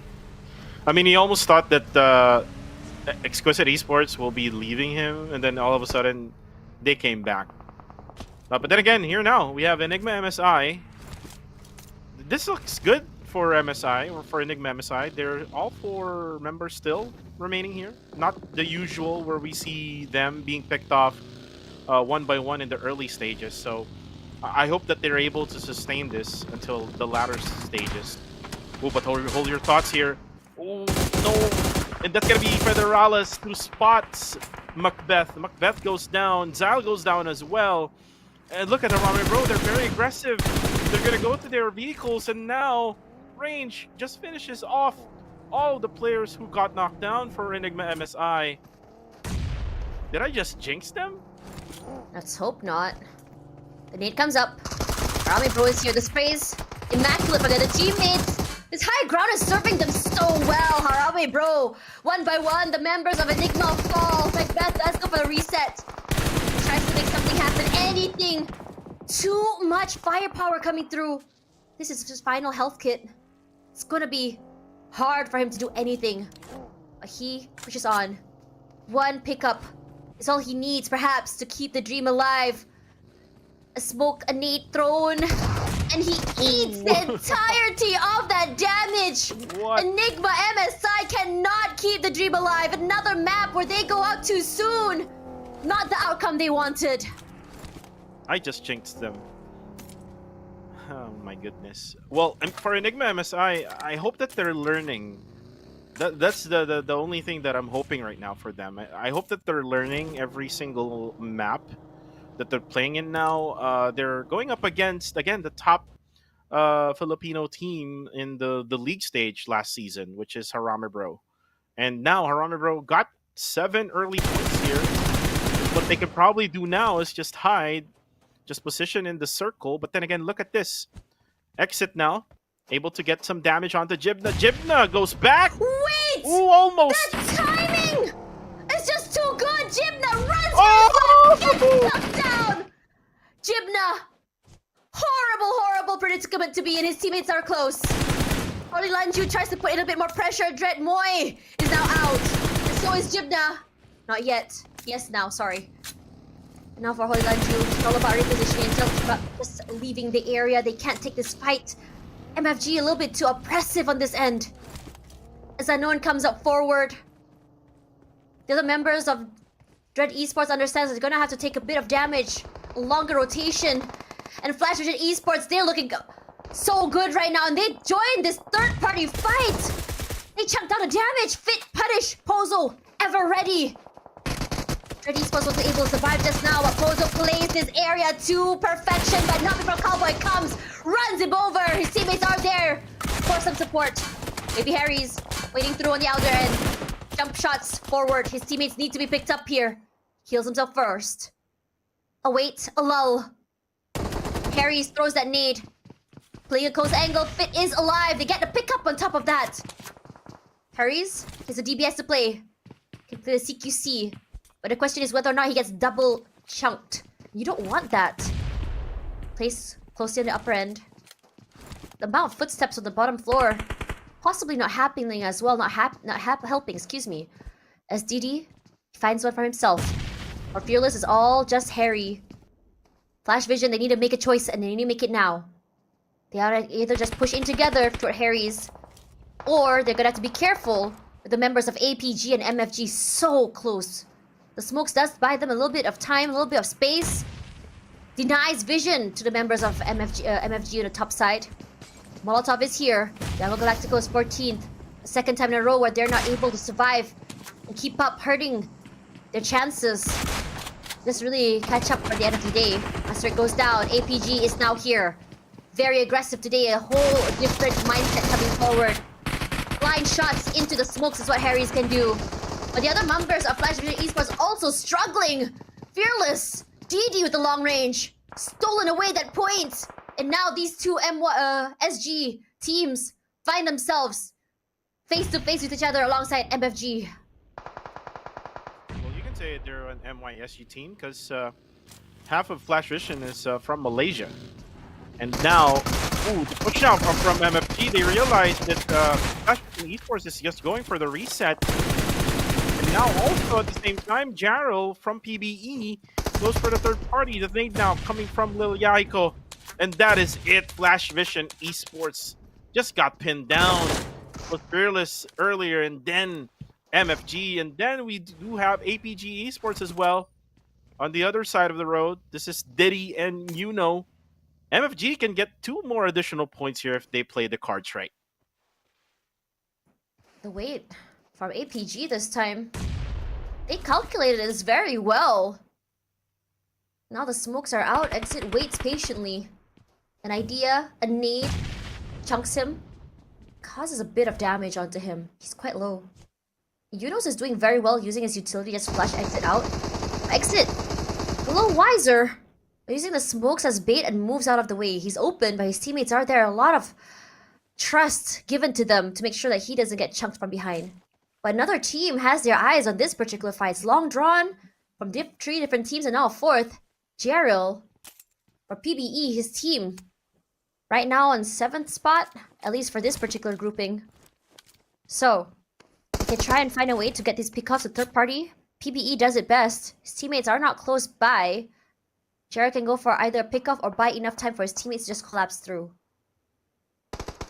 And now the shots come out. MFG, understanding that one member of the team is inside of the compound. We do get a pickoff right here. Now Gerald shows his hand. The other members of PBE has not moved quite yet, and they are understanding and they want this control of the southern side of the circle. A compound in hand terrain as well. One boy all alone, 2-1-1 formation. Very, very dangerous for PBE to play this way, especially for Gerald, especially with two teams in front of him. But we know Gerald for the amount of firepower. There we go. The damage comes through, and he has been spotted out. Moves out of the way. His teammates are saying, Gerald, I think it's time to leave. Well, for how long will Gerald stay there now? I mean, the circle is Mitch... not there in his favor, isn't it? So he has to move. Right. I mean, he's wanting to go for that third party. Mitchie does have a little bit of view with MFG, but until then, if MFG would push Gerald, then that's the time that he can deal some damage. For PBE though, I mean, for Monboy, oh wait, Zuki closes in. This is God of Death 7. Yeah, Pacquiao not really revealing himself, but Edward now pushes in. He spots Pacquiao down and out, and then Bieber be the only remaining player for God of Death 7. Now Edward cooks up a nade. Will it be a Kobe? Ooh, he actually burns him, and then the splash damage. A lot of nades following up that, and God of Death 7 is out. First kind in. Austria is also here, and we know that Austria loves these opportunistic plays. They've already gotten one. Now the collapse fully onto the other members of APG, and it's gonna be hard. You can see Lil Yahiko, he loves his CQC fights. They go for the punish. They get one. APG eliminated already, not before they get three for themselves. They ought to be very proud, at least to be able to go back to the lobby with some handful of points in hand. As for MFG, this is one of their most aggressive plays. And they are still going for it. They get a pick up on their teammate at the very least. So 8 with 1 loss for that long drawn out fight. They want more. The Austria, you know that once they have dug their claws into a team, they don't let go. At least what we saw in the beginning of the week, but this might be a whole different story. If you remember, just now Austria actually let Yango Galacticos go. But it's also really stopped Yango Galacticos from being able to play their game as well. So it's enough damage. Red Bull, Dominator for week 1, puts in the damage onto Liliatka, excuse me. And it's enough to just take him out. Another pickoff for himself, putting into the team. Eyes on his scope 8. The scope breaks the car, denies anyone from being able to use it ever again. Now he marks the other members, knows that PBE, Gerald is around. Here's out the smokes first. I think he did spot his head, but he doesn't want to do that quite yet. MFG playing a very dangerous game. 2 players in the car. Open. Yeah, space open as well, yes. But they survive. No, they won't. Yaiko goes down. And that was very much open area where MFG was on. So everyone can just, spray on them. And Austria just trying to confirm that kill now onto Yahiko, which a Red Bull actually takes. And now for MFG, it's going to be just unknown. Will be sprayed down as well by Ryman, and that's gonna be it for MFG. PBE and Austria just tag team them. Now look at how far Monboy is from Ryman and the others. They're just controlling the southern side of the circle now. A lot of pressure onto the northern side of the circle, but PBE seems very, very drawn to not only the airdrop but the other members of Austria. Austria has a good play here. 2-1-1 going forward. RSG finds themselves face to face with 2-4 Sin. And for RSG, they're still holding on. Playing this very patiently. They're trying to see if they can punish them for coming into their compound. Takes a lot of damage just to go into the house itself. And he holds. They need to play off Bunny. Blanks. So distracted right now. A lot of damage done already to the player, RSG. They want to take him down. It's difficult. So many smokes just denying so much information. Naughty Boy finds Blanks at the end. Good chunk of damage as well as a knockdown instead. Naughty Boy somehow not only survives, but picks off the members of the team one by one, showing them that strength cannot only be seen in numbers, but also in how they decide to isolate fights and the play. And honestly, you think about it, Blanks had no right playing alone in a 1 versus 2 situation. Possibly they didn't realize there's 2 in the compound. And by the time he realized it must be a bit too late. It was hard for his team to go for the collapse either with so many teams in the area. Look at now this collapse being done by Austria Esports on PBE. PBE was just so far from each other, and they were trying to use that control. And again, look at this. Federalis just peeking at Zyzak. Good thing Zyzak was able to go at the back of that fence. Now, let's go back to PBE versus Austria. As Gooey now throws in a nade. Good thing he was outside of that small shack. Now Gooey throws in the molly. That's gonna give much less of space now for Mitchie. But then again, it's good that Mitchie pull up this smoke play, so it will conceal himself, and Gooey would have any idea where he is. But looks like Gooey now will go for the push. I think he realizes that he's not gonna be pushing in for now, because there's gonna be someone coming in from a different side of the map who's gonna spray them down if they try to commit. And Mitchie is gonna sustain also these nades. Just overthrows that nade from Skynin. Another throw of nade here as Mitchie now cooks up his own nade. Not gonna hit anyone if you try to put it inside that shack. As Jappy goes down, Red Bull now throws in another one here from Austria. And this is going against Monboy, who was far from his teammate. Now Skynin spots Monboy, and that's gonna be it for PBE. Austria.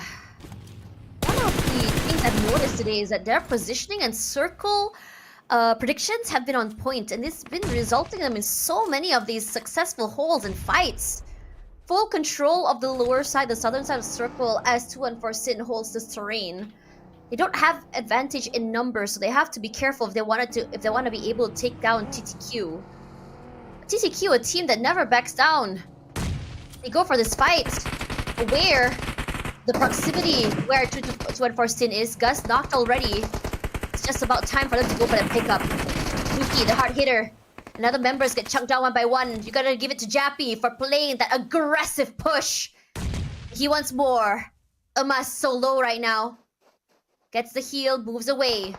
His teammates are pretty close. They can go for a nice crossfire. But the problem right now is they don't have the strength in numbers. They can't have all their backs covered. A chunk of nade from Zuki as well as Umas. Gotta give it to him. Very ballsy play to be able to push out that aggressively. And he will be rewarded with a pickoff. And he will do it again. Await a cook. The nade gets thrown. Zuki, proning, saves his life a while longer. And he's very careful about where he pops his head out in case a headshot comes through. The pepper of bullets might be a bit much. Zuki tosses another one, and he moves on top of the terrain. Closer. Taking away space and punishing him. He wants to do that. Still 2 versus 2, but that nade finds Jappy! And that's from Skynin from Austria, in fact. Austria happy with this outcome where they can just pick off players one by one, getting picks. They don't have to go too aggressive as well. Everyone's just so tunneled to these closer range fights, to the teams that's closest to them. And Gewi finds Rankid. Bad situation to be in. Gewi finds one more. Secures that pickoff. It's just Dale left. No push-outs yet. They're making sure they don't lose their side and their positioning of this compound, of this area. But one more. Dale didn't have a chance. Couldn't even react to that push. And now we're down to our top 4. Top 4. And look at how many kills Austria already has. 13 for Austria. 11 though for Harami Bro. And Mas is hiding behind. Oh, he actually got spotted by Zuki. Zuki of PTQ. Running for Terminator as well for this week, right? But then again, it's most likely going to be Austria, who does have over 250 points already. Now, take a look at how they will play this one. Koopa just really wanting to get that second place. Getting one additional point would definitely matter for Exquisite Esports. Now Zuki, together with his teammate Edward, will probably split up, or we'll just probably go for that one side. Looks like they split up. Austria Esports really good with controlling the circle. Look at them. They just all lined up at the middle of the circle. And now Red Bull, realizing that Zuki is nearby, cooks up a nade. And just right on point. Ooh, what a throw there by Red Bull. Now kills Zuki. Now all eyes on Edward. Edward down to low HP. Just needed to reload now as Edward now cooks up the nade. 3 more seconds left to go. Can he throw it right in time? There you go. Nope. He will be eliminated, and it's now a 4v1. It's going to be just Koopa, who will just probably deny himself. Look at him. He's ready for the nade. It's got to be oh, he actually knocks down and gets 1 more point. And this is probably the best thing that Koopa can do now. And there you go. Red Bull gets out of the blue, gets the winner win a chicken dinner again for Austria Esports. Austria Esports showing us a masterclass on getting the zone, and they have been doing it again and again and again today. And in this situation, I think I did notice some of the chat calling Austria Zone Esports, which is actually kind of accurate at this point. Their circle predictions are great, and so far they've been extremely lucky today. In fact, they were able to get the zone. It's a very different situation compared to last week, where they seem to be fighting to get into the circle, and today they have full control of it. And despite them already having control of the circle, they're very aware that they still need to make something happen in terms of getting those eliminations. They're very proactive. They're going in for third parties, going for their kill steals, and they are very aggressive at it as well. I mean, you can see what Gewi has done, just moving out of the compound away from his teammates, securing pickoffs as his teammates were able to get these long-range shots. And I think that's the biggest problem, I think, when we talk about getting compound kills, is that you're able to get a pickoff but never secure the pick. But when you have that sort of dynamic with your teammate, when they're able to just really roam around and secure their pickoffs, it does make it a lot more difficult. Now, this circle, not the hardest circle, very happy about that. But a shift in mindset is definitely there. We see Yangon and Galacticos, they had to take that early fight against Austria, and then immediately it felt like they were just so, not tilted would be the right word. I think the right word is just their positioning and their rotations were just so slowed down because they weren't able to play and loot up so early. And losing their teammate early as well was just not it for them, and they weren't able to make it to the end. And there's a lot of times as well. I mean, even Flash Vision Esports still maintained the same aggression and the same confidence, but they weren't able to fully secure those fights in the beginning as well. And I think this comes back to, I mean, yes, it's great that they're able to figure out these early fights, be able to come up on top, because it did try a third party. But the problem of the matter is, I would love for them to be able to just take their time, figure out if they want to take these early fights so soon. Yes, aggression is great, decision making is great. Not decision making, but the confidence to make those decisions are great. But the decision to take these fights early, what information do you have to be able to play off of that? Because they got punished too early, in my opinion, for this one. But they are on the right direction. Yeah, they're on the right direction. Their decision to not engage with YG was the best decision that they made in this match. Now, look at this MVP of the match. It is going to be Red Bull again. With 7 elimination, I think he's going to be the Terminator again for this week.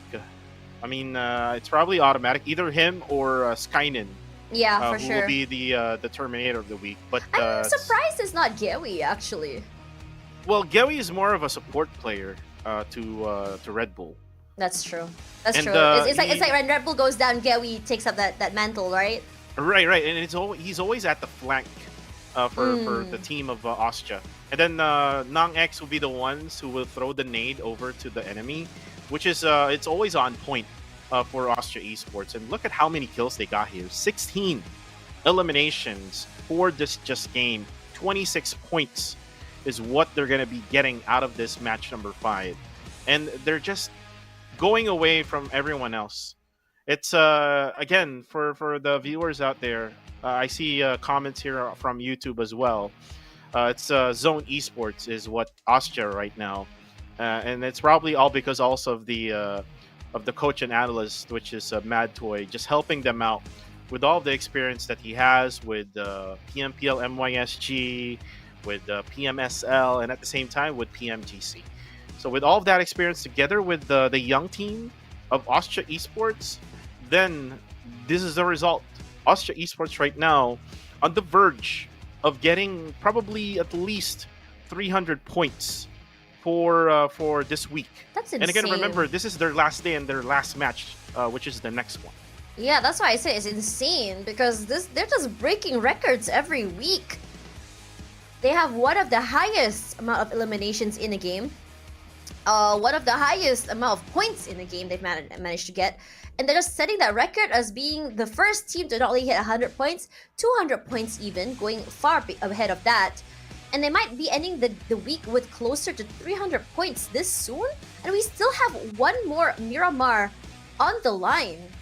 And I have to say that, you know, what I did question, right, why they're not playing a little bit more aggressive and going in for those extra pickoffs, I think the answer is right here. They don't want to take these early fights because they want to make sure that they can secure themselves to play until the final circle. They don't want to be stopped in terms of getting picked off one by one. They want to make sure they're able to get the prime position very early. They want to make sure that in terms of rotations, they don't have to go too far or take too many teams to fight inside, to get inside of the zone. So honestly, kudos to them. Coming back to your point about decision making as well as discipline, with 26 points on the line, 11 ahead of Harame, bro. This just sets a precedent already that it's almost impossible for anyone to catch up to them today. But good on the teams that's playing tomorrow, because without a team as oppressive as Austria, perhaps other teams can sort of breathe a little bit, be able to get the zone a little bit more cleaner, doesn't have to worry too much about drop spots and worrying about early fights, perhaps. Well, for the other squads now, the big question on their side is how can they stop Austria? One thing is for sure, Austria, if they're playing Miramar, they always go at the east or at the western side. In Erangel, they go straight at the southern side of the zone. If not the southern side, if it's either going to be on the southwestern side. Yeah. If someone would try to rotate the same as Austria Esports, then maybe we can find a different team on top next week. But for now, look at this. This is again road to 300 points for Austria Esports, 282 points. This is again, it's still a possibility that they can still get that 200 points. All they needed next game is a winner chicken dinner, and I think 8 kills if I'm not mistaken. That's 300 points altogether, if my math is right. With TTQ now getting set to their milestone here with just 3 more points, getting 200 now. Harame Bro improving, coming from the last week that they had. Now at top number 3, RSG with 129, 128 for YG, and then DE, who's not playing today, still at number 6.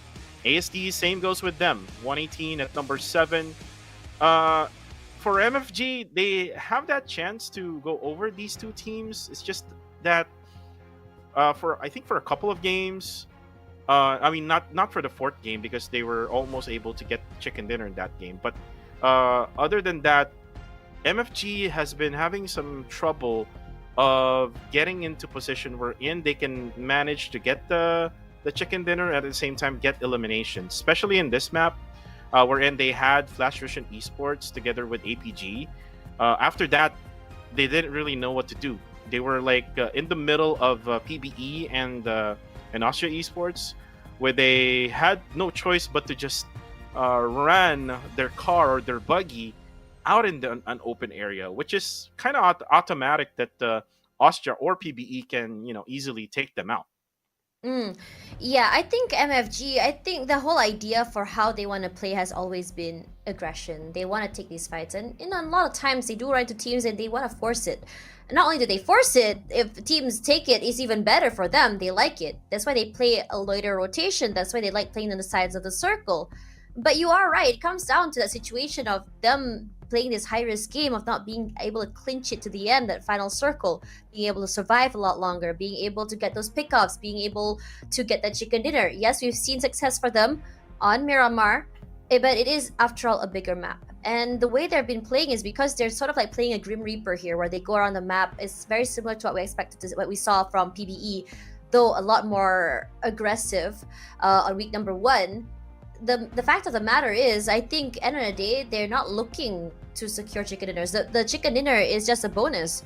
They want to go for this aggressive plays. They want to go for as many pickoffs as they can. And I believe they are one of the teams with one of the highest eliminations that we've seen this tournament in a map. Regardless, hold that thought because we have the new Royal Pass A7, which is now available with a 720 UC rebate.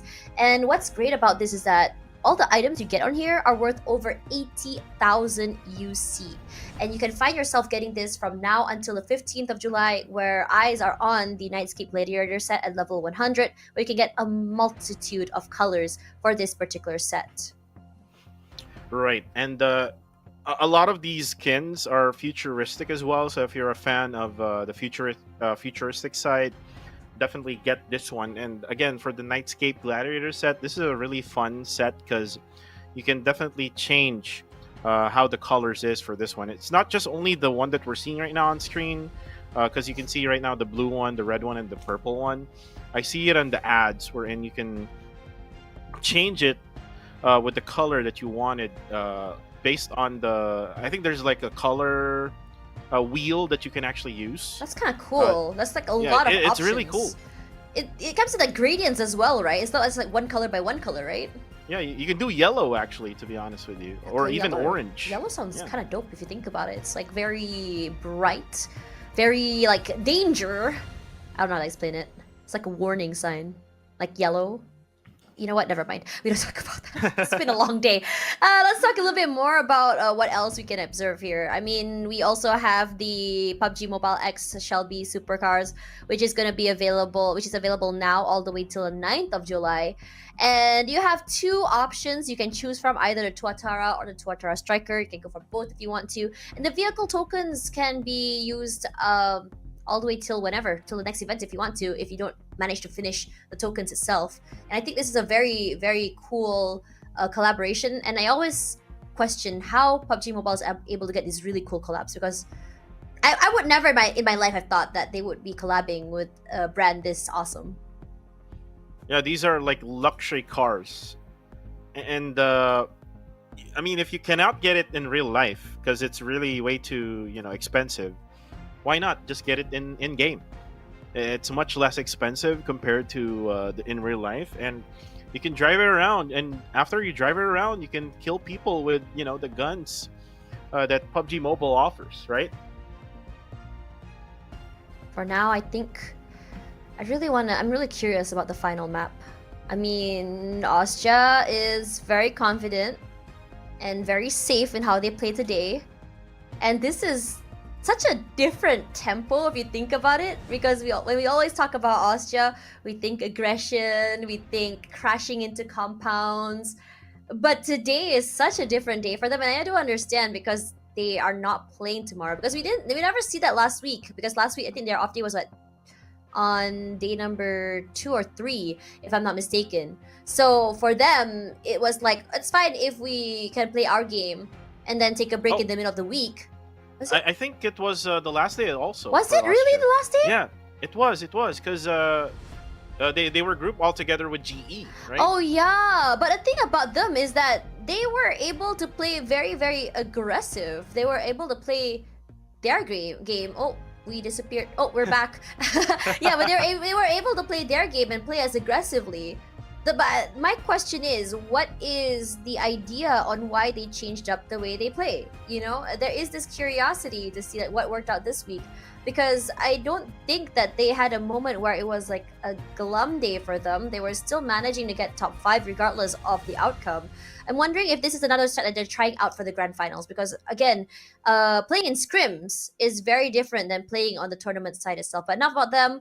Yangon Galacticos is my pick for the final game. I think toward the last Erangel, the last Miramar, Yangon Galacticos has not been very lucky in my opinion. They've been knocked out a little bit too soon, especially in the last one where they met Austria very early, losing 1 and not being able to secure their rotation. So as this is the last game for today and tomorrow is their final day, of course they want to end up with a bang and perhaps ride the momentum till tomorrow. And on top of that, with Austria not playing as well, this might be their chance to be able to come up on top. Yeah, you're right. We see Yangon Galacticos earlier where they actually had a hot drop with Austria Esports, and it's all because of the circle as well. or not the circle, but the flight path.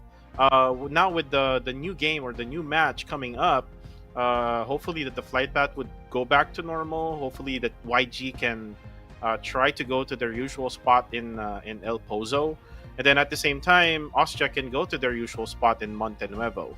It's just that YG didn't have that space in the early stages of the game. That's why they got killed in Miramar in match number 5. But again, with this pick that we have, most likely YG will have a much different type of gameplay. They will have some time to go ahead to go for their loots. But for the others, for the rest, Harami Bro is a good pick, to be honest with you, because if you look at their gameplay, they were really trying. I mean, yesterday, if I'm not mistaken, yesterday they got a winner chicken dinner. They even defeated Austria Esports right at the end, together with MFG. And then they defeated YG in the last part. So if I'm gonna be picking around, bro, that's also a good pick. For TTQ again, this is Queen Toyo's curse. More than likely, she's just picking teams that are on the top 2 or maybe in the top 1 of the leaderboards. As for the side of the KH desk, Fearless Esports is kind of like you just pick out from a box and then randomly it pops out. Fearless Esports again has been on and off. They tried their best, if I'm not mistaken, in Sanhok, and then after that, they're like had a hard time, especially with the circle in Erangel. They really had no chance when it comes to survivability. Especially that Fearless Esports is not one of those teams who just goes to the circle right away. If the circle would go onto the bottom side of the zone, now going into this final match of this day, we saw that the circle went ahead onto the western side. I'm looking towards the circle would go onto the eastern side this time around. Maybe try to go to Impala and give more benefits onto the side of Playbook Esports. But again, those are just my predictions for the circle. We're going to start over our match here in Miramar, match number 6. Let's go.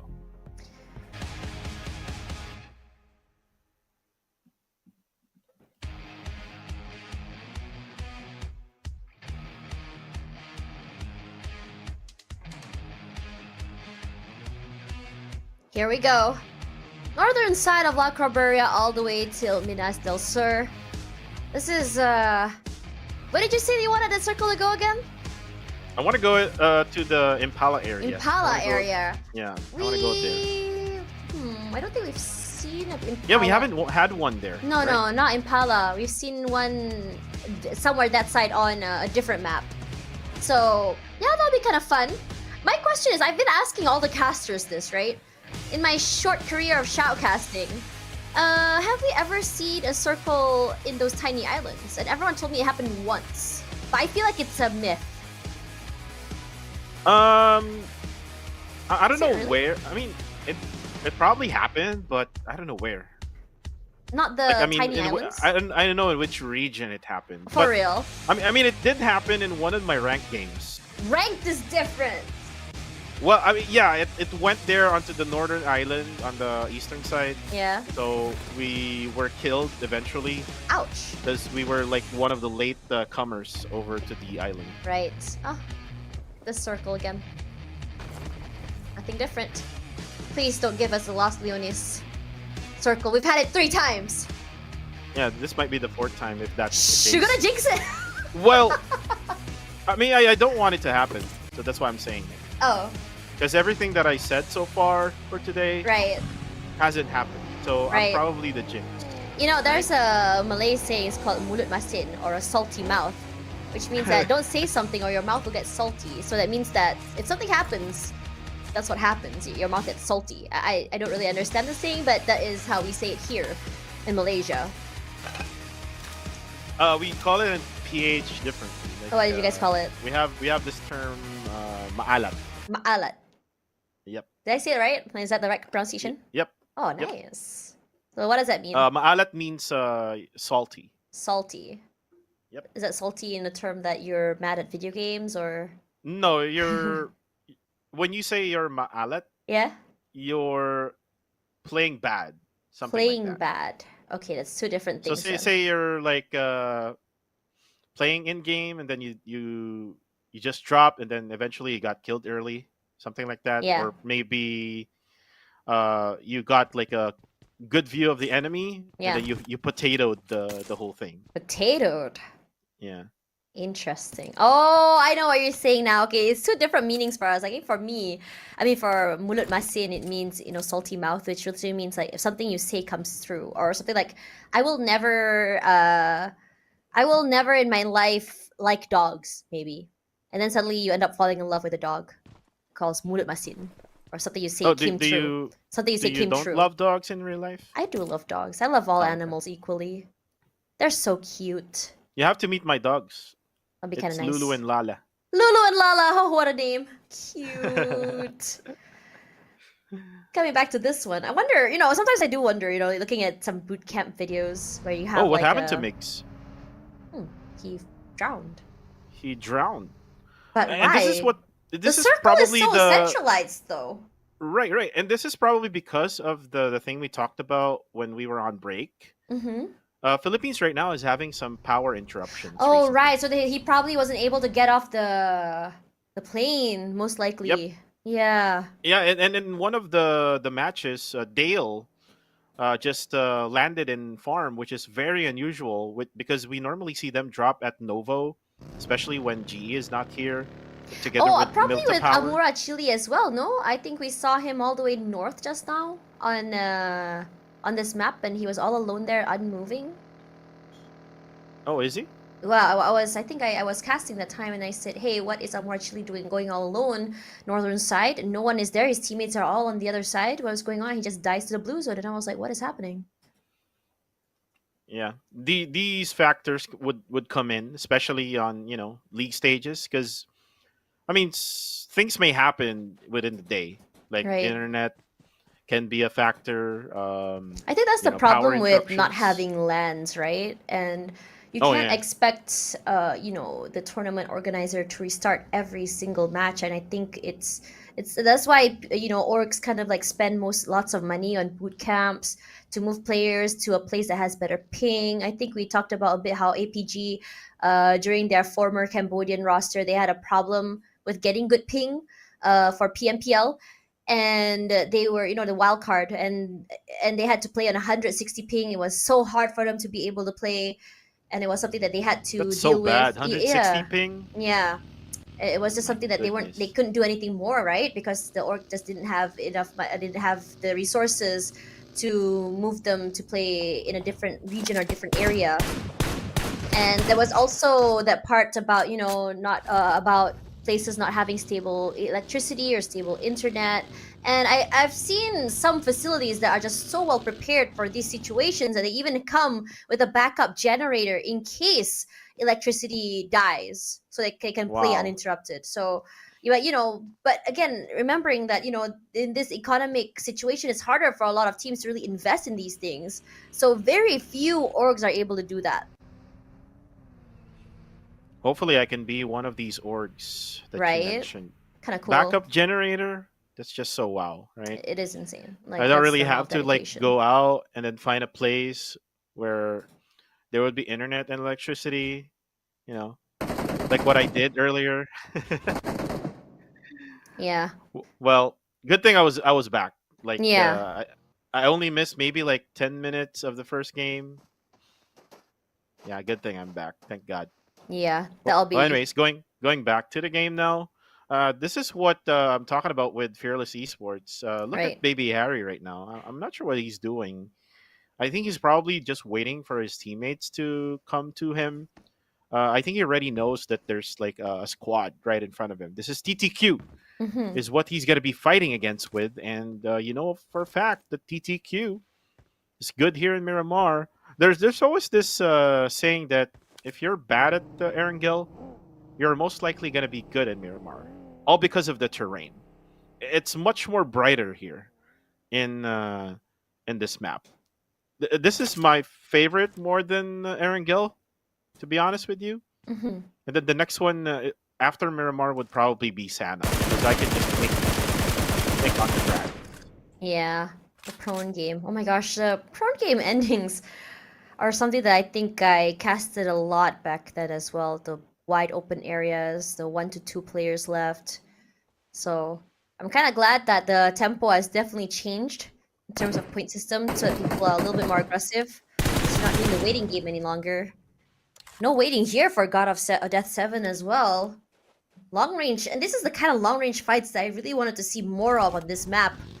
But a lot of teams were prioritizing mid to close range fights, especially toward the later sides of the map.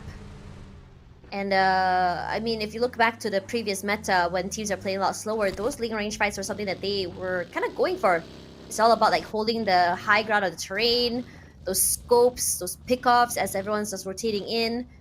A different mind now as everyone just goes for the collapse to go for those to go for his pickoffs, but blue zone here at Dread Esports still finds themselves in a late rotation once again. And we see now DOS back for APG Esports. I think is also affected by the power interruptions here in the PH. Because we saw earlier DD played for APG Esports, which we don't usually see. And it's kind of unusual to for DOS for him not to play because he's one of their best players right now. So it's good to see DOS back for APG Esports. This will give them more firepower as we expect him to do. Look at now the circle. Circle is now onto the hillside, onto the eastern side of Picado. This can be also a Picado circle if the circle would shift over to Picado. We haven't seen much of that type of circle. But for now, you can see also 214 Sin, even though that Migs got eliminated due to the power interruption. Ooh, there we go. Oh, Romeo man. Boy got spotted by Enigma MSI, and Enigma MSI, after when Harame Bro looted the area, they now took over a Picado, and looks like they're in prime position. Ooh, as I was saying that, Range got knocked down over on top of that hill with the Longhouse. And this is the Yangon Galacticus, our pick for this map. And for sure, they will bounce back, especially with that previous game. They really had a bad game. They That, really did, and they also already yeah. have lost Romeo Boy so early. And you know, it's good that we're seeing Yango Galacticos play the high ground. I think that's going back to how they usually play. And we haven't seen them for quite some time. And I'm not sure whether it was because of the circle or because of their rotations. But you know, I think they should, and I think the fact that they're going to do things that they do best again, which is play from the high ground, get as many pickups as possible instead of going for these aggressive plays, looks so much better for them. There's a lot of stuff on this airdrop. Oh, I went for it. And you can see Mas now able to spot teams who are down on the lower ground. And this is what you would expect with Arama, bro. They always come on top of the mountains. And then eventually, if the circle would go away, then they would have to plan out on a rotation wherein they go all together.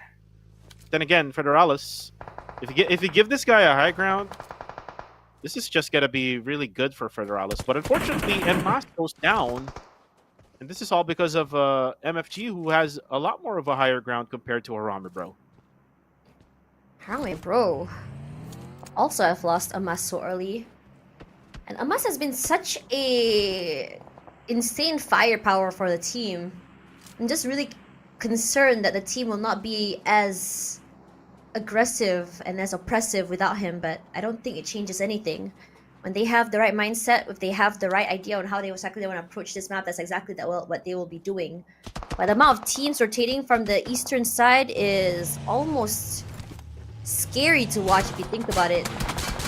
Now look at the amount of pressure coming in toward Skynin, Solo, Nang X as well. Both teams, both players, excuse me, on one vehicle, and they are getting chunked out. Master Rix this time around on the other end of the barrel of that gun.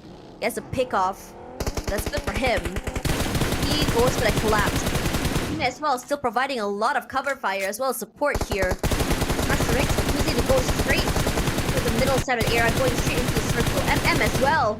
Ozja finds himself in a terrible predicament, and this is the only circle today that they have had a very late rotation onto. and it's And almost this is the impossible first to get time. in. This is the first time also, Tosh, that they went onto the northern side of the circle. And look at how bad they are right now.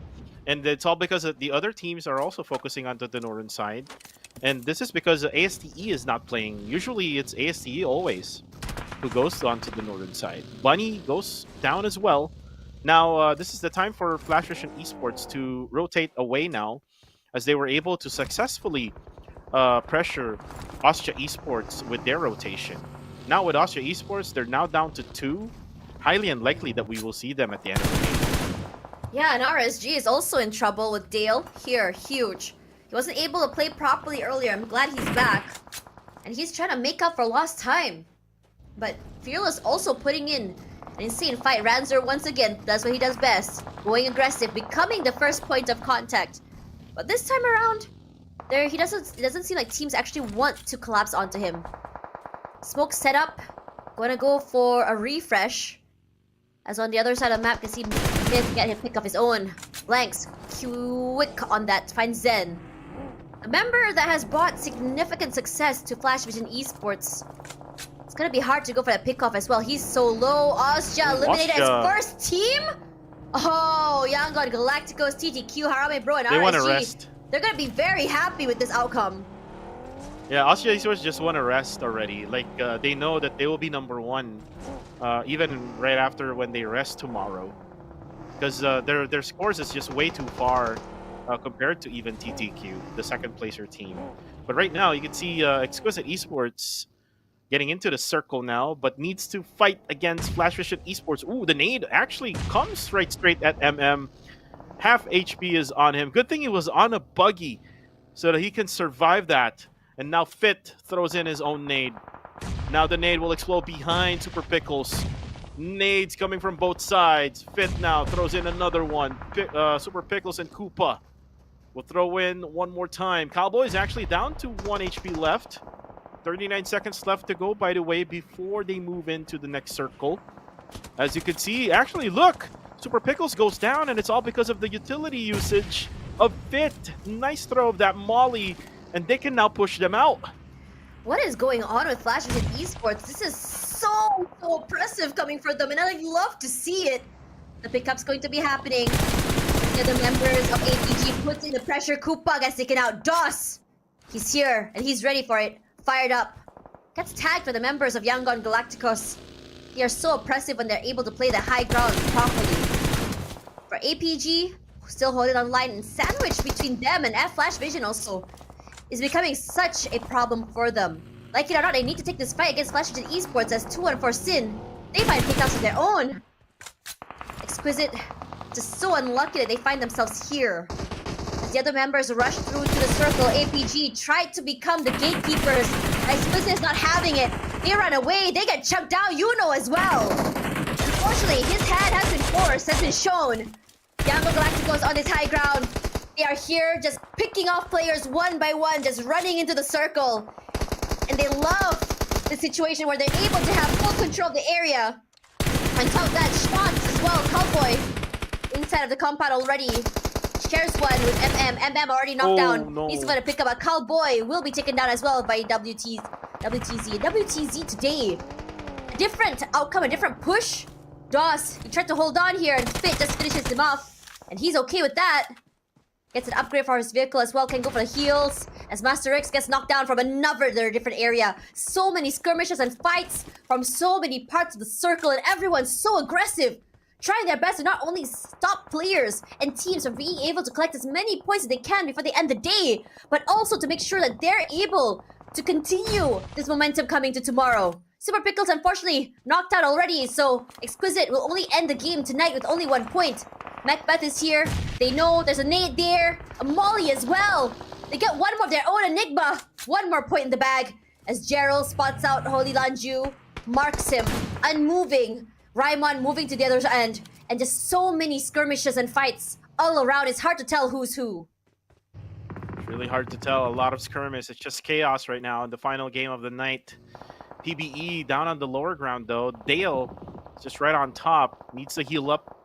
But Jarrell, I think he's going to be close by. Macbeth confirms Master Rick. So all of these knocks that YG is creating is being taken away by Enigma MSI. And for Flash Vision Esports, they only have like one member left standing, and that's Cowboy, who needs to find a better place to stay because he's actually all stuck out there in that area where he's in, just right beside APG. Now, PBE takes this eastern side of the circle. The circle will also close down. We'll get the circle. There we go. Still going to be Arami Bro together with MFG and TTQ down on south. We can also add up Myth Clan to that one, as you can see on the left-hand side. Joseph. This is the first time I'm seeing a player using an M24, right? I haven't seen it in a while. But look at how much damage is coming in toward Myth as well. Low ground terrain is all they have to enforce Sin, unfortunately cannot go on. Only 3 eliminations to end the night. While it is very chaotic, these fights, and players are getting chunked down left, right, and center, you can see here, not a lot of teams have 4 players still left, except for 4. It's very chaotic, but it's to the point that it's still also very slow because a lot of teams are still very much up and running, with only 3 on stage number 5 that has been knocked out. Dread Esports waiting, understanding that if he wants to end the night with at least some scores, he has to wait. But it's not the worst thing in the world because a lot of damage has been put in by Dread Esports. They gotten 5 eliminations in the bag. It's all about just surviving till the end.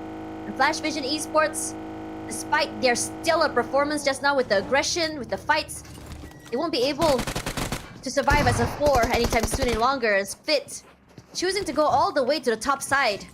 And he may have found himself in a very, very dangerous predicament. Kicks walks into the Molotov, so does buy a bit of time for him. But it doesn't really take away his survivability for the time being, as Enigma will be vacating the area. Bit more damage put into the members of Enigma MSI, but not enough to go for a did it pick-off. explode? Almost did. He puts in the damage for Caps. He gets the knock, which is secure. The car goes down. He gets it! More points for him. Enough points as well. Drops down safely to the bottom. Finds himself on a vehicle as well, so he can go for a longer rotation. But this fight against Dread Esports and PBE, Gerald, happy to find another pickup for himself. 5 in the bag for Dread Esports. But Playbook Esports, they're not done quite yet. Not the day they wanted here, but doesn't mean they can end out. They won't be ending the night without a bang. With a bang. And they're doing a good job with the circle. But the thing is, they're just far away from each other from the previous match. Now, they kind of adjusted themselves, not being far away from each other, and this gives them more support for each of the players that they have.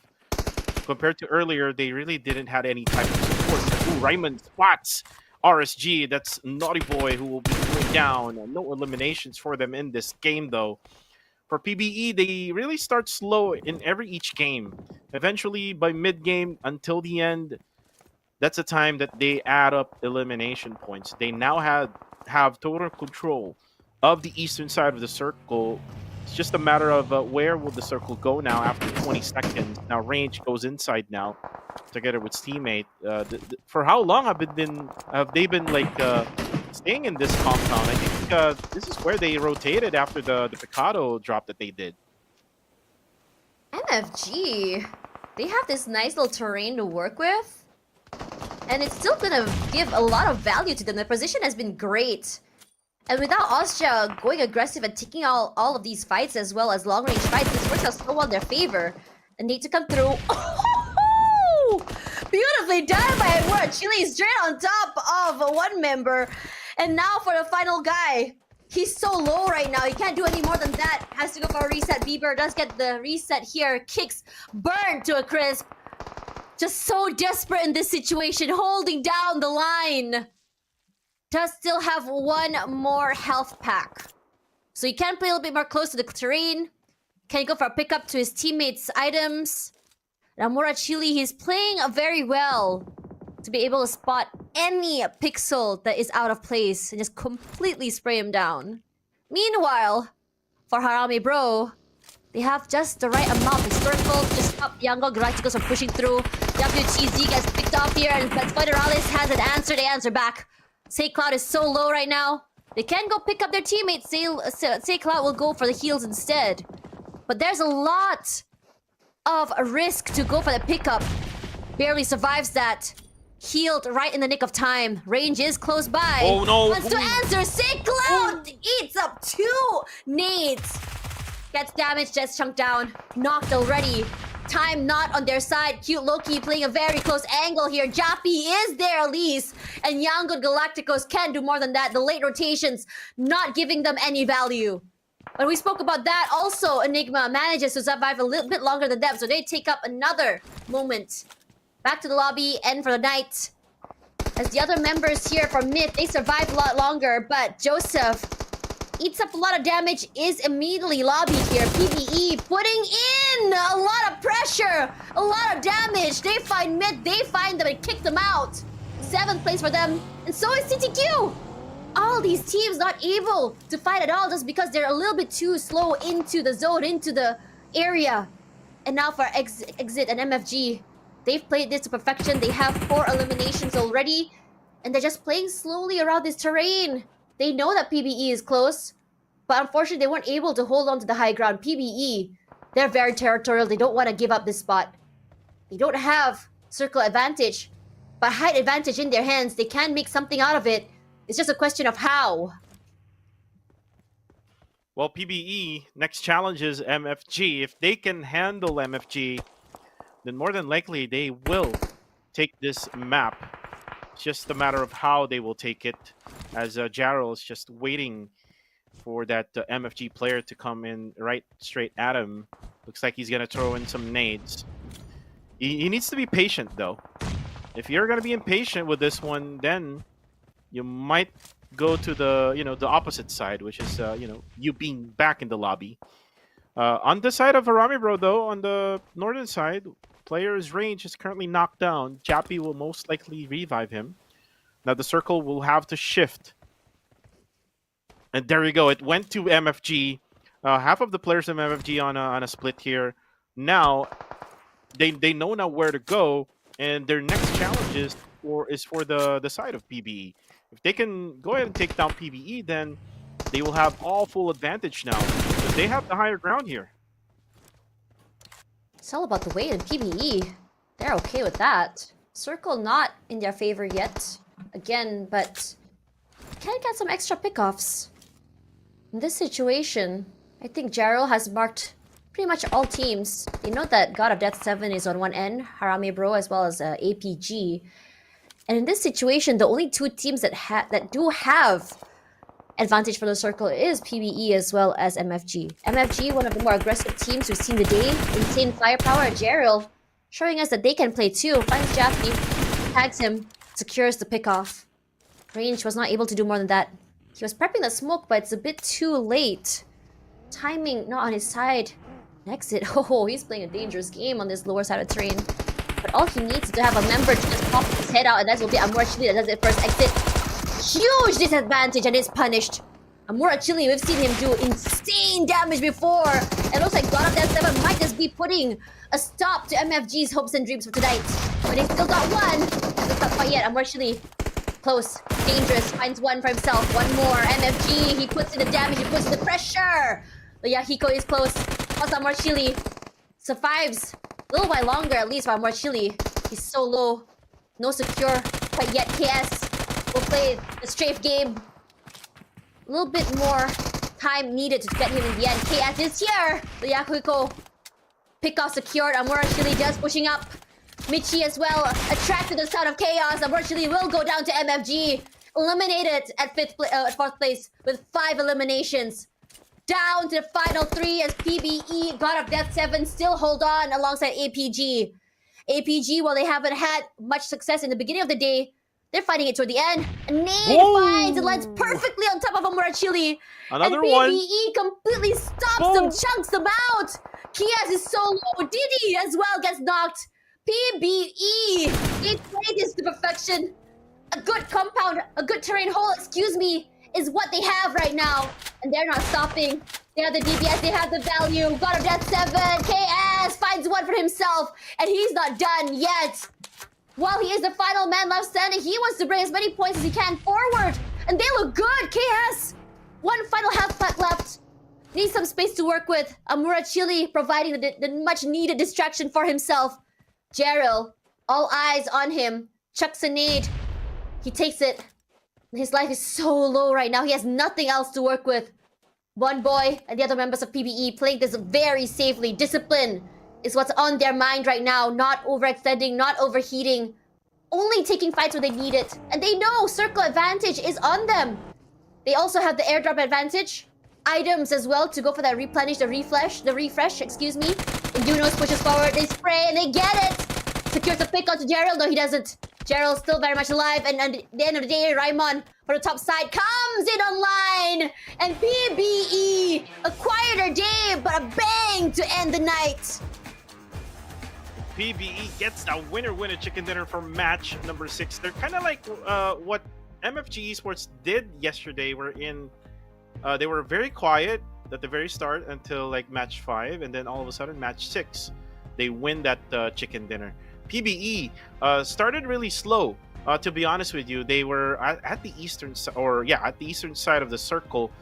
Eventually, they got their eliminations right around at stage number 5. I think they got like 4 eliminations already. I think that steamrolled for the side of PBE, and then they also got the higher ground. With the assist, by the way, of God of Death 7, they were able to eliminate MFG Esports on top of that. MFG Esports had that advantage over PBE. Without God of Death 7, PBE won't win this game. Yeah, for sure. Now look at that particular match. It was a very interesting one because I really thought that Yango Galacticos would be a lot more dominant in this. But I think the circle shifts has just been providing a lot of pressure onto Yango Galacticos, because in a lot of time when you want to play this particular map, not only do you have to be adept in your rotations and getting the high grounds early, but also securing your areas quickly in the meantime. And Yango Galacticos, once again, they find themselves with one player, a one player deficit from the beginning of the game. They weren't able to get into the circle quickly. They weren't able to secure their positions early as well. So it does result them into an earlier night. But it's a different mindset coming into this one, where we saw God of Death 7 as well as APG able to survive till the end, because it shows a different mindset and different hold. And a lot of teams were forced into these fights from left, right, and center. It was to the point that a lot of teams, even if they wanted to wait and see, even if they wanted the third party, you can't, because it was complete chaos toward the mid game. And what's even worse was the fact you can't tell who you're fighting. So even if you were to get knocked, you can't secure the pick-off because you're not sure if you had managed to roll over an entire team or is it another player altogether. And on this particular match, you're going to be looking at Monboy, and I'm not surprised at his performance coming into this, because he's the type of player that is very opportunistic. You give him lemon and he will make lemonade, lemon cake, and everything else in between. And he was so quick in being able to not only take up space, but put in a lot of pressure for his teammates to be able to chunk down that damage. And it felt for that particular matchup for PBE, they definitely felt a lot more like themselves. They were able to play to their strengths, and because they had already secured a lot of the opportunities as well as advantages the entire circle got to have. While MFG was the team that was, the team that MFG got a majority of the circle, PBE was very safe and very careful with how exactly they approached taking up that compound. And it was a lot of waiting from them, if you think about it. Was moving back and forth without super overcommitting. And I could almost imagine their comms saying, hey, wait, come back. And that was the vibe I got from them tonight. And I think it's a good thing, because it's showing them that they can sort of show a different range to their aggression with 12 eliminations that they've managed to secure toward the end of the night. Well, one thing I can say about Monboy, I can define his gameplay as a frenzy type of gameplay, wherein someone would have to control it. So it's probably Ryman or Michi or Jarrell, whoever in the team controls that kind of frenzy that Monboy can bring to the table. I talked to their previous analyst, Neptune, and sometimes he says that Monboy really just wanted to, eliminate everyone in the team, in the game. Someone needs to control that, and looks like in this game they were able to control Monboy. They were able to control each other, wherein they were not really, committing towards to where they can fail. If you actually saw the final moments of the game, wherein they had the advantage. It's a 3v1 situation against God of Death 7, and then they just waited, went back to the circle, then eventually killed that last guy of God of Death 7, eventually finding the remaining player for APG Esports. So good job to PBE for controlling their chaos or their frenzy in this matchup. What can we expect though for PBE for tomorrow? I would expect some type of gameplay that what MFG brought to the table today, wherein they were able to get a few points early, but eventually for MFG, they didn't really ended the whole day strong. I mean, they got 9 points though in the final match, but what I would expect with PBE for tomorrow is that they will be trying to get into the top of the leaderboards, because again, they were the top number 2 team last week, and again, a lot of expectations coming from Playbook Esports. Look at them, 22 points in this matchup. This is a big point coming from PBE that would help them out in their road to number 2 again. But again, it's still the road to number 2 in this week is still a long way for Playbook Esports. I think it's great for them, for Playbook Esports. It took them a while to really figure it out, and I'm liking the fact that we saw a very different mindset on week 1, where it's all about the eliminations, despite the fact they only got 1 rank point, but we see a number of eliminations in hand. And then suddenly, when that strat was not working out, they tried a different one, where it's all about getting that positioning. It was all about being able to make it to the last circle, and I think it didn't really suit them in how they wanted to play, so they changed it up again. And since it's only the second week, I think it gives them a lot of freedom to try out new things while still being consistent as well. So that's exactly what we can expect from the team itself. Now, Austria ending the night with almost 300 points is ridiculous. They're so far ahead of the other teams, and TTQ has barely scraped the surface for 200 points. And on top of that, another dip or just a gap between them and Harame Bros at 176. So for Austria, for the teams tomorrow, I think they can rest well if you think about it, because tomorrow Group A is not playing, and that will be Austria, TTQ, Risk Guys, as well as God of Death 7. TTQ is the team that has to worry right now, because they are at risk of being taken over by Harame Bro, by Yangon Galacticos even. These 2 teams ending the night. So those teams are definitely teams to look out for, in my opinion, and I am looking forward to see what exactly Yangon Galacticos wants to do to bring themselves further ahead on the top of the roster. And I think for Austria, they're going to be ending the night very well. They're going to sleep very well. They're not going to have to worry too much, given the fact that it's almost impossible for any team to gain over 100 points in a day. It's ridiculous. I don't know what they've been doing to be able to be this oppressive and this well in predicting their circles as well as their positionings. But I think out of the 6 maps they played today, 4 of them was in their favor. Regardless, this will be the end of the PUBG Mobile Challengers League Southeast Asia. Do follow PUBG Mobile on all social media platforms for the latest memes, updates, and team tournament updates as well. Tashbani and Kuku TV here. Is a pleasure for us to be casting for you guys. Same time, same place tomorrow for more PUBG Mobile, and to see which team ends the week as the top spot here for week number 2 of the PMCL SEA, and which team ends the week at the bottom. And the question also remains, which team wins the MVP of the week, and which player will be the Terminator? That's a lot of questions, isn't it? It's a lot of questions going on here as we go into the night. A lot of questions. A lot of questions. Also, will Genesis Esports be better now since Austria Esports is out tomorrow?